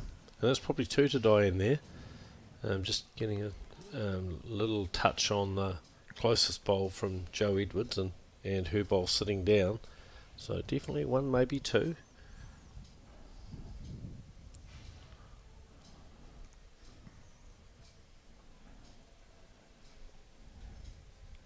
She's watching this all the way. So it will all be going into the memory bank, into the little computer. That's second shot anyway. Yep, definitely second. Decisions now. Looks like she's contemplating the forehand. She is, and she hasn't played this. It's a different sort of hand to that other one, to the backhand. Yeah, obviously concerned about not wanting to turn that bowl of Joe's in. She's close here. Yeah. Here's a good bowl. Oh, you've been playing the wrong hand all day, Diane. Just holds out. Agonising. Yep. Yeah, probably just the one. Yeah, Joe checking with Christine Robson, our marker and an umpire. Yes, she says just 1 down.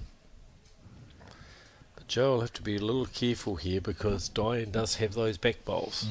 So that was quite a good shot that we last saw. You could see that if the jack moves, it's only blue bowls back there, isn't it? Absolutely. Oh, she playing the forehand here. Oh no, Backhand. of course. Yeah, I was going to say. Don't panic, John. No. Can she bring it in from there? She might just do it. Might be a last bowl all tied up. I'll try. So 1 it is. So again, Diane Strawbridge chipping away. Last 5 ends, she's picked up singles.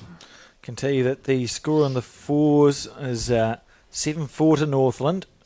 They obviously trailing the Piers by a margin, so it's looking like Nelson's going to win the Piers match. But the fours and the singles are anyone's at this stage. Yeah, well, I've just seen that scoreboard change, Alex. Now 9-4 to Northland in the fours. So this, you know, if that trend continues in those games, it's going to come down to who wins a singles game. Something that's not unusual in this Intercentre format, and at the moment it's Diane Strawbridge giving her Northland team every chance. To those viewing who want to know what's happening with the men's final as well, you can find it on the live scoring on our Facebook page, but I'll tell you also that Wellington leads the fours 13 shots to 4 after 8 ends, so that's progressing nicely for the Wellington team in the fours match. The Piers has 6 shots to 2, in Wellington's favour, and Kaylin leading Ray Martin 13 shots to 6 in the singles. So that's a finely balanced final too. Absolutely. And so that fours is we've got Peter Bellis playing against Blake Signal in the that fours, and in the Piers Gavin Scrivener playing against Finbar McGuigan. Joe Edwards just grazing past the jack with her first. Close here from Diane. Yeah, looks a bit narrow to what she's been playing. Just sliding through. Staying up on the paddock though.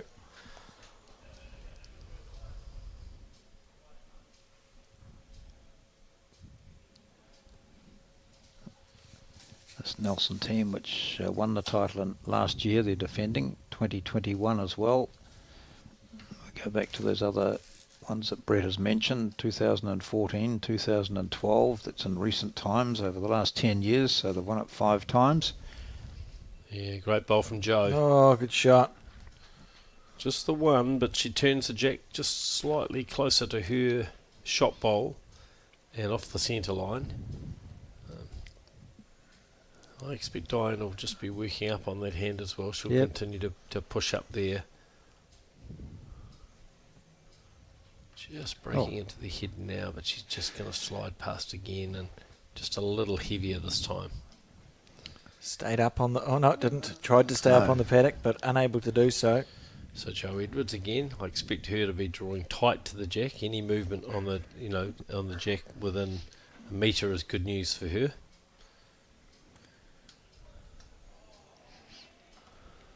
Giving it plenty of green. Yep. Breaking nicely. Has she got the weight? Yes, she has. That's a great bowl from Joe Edwards. That's 2 shots now. Classy to stuff. Nelson. Well, Diane will have noticed that. She knows that she needs to just give it a bit more green, but sometimes the temptation is to just go too much, cut your weight down. So the experienced campaigner, Diane Strawbridge from Northland, putting up a great performance here. Look at that scoreboard, leading 11-7. It's a bit of green from her. What's the weight going to be like? No, it's racing this bowl. Yeah. Yeah, she'll be disappointed with that. That's a pretty soft end. And on your jack throw. Opportunity for a 3 or 4 is a nice bonus, isn't it? If Joe tickles the jack back a little bit, it'll be 4, but 3's what she'll be expecting herself to draw for here. And right back in the game, will Joe Edwards be? And in the pairs, it's Val Smith just looking to try and draw another shot, but she's short. So, but I think it is Nelson holding in that head, and of course leading 17-1. They've been in commanding form over in that game. I don't know whether Joe got in there, did she? Oh, look, level. I think it'll be a 3, I expect. 3 it is. Oh, or is it? 2 in your lollipops. 2. Just 2. the 2. No, just 2. A little surprised. You probably didn't want to be narrow and risk moving the jack. And yeah. It is still a little tricky out there. But you'd normally expect Joe to get in there.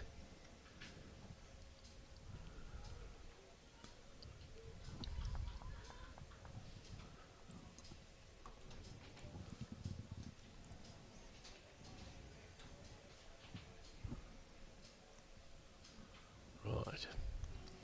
So 11-9, this is the singles, this is the women's final of the 2024 Somerset Intercentre. Rolling this bowl down. Seems like the players they've essentially stuck to their hand to the right of the screen as we see it, haven't they? They've sort of flirted with the other side, the club side, but more bowls being played up and down to the right of the screen. Yeah. And that was the case with the men too, wasn't it? That only occasionally did they play that left-hand side. In fact, for quite a while, Calvin Scott was playing backhand both ways. So he was playing this hand here, coming in this direction, but going back the other way, he played the left-hand side. That seemed to favour his bowls. Both he and Ray Martin were using different types of bowls. So here's a bit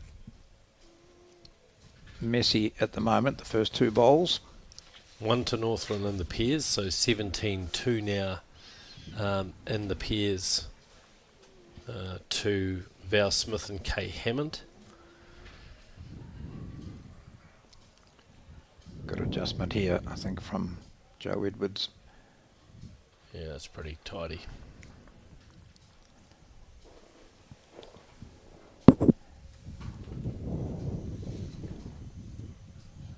We haven't seen too much of the white spray being used, though, have we?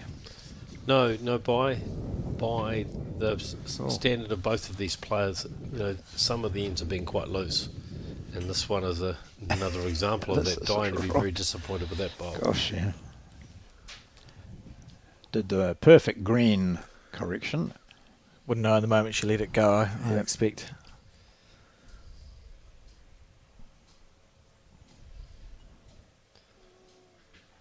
So can Joe Edwards capitalise? She's holding 2, but still plenty of room in there for Diane. Strawbridge. This is close. This is very close. That's a great bowl from Joe Edwards. Shot itself. Very good. And Diane Strawbridge, 2 bowls to left to reduce the count.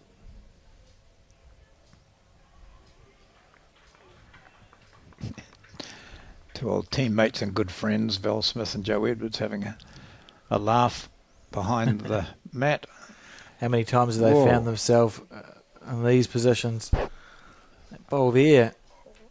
Just, this is a loose end from. This could be the turning Diane. of the game, really. A 4 coming up here for Joe Edwards. And at the weight she was playing, it looked like maybe she was trying to attack the shot, but it was. I don't know why. No. No, you have to admire her for being positive, but when you're 3 down, you really need to get a close bowl, and they're a long way away. Yeah. Maybe with the exception of the shot bowl, but there's plenty of room there, and this will be 4. So, and probably for Diane Strawbridge in her way. Yeah.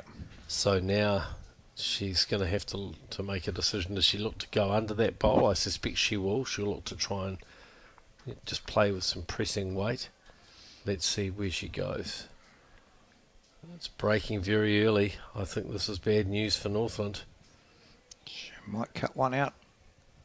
Walking away Turned from her her back, bowl. yeah. Not happy. Gosh, she's played such outstanding bowls throughout this match, and now drops a 3. Certainly looks like it. And for maybe the 3rd time in the match, Joe Edwards gets in front. Doing the single teapot. One hand on hip and waiting for one. Out comes 1, out comes 2. 2, 3 3. it is. 3 it is. So, yep, topsy-turvy it is. Now, let's see what length Joe Edwards opts for. So It's been lots of chopping and changing on the length of. So the mat's at about 4 Heads. metres. Yep, if the umpire stops and turns now, she'll be able to correct it. Come Oops. back. Oh, it doesn't need to change it. It's almost on the white line. Yeah. So there we go. So there's the length. Doesn't tell us much, does it? I think they're just taking whatever happens now. Yep. No length seems to be suiting one player better than the other. Yeah, so I think you describe it as a medium length, John. I mean, it's not super short. And perhaps Joe just feels that that she's got good rhythm for that length. She's close here with her first. We'll just come off that wider side. Just holding a little bit, but that's handy. And certainly, based on the standards so far in this game, that's a pretty close bowl.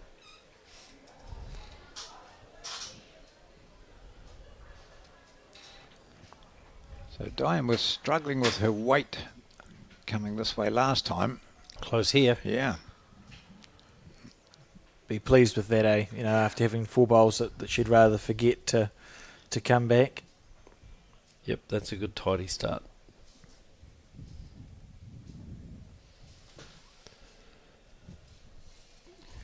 Of course, the Intercentre competition has existed in New Zealand since 1970, when the men's event started, courtesy of, I think, of Rothman's Oh, yes, that's right. suggestion. And then the women were a little bit later, 1982, when the Women's Bowling Association brought in Intercentre competition. And I think no one would argue that it's been great for both. It's been great for the game, hasn't it, to have this Intercentre competition happening? 100%.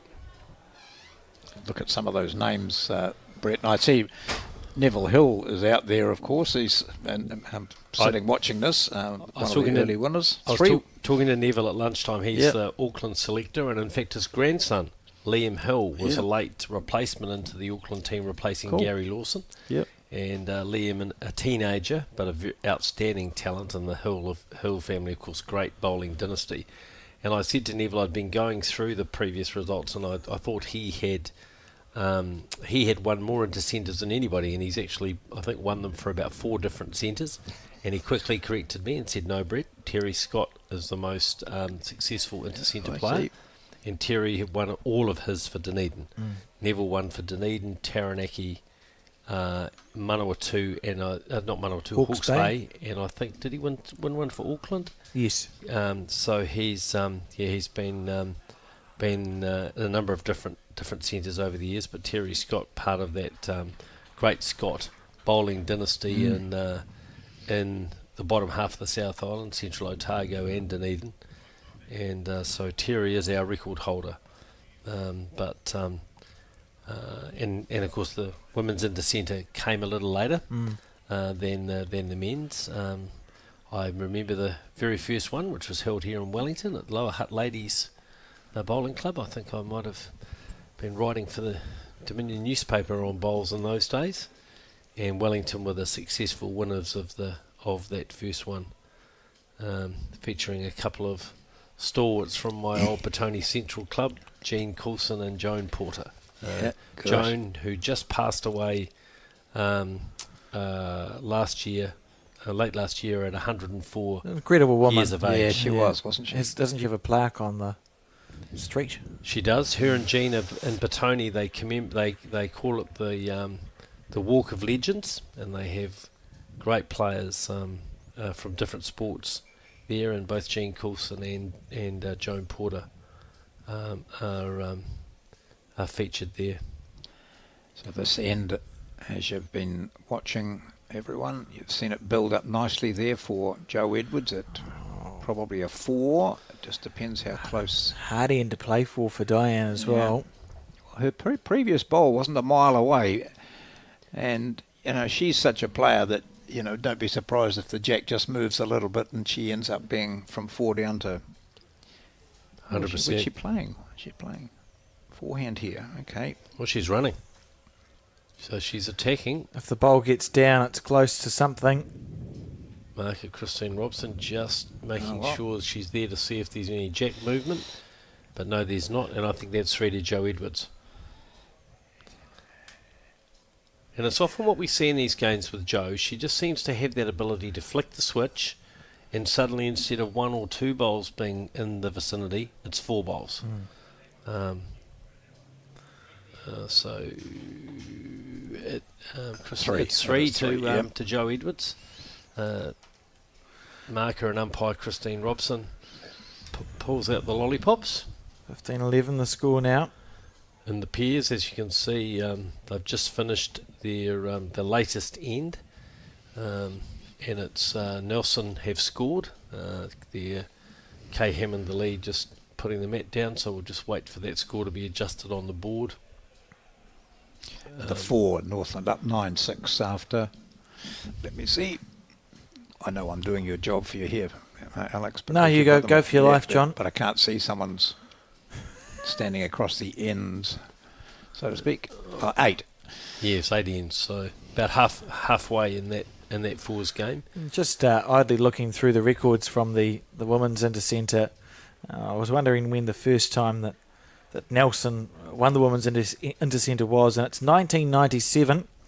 And who would have played the singles but Jo Barrett, as she was then? Yes. Yeah. And who was skipping the pairs? Well, it wasn't Val Smith. She was leading the pairs for Barbara McGregor, but in those same positions. So it was Jo played the singles, Val led for Barbara in the pairs, and then the team of Sadie Fischel, Alma Stratford, Judy Heeman and Jenny Fleming rounded out the fours in that 1997 Nelson team, and 3 of those players still going strong for their province. Yeah, I think Sadie Fischel might have had the most centre titles in Nelson until Jo and and Val came along. She was certainly a very good player down there, but they have just transformed women's bowls. Not in Nelson, nationally for New Zealand and internationally with the mark that they've made on the game, and that's why, as you see with Jo with the second bowl. 1 to Nelson in the pairs, so now 18-3 in that game. That looks pretty much all over, unless something dramatic happens. So it's going to be really the fours and the singles that are going to determine whether Northland have got a chance of winning here. And some danger signs here for Diane Strawbridge. Yeah, just the last 2 or 3 ends, just not being consistent. Well, she is being consistently over at the moment, but she looks to be just stepping back to reassess, refocus, which is the way to go. I think Nelson, eventually, I see that there, that Murray Watson joined Nelson, went to Nelson, didn't she? She did. Oh, that's a good shot then. Lovely bowl. Turns out all right. Yeah, and they really have been a dynasty, both in the National Intercentre and in the National Interclub. Jeez. What was this? Yeah, it's going to be all right, though. She's close. going to get the close. jack. Yeah, carts it back for Great 3. Or maybe her shot bowler's gone out. But what a bowl. Gee, it looked like a close your eyes and have a go, didn't it, really, at the end? Only bounced 3 times. Yes, Yeah. yes. The movie Dam Busters comes to mind. But that's the result that counts. Yeah, she's not gonna let things go without a fight, and that was a great bowl from Diane. What you'd expect from one of New Zealand's better skips. And Joe Edwards now 2 down, but close. Not 2 down now. Close. Oh, has it gone through a fairway? We'll soon tell. Certainly shot still to Diane Strawbridge, so that's pretty impressive. Diane, what a turnaround. Diane asking how many shots have I got. Goes back to a favoured draw hand. Joe shaking her head in the background. It's the most body language you'll ever see from Joe Edwards, really. She's pretty controlled. Yeah, and it looks... I think Diane Strawbridge has got 2 here. Now, can she get him for 3? No. Oh, gosh, she'll be kicking herself there. She'll be very disappointed with that bowl. And as Joe Edwards was with her last bowl, she thought she was in the money there, but it just kept going on. 2. Yeah. So I think she'd played that hand with her 3rd bowl, and it was quite tight on the shorter end. But I think as it got into that drier part of the rink where it's a little bit barer, it certainly turned a little bit more sheltered, closer to the bank perhaps. But the end result is it's 2 to Diane Strawbridge. It gets her back in the game at 15-13, and that's very fortuitous because I think, if Joe had scored again there, it's just starting to look a little bit like she would pull away. And the score in the 4s, Northland lead 9 shots to 6. So this women's final, is absolutely balanced on a knife edge here. Sure is. Men's updates, if anyone is interested. The 4s, the Wanganui Trails Wellington, 7 shots to 14 after 10 ends, 5 ends to go, 7 down. The pairs, Wanganui Trails, 3 shots to 7 after 9 ends. And Kaylin Huela leads Ray Martin, 15 shots to 10 in the singles. So I'd say all to play for, slightly in favour of the Wellington Centre to defend their championship and go back-to-back at the moment. Yep. So we've got that Huela Martin match. We saw Martin playing Scott, and it was reversed, wasn't it? It was Martin who got out to that early lead, and then Scott came back, and Martin finds himself in that same situation where he's having to fight back.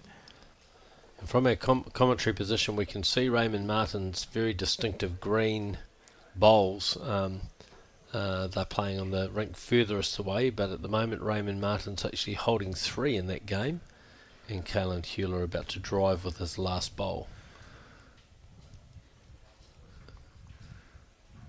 And he hear the clapping and the ambient noise. He got split Raymond's bowls, got the jack, and that's 1 to Kaylin Huela, with Raymond Martin with 1 bowl left. Raymond, both of them have got 1 left, I think. Just see Kaylin. Anyway, back to this. Yes, great. Jo just returning from her little break, and waiting for a bowl to be played in the. You can see that head's quite scattered in the pairs in that picture-in-picture. When is it, do you think, at what point does the manager say to Northland and the pairs, maybe you just you shake hands and you go and support either Diane or our 4s team? Because realistically, 318 it's not an assailable lead, really. No, and it's probably well, of course, if differential does come into it, No, look, it doesn't. So it's just doesn't. you play next end. Somebody has to win 2 games or more. Right. Thank you, Alex. I wasn't sure about that. So then, in that circumstance, there's absolutely no need to keep pushing ahead. Joe Edwards, good first bowl from her, just slightly over, but that will be the shot.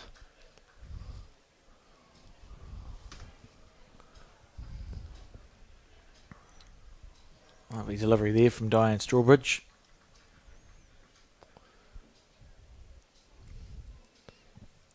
I think Northland might have just picked up the shot there. Yes, I think they've got the shot on the pairs there. The last bowl from skip Wendy Sargent.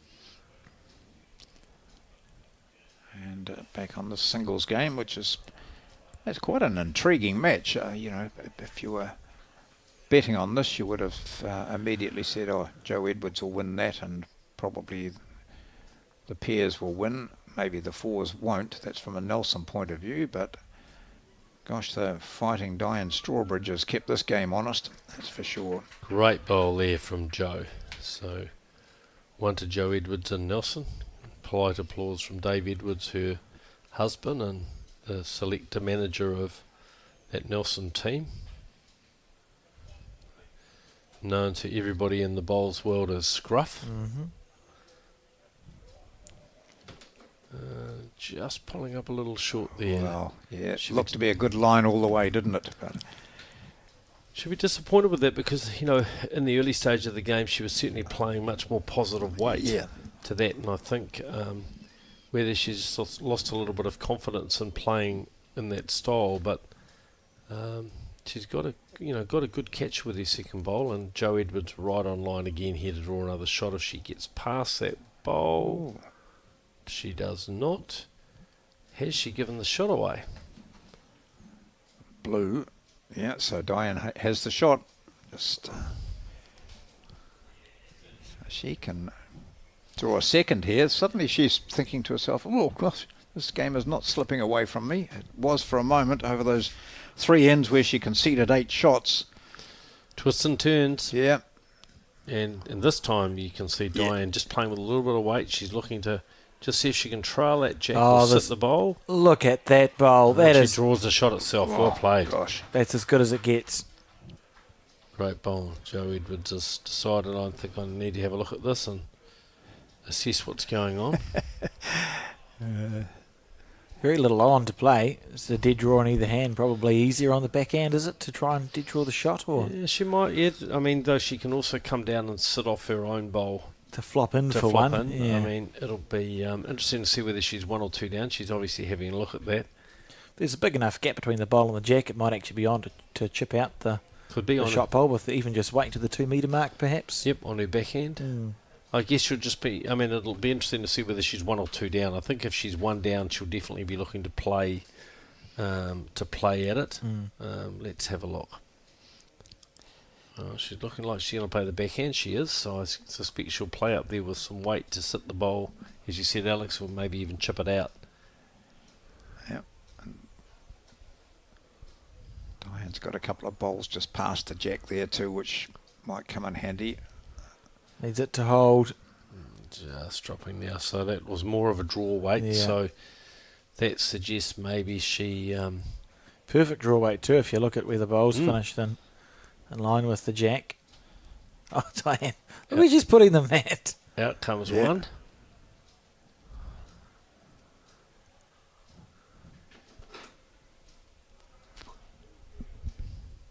Just one it is. One it is. Well, good work from Diane Strawbridge. 15-14 now. 18-4 Northland Trail in the pair. And the 4s, it's 9-7 after 9 ends to Northland, and Northland holding on this head as they as the skips and change over with the rest of their teams. Just awaiting the marker. There we go. So that jack just trickled into the ditch. So it's the first time we've seen Diane unsuccessfully deliver the jack with the mat all the way up. So Joe's going to get a chance to set her length.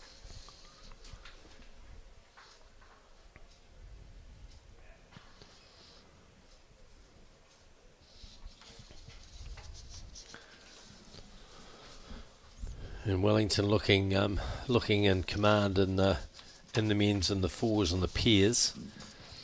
Singles starting to tighten up a little bit in that game, just waiting to get a scoreboard update from those singles. But they really are a very good unit, the Wellington team. Yeah. Really the young guns of New Zealand bowls. We've seen some great young players come through there. Many of them are playing in this. Raymond Martin, Finbar McGuigan, Seamus Curtin in the past are not playing now. Blake Signal, returning from Australia as the CEO of Wellington Bowls and now skipping the Wellington Fours. Ewan Wong. Yep. Yes. In their team. The evergreen Ben King, I think I can call him evergreen these days, who's featured in a lot of those successful Wellington teams, sometimes skipping, this time playing 3 for Blake Signal, and Stephen Ditford, who was a stalwart of Canterbury teams for many years, and now playing out of the Central Petone Club, and he's leading in that Fours team. And of course Robbie Bird, who made his debut for playing here at his home Naenae club, where he made his debut for New Zealand in the Trans-Tasman Trophy earlier this season. Very strong team. Yep, Robbie leading for Finbar McGuigan, and on the Wanganui side, we've got Caelan Hewler playing playing in the singles for them. John's going to pass me the... No, I haven't got the rest of their team, I don't think. Okay, I know we've got Gavin Scrivener skipping the pairs. Alex will tell me who's leading for him in a minute. And no, he won't. I'm feeling under a lot of pressure. Yeah, well, so you should. You're supposed to be doing your job here. And in the fours, it's Ray Wilson, Lance Tasker, PB, Peter Bellis, and I will just find out the four. Well, Alex will find both those. So the team name. So it's Peter Bellis, Alan Dixon, Caelan Hewler, Tony McRae, Gavin Scrivener, Lance Tasker, Ray Wilson, Bruce Winterburn, Robbie Aitken and Mark Clements make up the wider team and managers, is what I can tell you, because that's the team list. Okay, well, Alan Dixon's leading for Gavin Scrivener cool. in the pairs, and I just can't quite make out who the fourth player is in that fours team, but we'll keep you posted on that. Mighty effort from Wanganui to have made the final at this brilliant 2024 Intercentre. Well, I think we spoke at the top of the broadcast. 84 was the last time they won one of these events, and we think they've made a few, because obviously the format was different. We think they made a few of the playoffs, having won their zone in the past. But the closest they've been in a number of years, Wanganui, and still in with the show here at the Naenae Bowling Club. Yes, well, back in the old zone days, they were typically in the zone that included Taranaki and Manawatu. And if you look at the history of the Intercentre, Manawatu won it a couple of times, I think. Taranaki had a really golden era with people like Dave Baldwin and John Lambert and the MacArthurs and the Murters playing for and Dave and Brian Baldwin. So it's been a tough zone to get through, even for a centre that is as strong as Wanganui. But back here at the singles, not for the first time. Diane had Jack and finds herself a couple down. Oh, this is not a bad last bowl from her, though, is it? Is she going to draw it dead? She's played a screamer. Oh, what a bowl! Wow. And not that easy for Joe to do much with aggressively. Diane Strawbridge's first couple are well over, down towards the 2 metre mark, so they might come in handy. We'll see now as Edwards tries to salvage this situation, which, if it remains as it is, sees the score go to 15 all. So hasn't played this hand much. Forehand. Looking to just press this bowl out. She's just going to hold a little wide, I think. Beautiful weight. Yeah. Beautiful weight. Yeah. Another look at that. Look at the Diane's bowls. One back here on the 2 metre, one a couple of metres further, one or 2 metres over, and the last one just where you wanted it.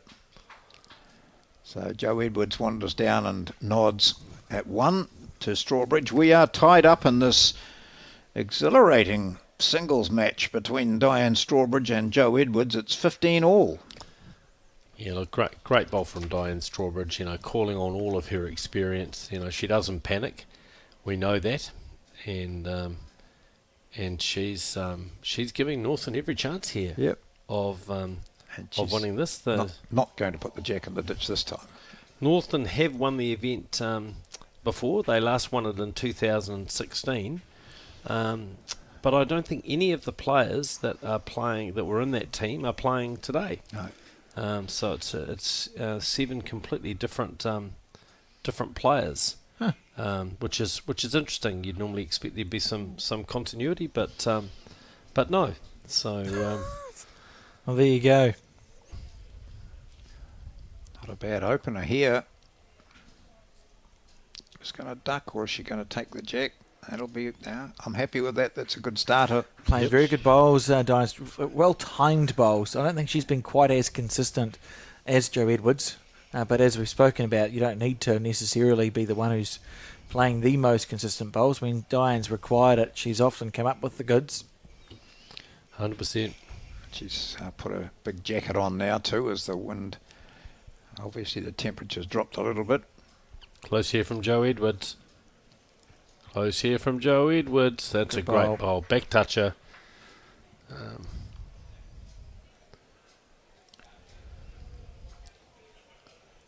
Can Diane Strawbridge keep her at bay? Just asking whether it's jack high or low, or where it is in relationship to the jack. Yeah, and the men's Intercentre final is certainly slipping away now from Wanganui at 15-7 and 11-3 in favour of Wellington and the fours and pairs respectively, and 15-12 now the score in favour of Wanganui in the singles. So you feel like Wellington's doing their best to go back to back and looking okay. And an update in the in those singles, 2 to Raymond Martin on this just completed last end, so 15-14 now in those singles. So Raymond Martin coming home with a wet sail. Meanwhile, back here, it's Joe Edwards holding 1 and shortly about to hold 2, I think. This is close. Oh, good shot. Sits good shot. Down. Could be 2. Yeah, looks pretty close to 2 from here. It's just right in front of our commentary position. Not tempted to change her hand. May have thought about it. Yeah. Clear that front blue bowl. You're resting. She's on the run. Any of them. I wouldn't be surprised if she switched to her backhand with her last bowl, Diane Strawbridge. Now, this will be the dilemma for Joe. Do I draw another shot here, or do I choose 4? First, she's going to find out how many have I got. And she knows that Diane can bounce a run shot down quite effectively. Yes. So 1 and a measure it is to Joe Edwards. Marker and umpire Christine Robson tells us.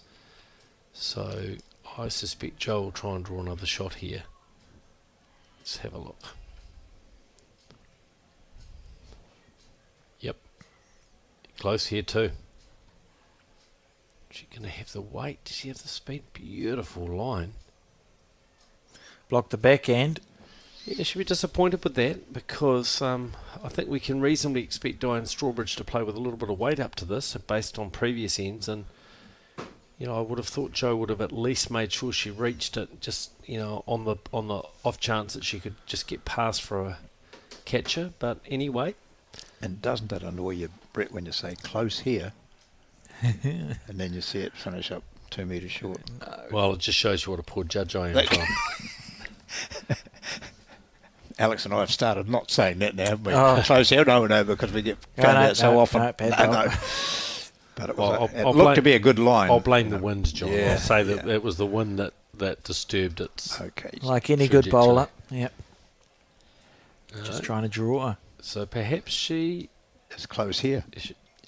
No. And perhaps she is, and perhaps she's not, John. As it just slides past. I'm surprised she didn't attack that. But maybe she thinks she's only 1 down and didn't want to remove her bowl, because if she'd lost her bowl, she'd be 3 down. Yeah. But we shall see. Just 11. accidentally tips the bowl out of her lifter and onto Joe's foot.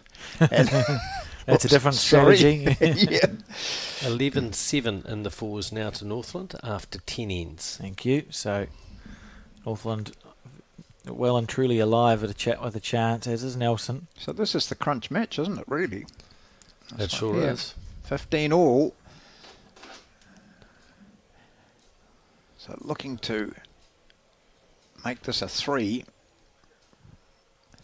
There's a bit of tension in the air, I think. Oh yeah. Yeah. Oh yeah. Yeah. No, that She'll was kick that one solidly back. Yes, it was a very tentative bowl from Joe Edwards. Colin Williams in the background furiously updating scores. Out comes 1. 2. 2 it is. Yeah. So that surprises me that Diane Strawbridge didn't play with a more attacking weight for that. Based on the rest of the game yeah. in particular. But perhaps she was confident of drawing it. She'd won the previous 3 ends to go from 15-11 to 15 all. Joe Edwards sends that a long way down, and I think she's turned around. I can see a little bit of the jack still on screen. Yeah. So perfectly weighted, obviously.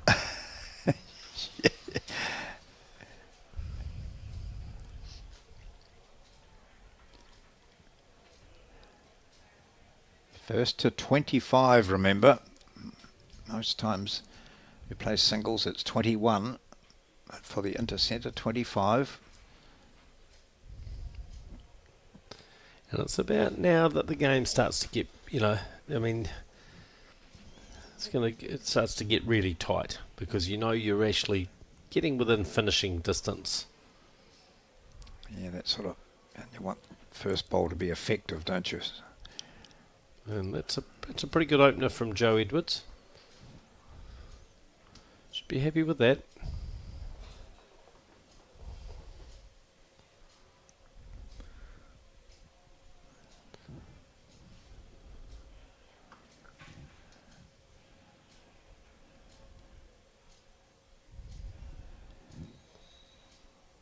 Yeah, and good start from Diane. That's a great bowl. Lovely bowl. 1 to Northland.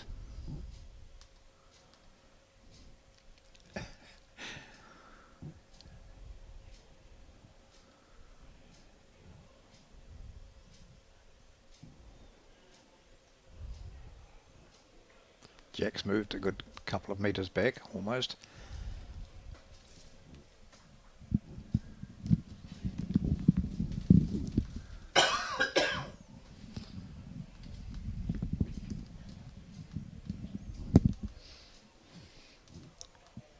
Close here from Joe Edwards.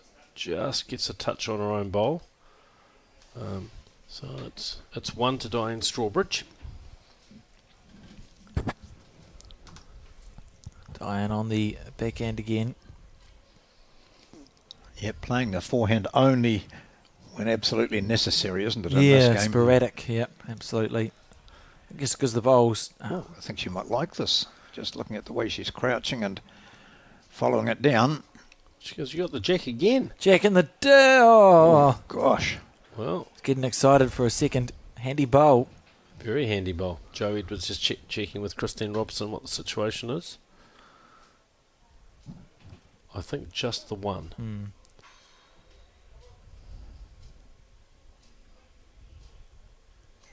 On the back end. Nice and smooth. She's searching for the jack too, is she? She's close. She's close. Oh, yeah, great well, effort. That's a great bowl. Is it the shot though? Yes, probably. Let's see what the marker says. It wouldn't shock me. Oh, Diane says Diane's holding 1. I was going to say I wouldn't be surprised if Diane played a very positive bowl here. She's got targets. She's got the shot, the closest bowl of Edwards. She's got the jack. Yeah, well, she's changed her hand onto that forehand, and I think you're right, Alex. Maybe just looking to see if she can trail that jack. Yeah, even though she is holding 1, it's like, well, I may as well. Oh, this is unlike her to be soft. Yeah, now I think we might see the big cannon out here from Joe Edwards. I'm just going to march up. We'll see her come onto the screen shortly. Yep. I would be surprised if Joe was short with her next bowl, because you get rid of the bowl, it's fine. You drain the jack in the ditch, it's fine. She does play with great weight, and so she might decide just to look and try and turn one of her bowls up. But the temptation for her will be, I've got a couple of seconds there. I could probably get the shot bowl and the nearest bowl behind it, and at this stage, 2 or 3 here might just be, the chance to just kick away. Anyway, we will see in a second what Joe's going to play. Diane taking advantage of the lull while Joe walks back to the mat just to do her own finger measure on it to make sure, because she's still got one to play here. And so this is an important bowl in this particular end with the score at 17-15. Well, not big weight. So maybe she thinks she's got the shot. Yeah, Alex. I wonder. Trying to take out that second shot to give her 3. Very close again. Very close again here. Oh, just pulls that short. Agonising. That's agonising stuff. So certainly Edwards, I'm sure I saw the red lollipop go up. But anyway, so Nelson look to be closest there, don't they? Closer, but one to play. So it must be tight unless... Yeah.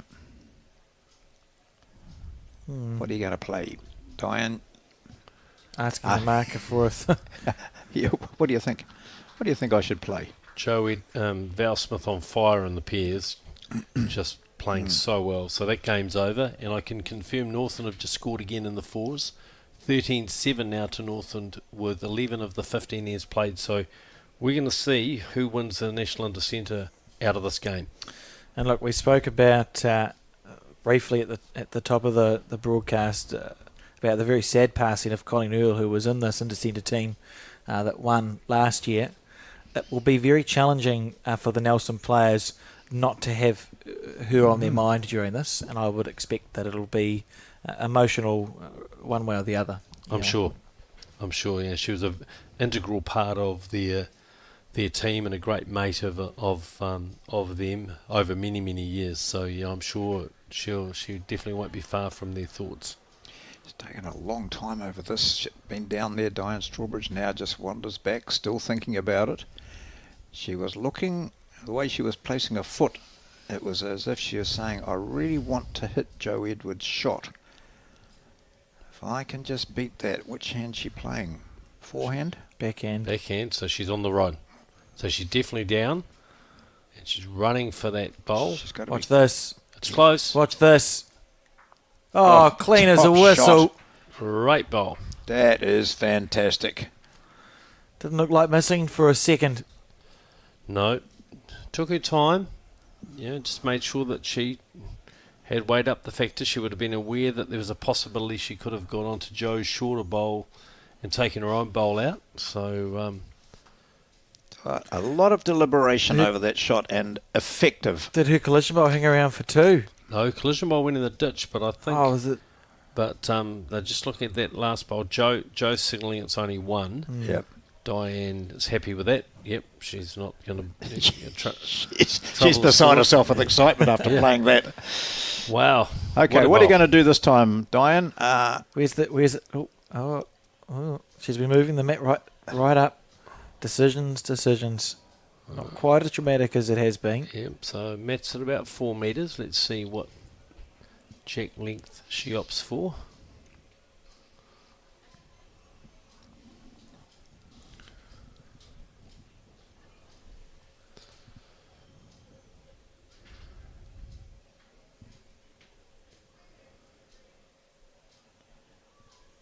A bit shy of the 2. That scoreline, 17-16. Wow. Northland up 13-7 after 11 in the 4s. And as you can see on your screen, 25-4. Nelson up in the pairs. Yeah, I'm not quite sure why they're still playing that game.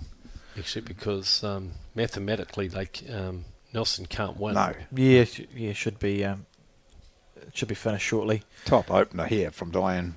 Yeah, that's a great bowl. She's on fire. And just across quickly to the men's final, the score's now 16-9 to Wellington in the fours after 13 ends, so 2 ends to go, and Wellington lead by 7.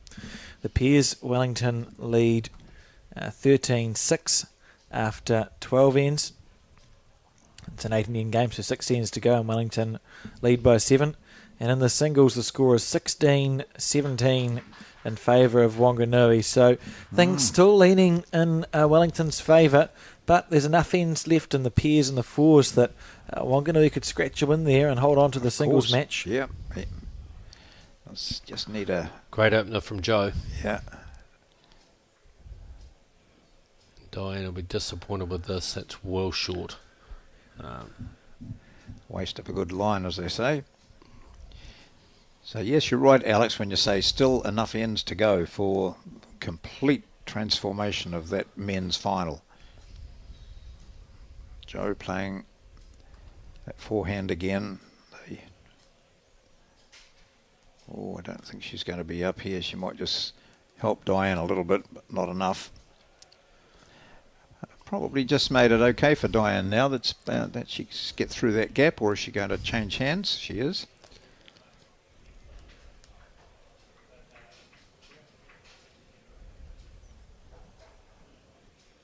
Looking to sit the shot bowl. Just tight. Oh, very tight. Sort of a half and half shot, wasn't it? I thought, was she trying to run it, or was she? I'm not sure if even she just draw knows. it out. Right, Joe Edwards now.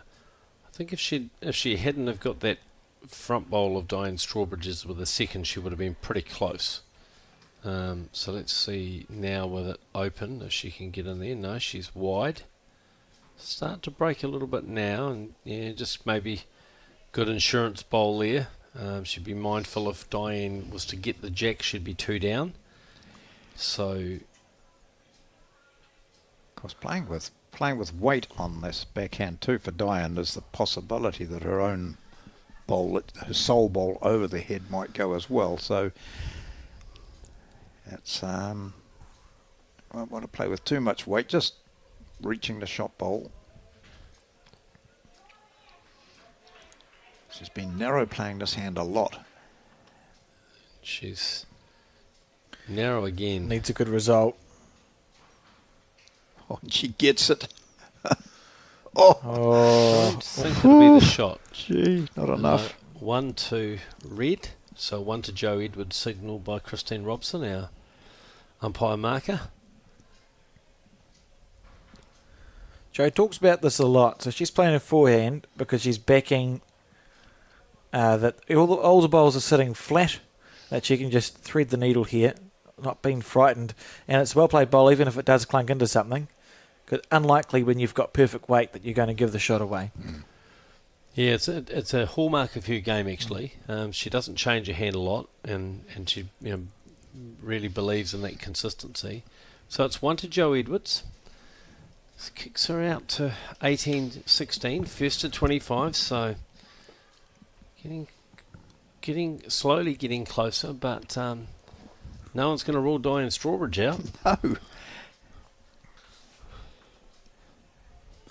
So you're not. So we see there the jack. Is it going to go into the ditch? No. So it's going to get placed onto the 2 metre mark. So this will be one of our longer ends. Now let's see. Do we start to? Does Joe flick the switch? Played 4 very consistent bowls coming up here last time, but still ended up 1 down. No, well, she wouldn't be happy with that. Walking away already. Yep.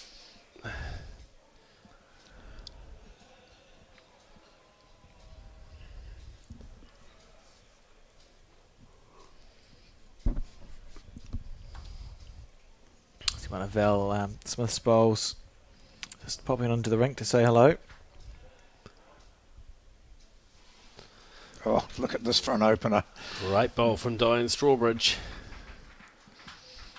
Very tenacious she has been in this match.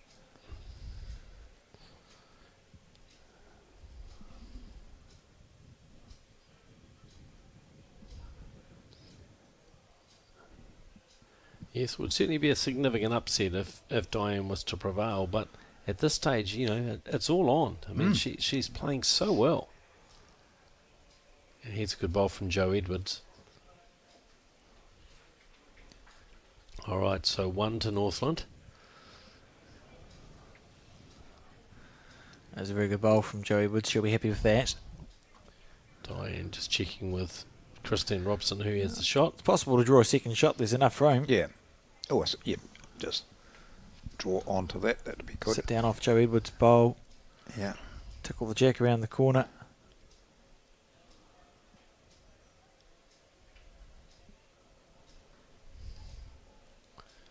Clasps the wrist. Watches this down. Don't think she's going to reach. Yeah, she'd be disappointed with that. About a metre.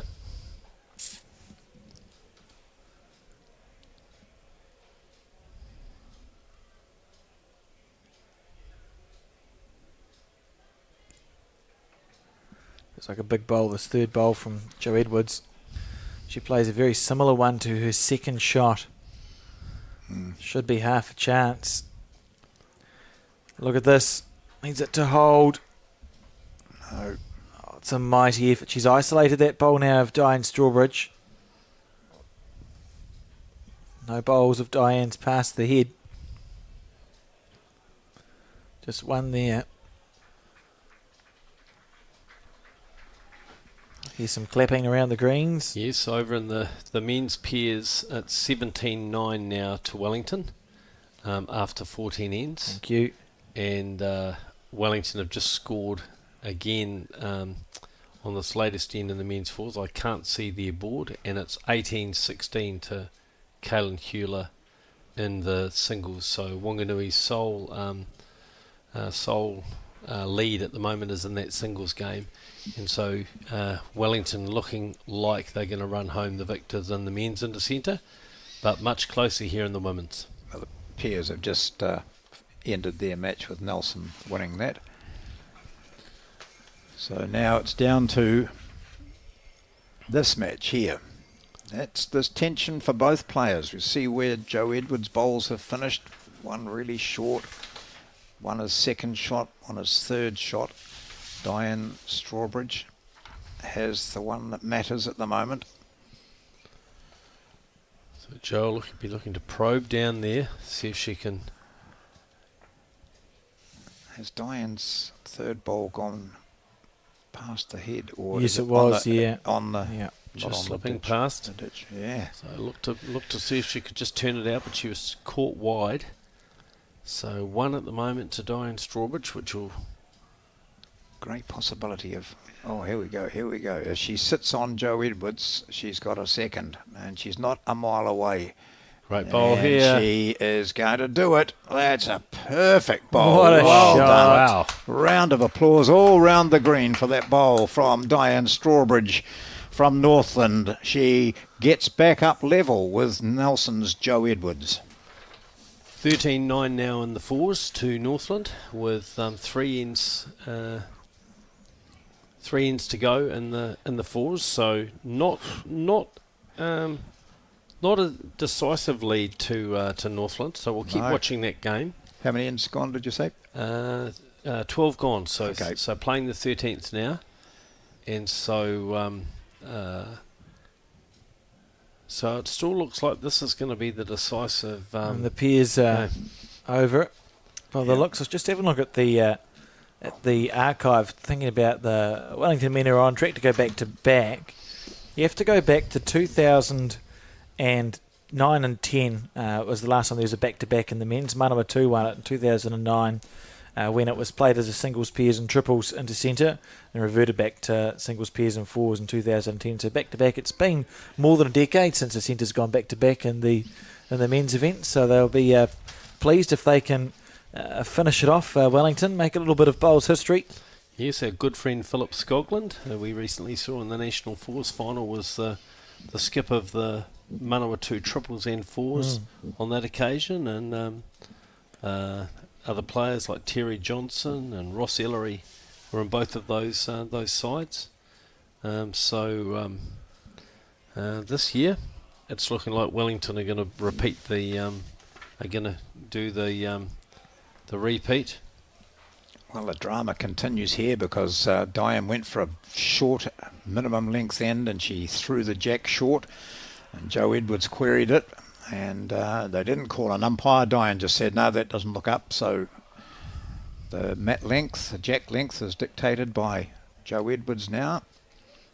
And it's pretty short anyway, so I don't think if Diane was looking for a short end, she's got that. But how does she handle it from the mat where it is? That's not a bad opener for her. Look at it, just keep on going. Over in the men's final, 3 to Caelan Hewler, so he's now out to, he's on 21, 16. It's 15-6 playing the second to last end of the fours. Blake Signal over Peter Bellis.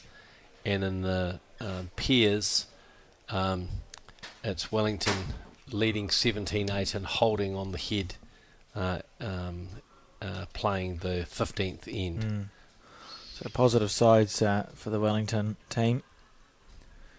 And in true broadcast fashion, for the sake of the television, I would love for this singles match to be the last game going on the screen. Yeah. To decide the winner of the National Intercentre for the women. One win's already gone to Nelson in the pairs. Northland currently up in the fours. Quite a good correction there by Diane as we get into the really nervous stages of this game. Still, one of these players needs 7 more points to win. Well, they both need 7 points to win. But technically, you could have 13 more ends if it's in ones. That's right.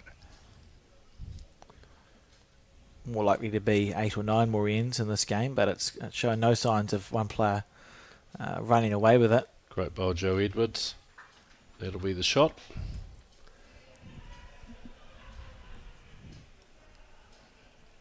And I'm going to call the men's Intercentre. I think Wellington now have 20 to 9 up after 15 ends in the pairs. They're 15-6 up with 2 ends to go in the fours. So I'm going to call this for Wellington. Cool, thank you, Brett, and we'll confirm that when those games are completed. But until now, unless we say otherwise, I think that's fair enough. And congratulations to what looks like a back-to-back effort from the Wellington Centre, played here at home, really, at the Naenae Bowling Club. And so Joe Edwards changing hands here. Can possibly sense that there's a chance for 3. If she can just beat that back bowl, or the closest bowl of Diane's, comes inside her own red one. Oh, not quite up there. Diane comes. Look at her, frustrated. Yep, it's definitely not been vintage Joe today. I think we've seen her struggling a little. Dave Edwards, her husband and coach, coming over to have a bit of a chat to her. She obviously, yes, getting a little bit of a back rub from the manager. Yeah, and for Joe Edwards, she knows she's not playing for herself here. No. She's playing for her team, and they are relying on her to win this so that they can win the title. And so often in these Intercentre and Interclub finals, she's the anchor for this Nelson team. But today she's up against someone who is in Diane Strawbridge, who really is just a fantastic competitor. And played some key bowls, even if I think back early on, Joe was holding 2 or 3 and Diane dam busted down right through the middle, got the jack to the back right of the rink, scalped a 2 out of it, and she's done that a couple of times, just been battling away. Right, she's on the run again. Here we go. She's close. What's she going to do with the front bowl? Oh. Now, does She was not a mile away, was she? Dragging the jack back here, she would have been grinning all the way. But now... But does it open an opportunity now for without Joe to doubt. sit that blue bowl? Yeah. She's going back onto a preferred forehand. She doesn't like that backhand side.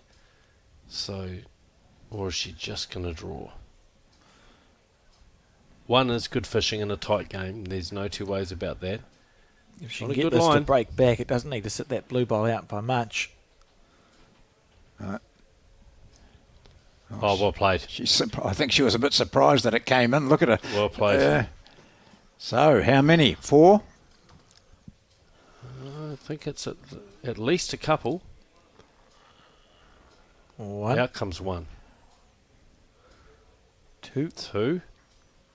2 it is. Only 2. Gosh, I think Diane was a bit lucky out of that one. Yep, that could have really gone ugly. So, Yep. 2018. Yep.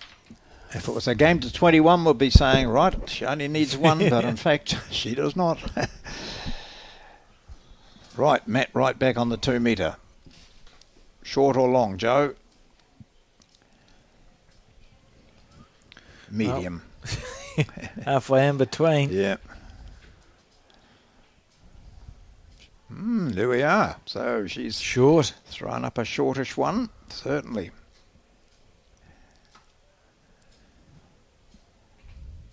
Feel the tension in the air. You sure can. I mean, people are on the edge of their seats. I mean, this has been a great performance by Diane Strawbridge, and by no means out of it at 20 to 18. I mean, it's anyone's game. Reminder that the fours, Northland leads by 4 shots in the fours, having lost the pairs. So it's important for Northland that they win the 2 remaining games. Look at this from Joe Edwards. That's a lovely bowl. And for that Nelson 4-2, they'll be keeping an eye on what's happening here and thinking, oh, this might get down to us. We need to win the fours. They sure will. If Joe gets knocked over. So there's tension all round here. Oh, Diane. Played some lovely bowls. Yeah. Just slides past. So 13 ends have gone. Just a quick update in the women's fours, just watching the turning over of the scoreboard. 13 ends have been played, so they're onto their penultimate end, and they're just measuring to see who scored what. Remembering that Northland currently leads 13 shots to 9 in the fours game. It's Joe Edwards in the meantime. Attempts to double up. She's walking away from her bowl already. I don't remember the last time I've seen Joe show this much frustration. Well, so Nelson have scored in that game because it's the Nelson lead. Doc Collis about to put the mat down. All square. All square. Wow. And look at this from Diane Strawbridge. Oh, wow. Great try. So close. So 13 apiece in the fours now. 2 ends to go there.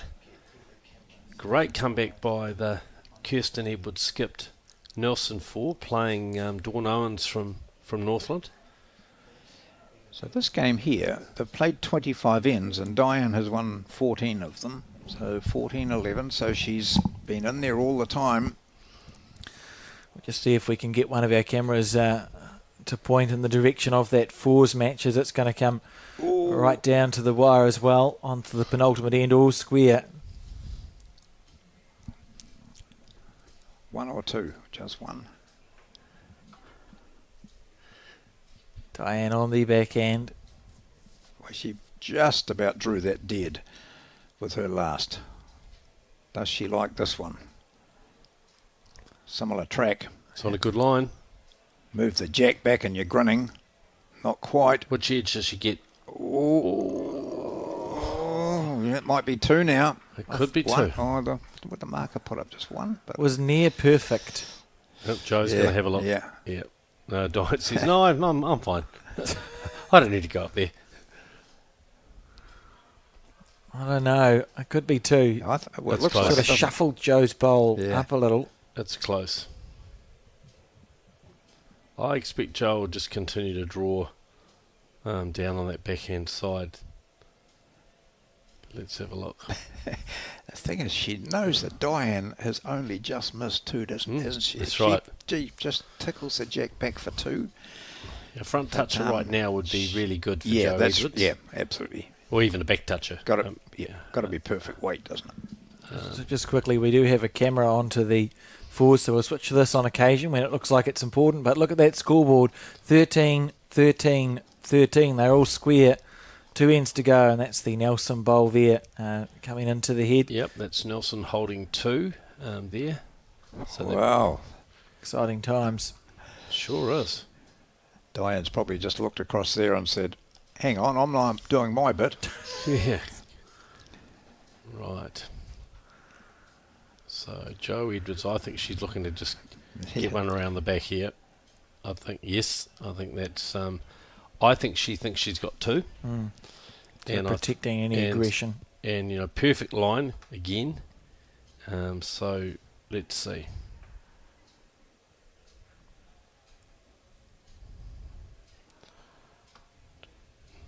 Diane Strawbridge. I think she's close here.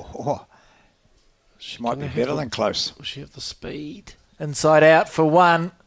And definitely two down there. Absolutely. That's ridiculous how close she was to perfection there. That is ridiculous. Her 4 bowls are all within a mat. Probably the best end we've had, actually, in terms of, proximity to the jack. And she plays, 4 great bowls and ends up 2 down. I think Joe's just saying that. Acknowledging what a top shot. Yeah, very unlucky. Yeah. So is this the momentum shift? It may be, although I feel like we've said that a couple of times, and Diane just keeps on plugging back. But that 4-shot lead now, and check-out range, isn't it, for Jo Edwards? So you sniff a little bit of blood here. Yep. Yeah, so it's a mat back. Going shortish. What she? Yeah, just no, a bit more than that. So down to Yeah. mid-range for her, so that means that if she does win this end, she doesn't have to kick the bowls back so far. That's pretty much all she's thinking about, eh? Well, I'm probably also thinking... Wise thoughts. Well, probably also thinking if Diane does start, pushing the jack around, I want to make sure I'm not having to draw through that dry stuff. Yeah. So I can be really certain of the... And she's on a good line here. Starting to break into the head now. She'll be pretty close. Yep, not a bad opener. Diane Strawbridge has just hung in this game so well. What's she got left?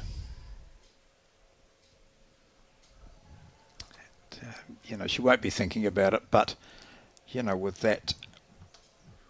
with that last end, when she played 4 fantastic bowls, and in any other situation could have been, could have held a couple of shots. Completely.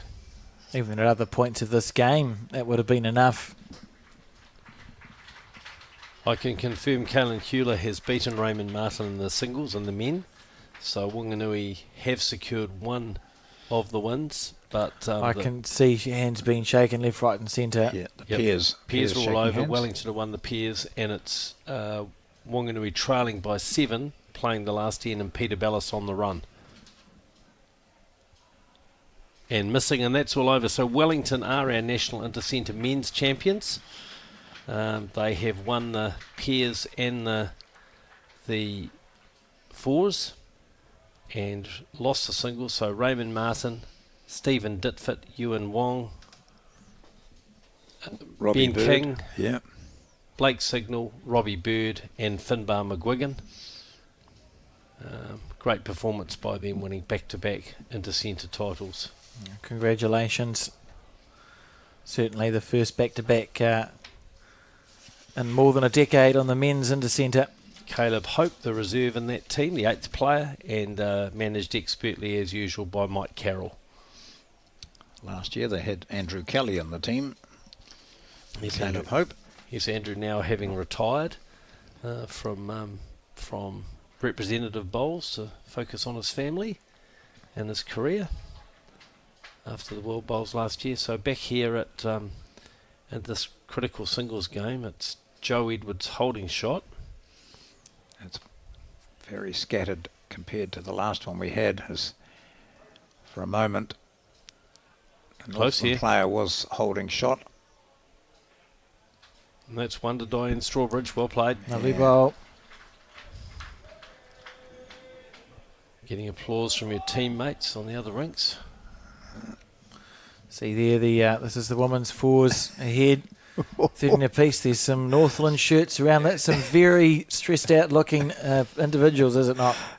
Can you imagine it? 13 all. Played 13. and looking across and seeing that your singles player is still in the hunt. Embroiled. Lots of teapots. Right, Joe Edwards, what have you got? Close here. Very close here, looking for that jack. Has she got the jack? No! Oh, goodness gracious me. Just slides by. So it's 1 to Northland. Can Diane Strawbridge add another? Almost want to say, just take your time, Diane. She seems to be so quick, doesn't she? You know, and this is a big bowl. She's got the shot. She could get 2. She doesn't want to be short. And she is. She is. So, you know, just...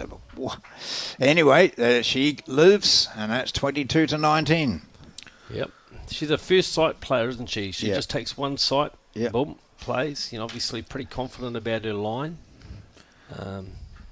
And she has played with largely pretty good line in this game. A little heavy at times, but it's served her well.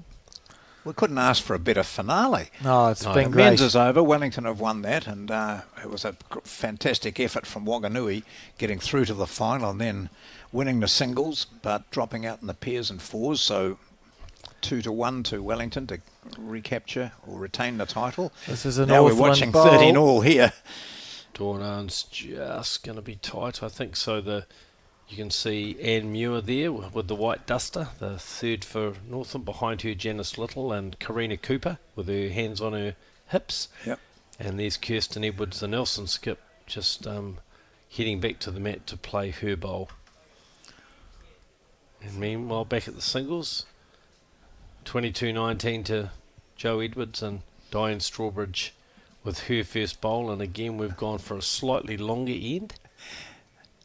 And that's a pretty good opener from Diane. Yeah, I don't think she'll want that back. Oh, she might just to add half a metre to it. So, big conference going on in the fours between Amy McElroy and Kirsten Edwards.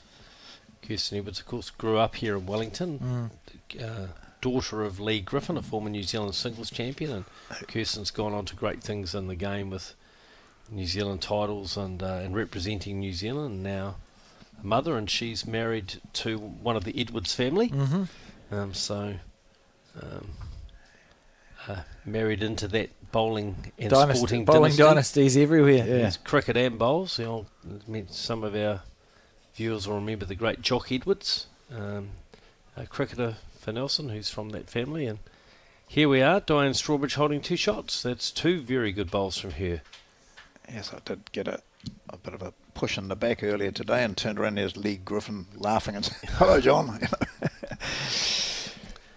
Yes, one mother and daughter won New Zealand fours title together here at Naenae, playing with the Boyd sisters, Angela and Mandy, against Margaret O'Connor's Queenstown team. And then again 4 or in 5 seasons. Central Otago. That's right. right. Yeah. So here's a great bowl from Joe Edwards. Oh, that dived nicely, didn't it? Wow. Gee. Right, and we'll just have a quick look at the fours, see if we can... So Dawn's bowl went across. Let's just watch the score. I think it's 1 to Nelson.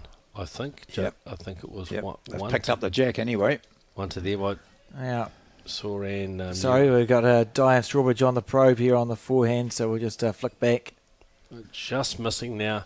I think Joe Edwards has actually got a back bowl right at the back there. We can't quite see it with the camera, but it's down by the ditch. It was Joe's first bowl. There you are. You can see it there, just at the back. So I imagine Joe will try and draw another shot here.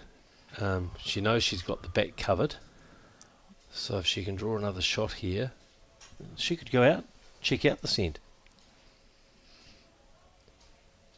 So close here. And that was a 2 to Nelson on the fours too. Okay, So. close here, Joe Edwards. Oh, wow. Beautiful bowl. Wow. So... There's a sniff of blood here, Joe Edwards. Yep, Diane Strawbridge having a look at the board. Yeah. Yeah, and I think she'll just want to have a real good think about this, because right now Joe Edwards has 2 of the 3 shots she needs to go to win this game. It's sniffs blood. You know, if Diane can't change something here, I wouldn't bet against Joe. Just plonking a third bowl in and going, cool, we've won the National Intercentre. Thank you very much for coming. And it's been a struggle. Absolutely. But I think with Jo, it's also a struggle. She's always prepared to play. I can remember actually in a National Interclub final, her Nelson team playing Takapuna in Burnside. Jo playing Selena Goddard, and for 2/3 of the game, you thought Selena would win that game. And then just when the crunch went on, Jo just produced some Find a way. yeah. Here we go. Classy stuff. This might be the second to last bowl of this final, because if Diane misses, Jo Edwards will be looking to make it 3 and take the match. Here she goes. She's got to smack into those bowls. There she goes. 2 bounces, and she's got something. She's close. She's great. She's what close. a shot! Oh, magnificent. What a shot. Magnificent. How good is that? So Jo going up to get the bowls. I think they'll bring them back. Wow. Gosh, that's top bowl under pressure, wasn't it? And there was that short bowl, which, could have come into play. Super Could have got gutsy. caught up in that. She went Super for it. gutsy. So let's look at the women's fours now. So it's 2 the difference on the last end. And it's Women's fours. and Northland holding. I think that's Karina Cooper's multicolour bowl on the right hand side there. As Doc Collis dropped short with her second bowl, I think it was Dot. Or sorry, Jo Collis. Jo Collis, yeah. There's Karina Cooper. Played very, very well in the semi-finals this morning against North Harbour. Was really very, very steady off the front for the Northland team. Oh, And man, she's look played at this another here good from bowl. Karina Cooper. That's great bowls. You happy with that as a start? Yep. Kirsten Edwards just saying, come on, Barbara, you can draw down there. I like it, Barbara. She's always done that, eh? Taps the green with her bowl first.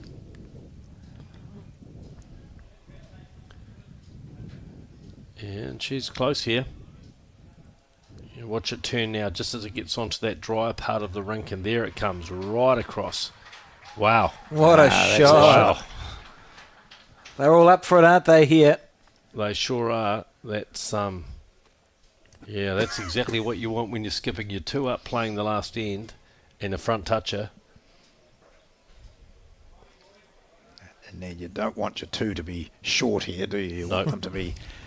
You've got to try and do a bit of damage, or at least get in close to give your skip or 3 something to play with. This She's close here. Wow. She's close here, Wow. Janice Little. That's a good Stay bowl. on. Yeah, Great very shot. good. Very good. Right. Well, We'll watch one more bowl of the fours and then we'll be back into the singles action.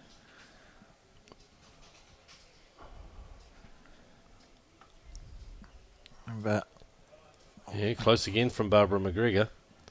They just get to that point and then they get onto the drier stuff Don't and they go? boom, they turn. Don't they go? Don't move the jack. Oh, she moves the jack out. no, now it's opened up. She'll be gutted with that. Unbelievable. How many twists and turns can we have in this game? An ample amount, and the jack's being misthrown in the singles game, so we may as well hang around with the fours for another Yes, bowl yeah. while the jack gets delivered. This is the final end of the fours, potentially. And there's 2 scored and an extra end is played. So Janice Little again. Again, she's on a good line. That'll break a long way from there. Here it comes. This is a good bowl. Here it comes. Oh, What a shot. Yeah. yeah, definitely second shot, maybe 2 Definitely, seconds. maybe. Yeah. And we have Definitely, maybe. the jack delivered here. I'll keep one eye on that fours because the fours may decide the Intercentre title, right? So we'll probably come back to that for the skips bowls, unless it looks like the singles is going to be decided. Knowing my luck, it would coincide with each other. Diane. Oh, That's a pretty good opener from Diane. yeah. Well, she played. That was a great shot under pressure of hers previously. She's showing no signs of faltering at all in this game. Been a proper final, hasn't it? This Yes, Intercentre. it has. Yeah. Here comes Edwards first. Now she threw the jack up because Diane Great bowl, Jo. That's a shot to Nelson. missed through the jack. I can confirm Nelson's still holding the shot on the fours. coming this way last time, this is where Diane had 4 bowls right on the spot, didn't she? Just going to slide by. Yeah. All right. And Muir just miracled. Do you see her shot pole there on the screen? Yes, she's got the shot. Was an inside out. She was a little bit tight. Back to the singles now. Joe Edwards on the backhand. Remembering either win for Nelson is a win of the National Intercentre. Northland needs to win both of these games. And Joe Edwards is close here. There's another very, very good bowl. She's feeling it. Wow. Oh, yeah. Wow. Can Diane see enough of that to have a little nibble, or would she stay on the draw? Oh, I'd be very surprised if she's not playing with weight. She hasn't drawn on that hand at all. And she's on a good line. Oh. She's on a very good line here.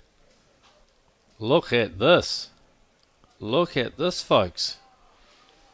Wow. Good bowl. Great bowl. Gee, was almost perfect. So Joe's saying, do I have 1 or 2? Because when Robson says it's a measure for the second. So you've definitely got 1 and a measure. I reckon it's 2. How far short? Just telling Joe where the positions of the bowls are. So Joe on the forehand now. Well, she hasn't played this hand either, really. But she saw how that was a good shot from Diane Strawbridge. And Muir's just been up to the head in the 4s game. Just to have a look at the situation with Skip Dawn Owens. Is Joe going to get around that bowl? No, she's not. She's well underneath. Beautiful, beautiful piece of weight. So just moving across to the 4s, sorry. That the shot bowl is either the bowl to the right of the jack or Muir's short bowl, and Anne's about to deliver her shot on the backhand. So she'll be looking to try and get up and see if she can turn the shot bowl, her shot bowl, onto the jack, or sit the brown bowl. Oh, just slides through. The effort. And now to the singles match. Diane Strawbridge is on her forehand side, and this is a beautiful track. She's got it as clean as a whistle. Oh, unbelievable. Well, that's a heartbreaker, that. That's not fair. That was going to be 2 shots for her without doubt, wasn't it? Yep. And now it's 2 shots against her, maybe. Such a game of fine margins. Joe having a really good look here, using the finger measure. I think she'll so go. Is she lying game? She'll go back up to Diane and give the little margin of the fingers and saying, you just missed that. Surely there's an opportunity to win this for Joe. Yep. You're not missing out on any 4s action. The skips are just having a look. Kirsten Edwards just deciding what... Look at the teapotting going on. Yeah, what she wants to play. Everyone there just looking at the head, and chances here for both the singles and the 4s and Nelson to win this Intercentre. Joe could probably sit through that bowl and stick there for 3 in the win, or perhaps if she's 1 down, you rip it out, get 2, go to 24. That bowl at 9 o'clock, she just needs to beat that. That's what it looks like, doesn't it? Or we can inside edge it, or... Yeah, and I think a little bit of visualisation, just taking your time, trying to visualise the shot, what am I going to play? Right, here we go. Phil Smith not even looking at Joe, she's just looking at the... So she's playing head. She's playing the backhand. That suggests to me that she's got 2. Yep, she's going to draw another. Yep. And we know that she doesn't like changing her hand. Though she did with her 3rd bowl. She's close here. Is this for the win? It's a good line. That's a good one. Oh, don't move the jack. Don't move the jack, Joe. Oh, that'll be enough. Yes. Yes, she's done it. Yes. Well done, Joe Edwards. It's Nelson's Intercentre. What a battle. What an outstanding game this has been, he says, presuming that Joe's got 3 in the match. We'll just check here. Out come 2. But Joe's just going to jump down and measure just to make sure. But the reaction from Joe Edwards said it all. Yeah. I think she knows she's got 3 here. She finger measured. Either that or she was terrified of moving the jack. And that could have been it as well. Let's have a look. We'll soon see. Oh. Oh. Does this game go on? I don't know. Must do. Yep. We'll It just, does. It is only two. Oh, that's the second time I've done that, isn't it? it is. Well, therefore, Yep. we will wrapping up and then finding that no, the player measure was not accurate. Let's watch the fours then, because Nelson, remember, only need one win out of the two, and they're 2 up in the fours match, and they're not two down on the head, so it could all come down to this potentially. Yep, so Northland holding 1. Quite a bit of discussion between Dawn Owens and Anne Muir about what hand Dawn's going to play, and here she's on her forehand. So we'll stick with the fours. And she's playing with weight Oh, gosh. on her knees, Yeah. and she's just going to slide under. Oh, well, hello. Gee, she was unlucky there. Could have. Well, what's it done? Well, that's a bowl of Amy McElroy's, I think, Yeah, is the pink bowl. So it's still only 1 to Northland. Wow, this is just hard in the mouth stuff. I can't imagine what these players are feeling. So Amy McElroy, Kirsten Edwards has obviously decided what she's going to be playing. I imagine she'll be drawing up on the forehand side. Kirsten's just looked across and seen that the singles are still playing, so she thought it didn't matter, but it does. This ball from her. Watch for the emotions, if Some aren't watching. So she's trying to cover that back blue bowl because they're worried about Northland getting onto the jack, onto the shot bowl and onto the jack, and it's springing back. That's what Anne Muir's called Dawn Owens to play. So even though they've got one, looking for a contact on their own shot bowl and potentially for some movement. Now she's changing over this time onto the backhand. Let's see what she can do. She's on the run. Kirsten Edwards is looking. They're all looking. They're all wondering, and it's wow. Hard luck. So it looks as though Nelson have won that. They've won the fours. A big comeback from them. And that'll Absolutely. be it. That'll be it. That has to be the Intercentre to Nelson. And congratulations to the Nelson team. Back in the singles, Joe Edwards just has walking over just to embrace the players. Yeah. So I don't think they'll complete that singles game. They may opt to. No. Diane Strawbridge is also over there with the other players. So we'll. So we've got 14 players here who have played their hearts out over since Thursday, 4 days. They've got to this situation of reaching the final, and it could not really have been a more dramatic final. The pairs from Nelson were convincing. The 4 from Northland was in front throughout until the last 2 ends. And Diane Strawbridge gave Joe Edwards the fight of her life. And we see now the congratulations. 2 teams in blue, the winning teams. Nelson winning the Women's Intercentre for 2024. And earlier we saw the completion of the men's with Wellington winning that and repeat from last year. Yes, thank you, John, and thanks, Brett, for joining us in the commentary booth. And I just say, look at what it means to these players. This is why we play our sport. Congratulations to Nelson and to Wellington, and of course to everyone who participated in this Intercentre, right down to the volunteers that we had at the host clubs. It's been a fantastic 4 days. We've proven that Wellington weather is lovely most of the time, and we saw some great bowls here at Naenae. So thanks to everyone for tuning in. We'll be back in the not too distant future whenever the Interclub is. It's a few weeks away. Yes. Yeah. So the Interclub's the next thing that we're broadcasting, and we'll see you then. But for me, that's enough. Have a good one. Bye-bye.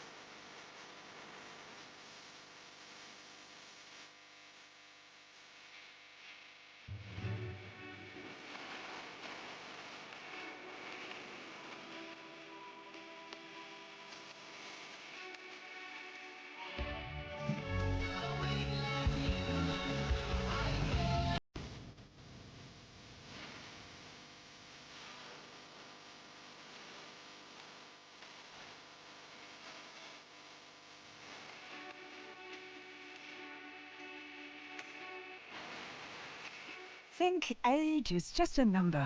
Love the life you choose at Somerset Retirement Villages. Aotearoa. We see you.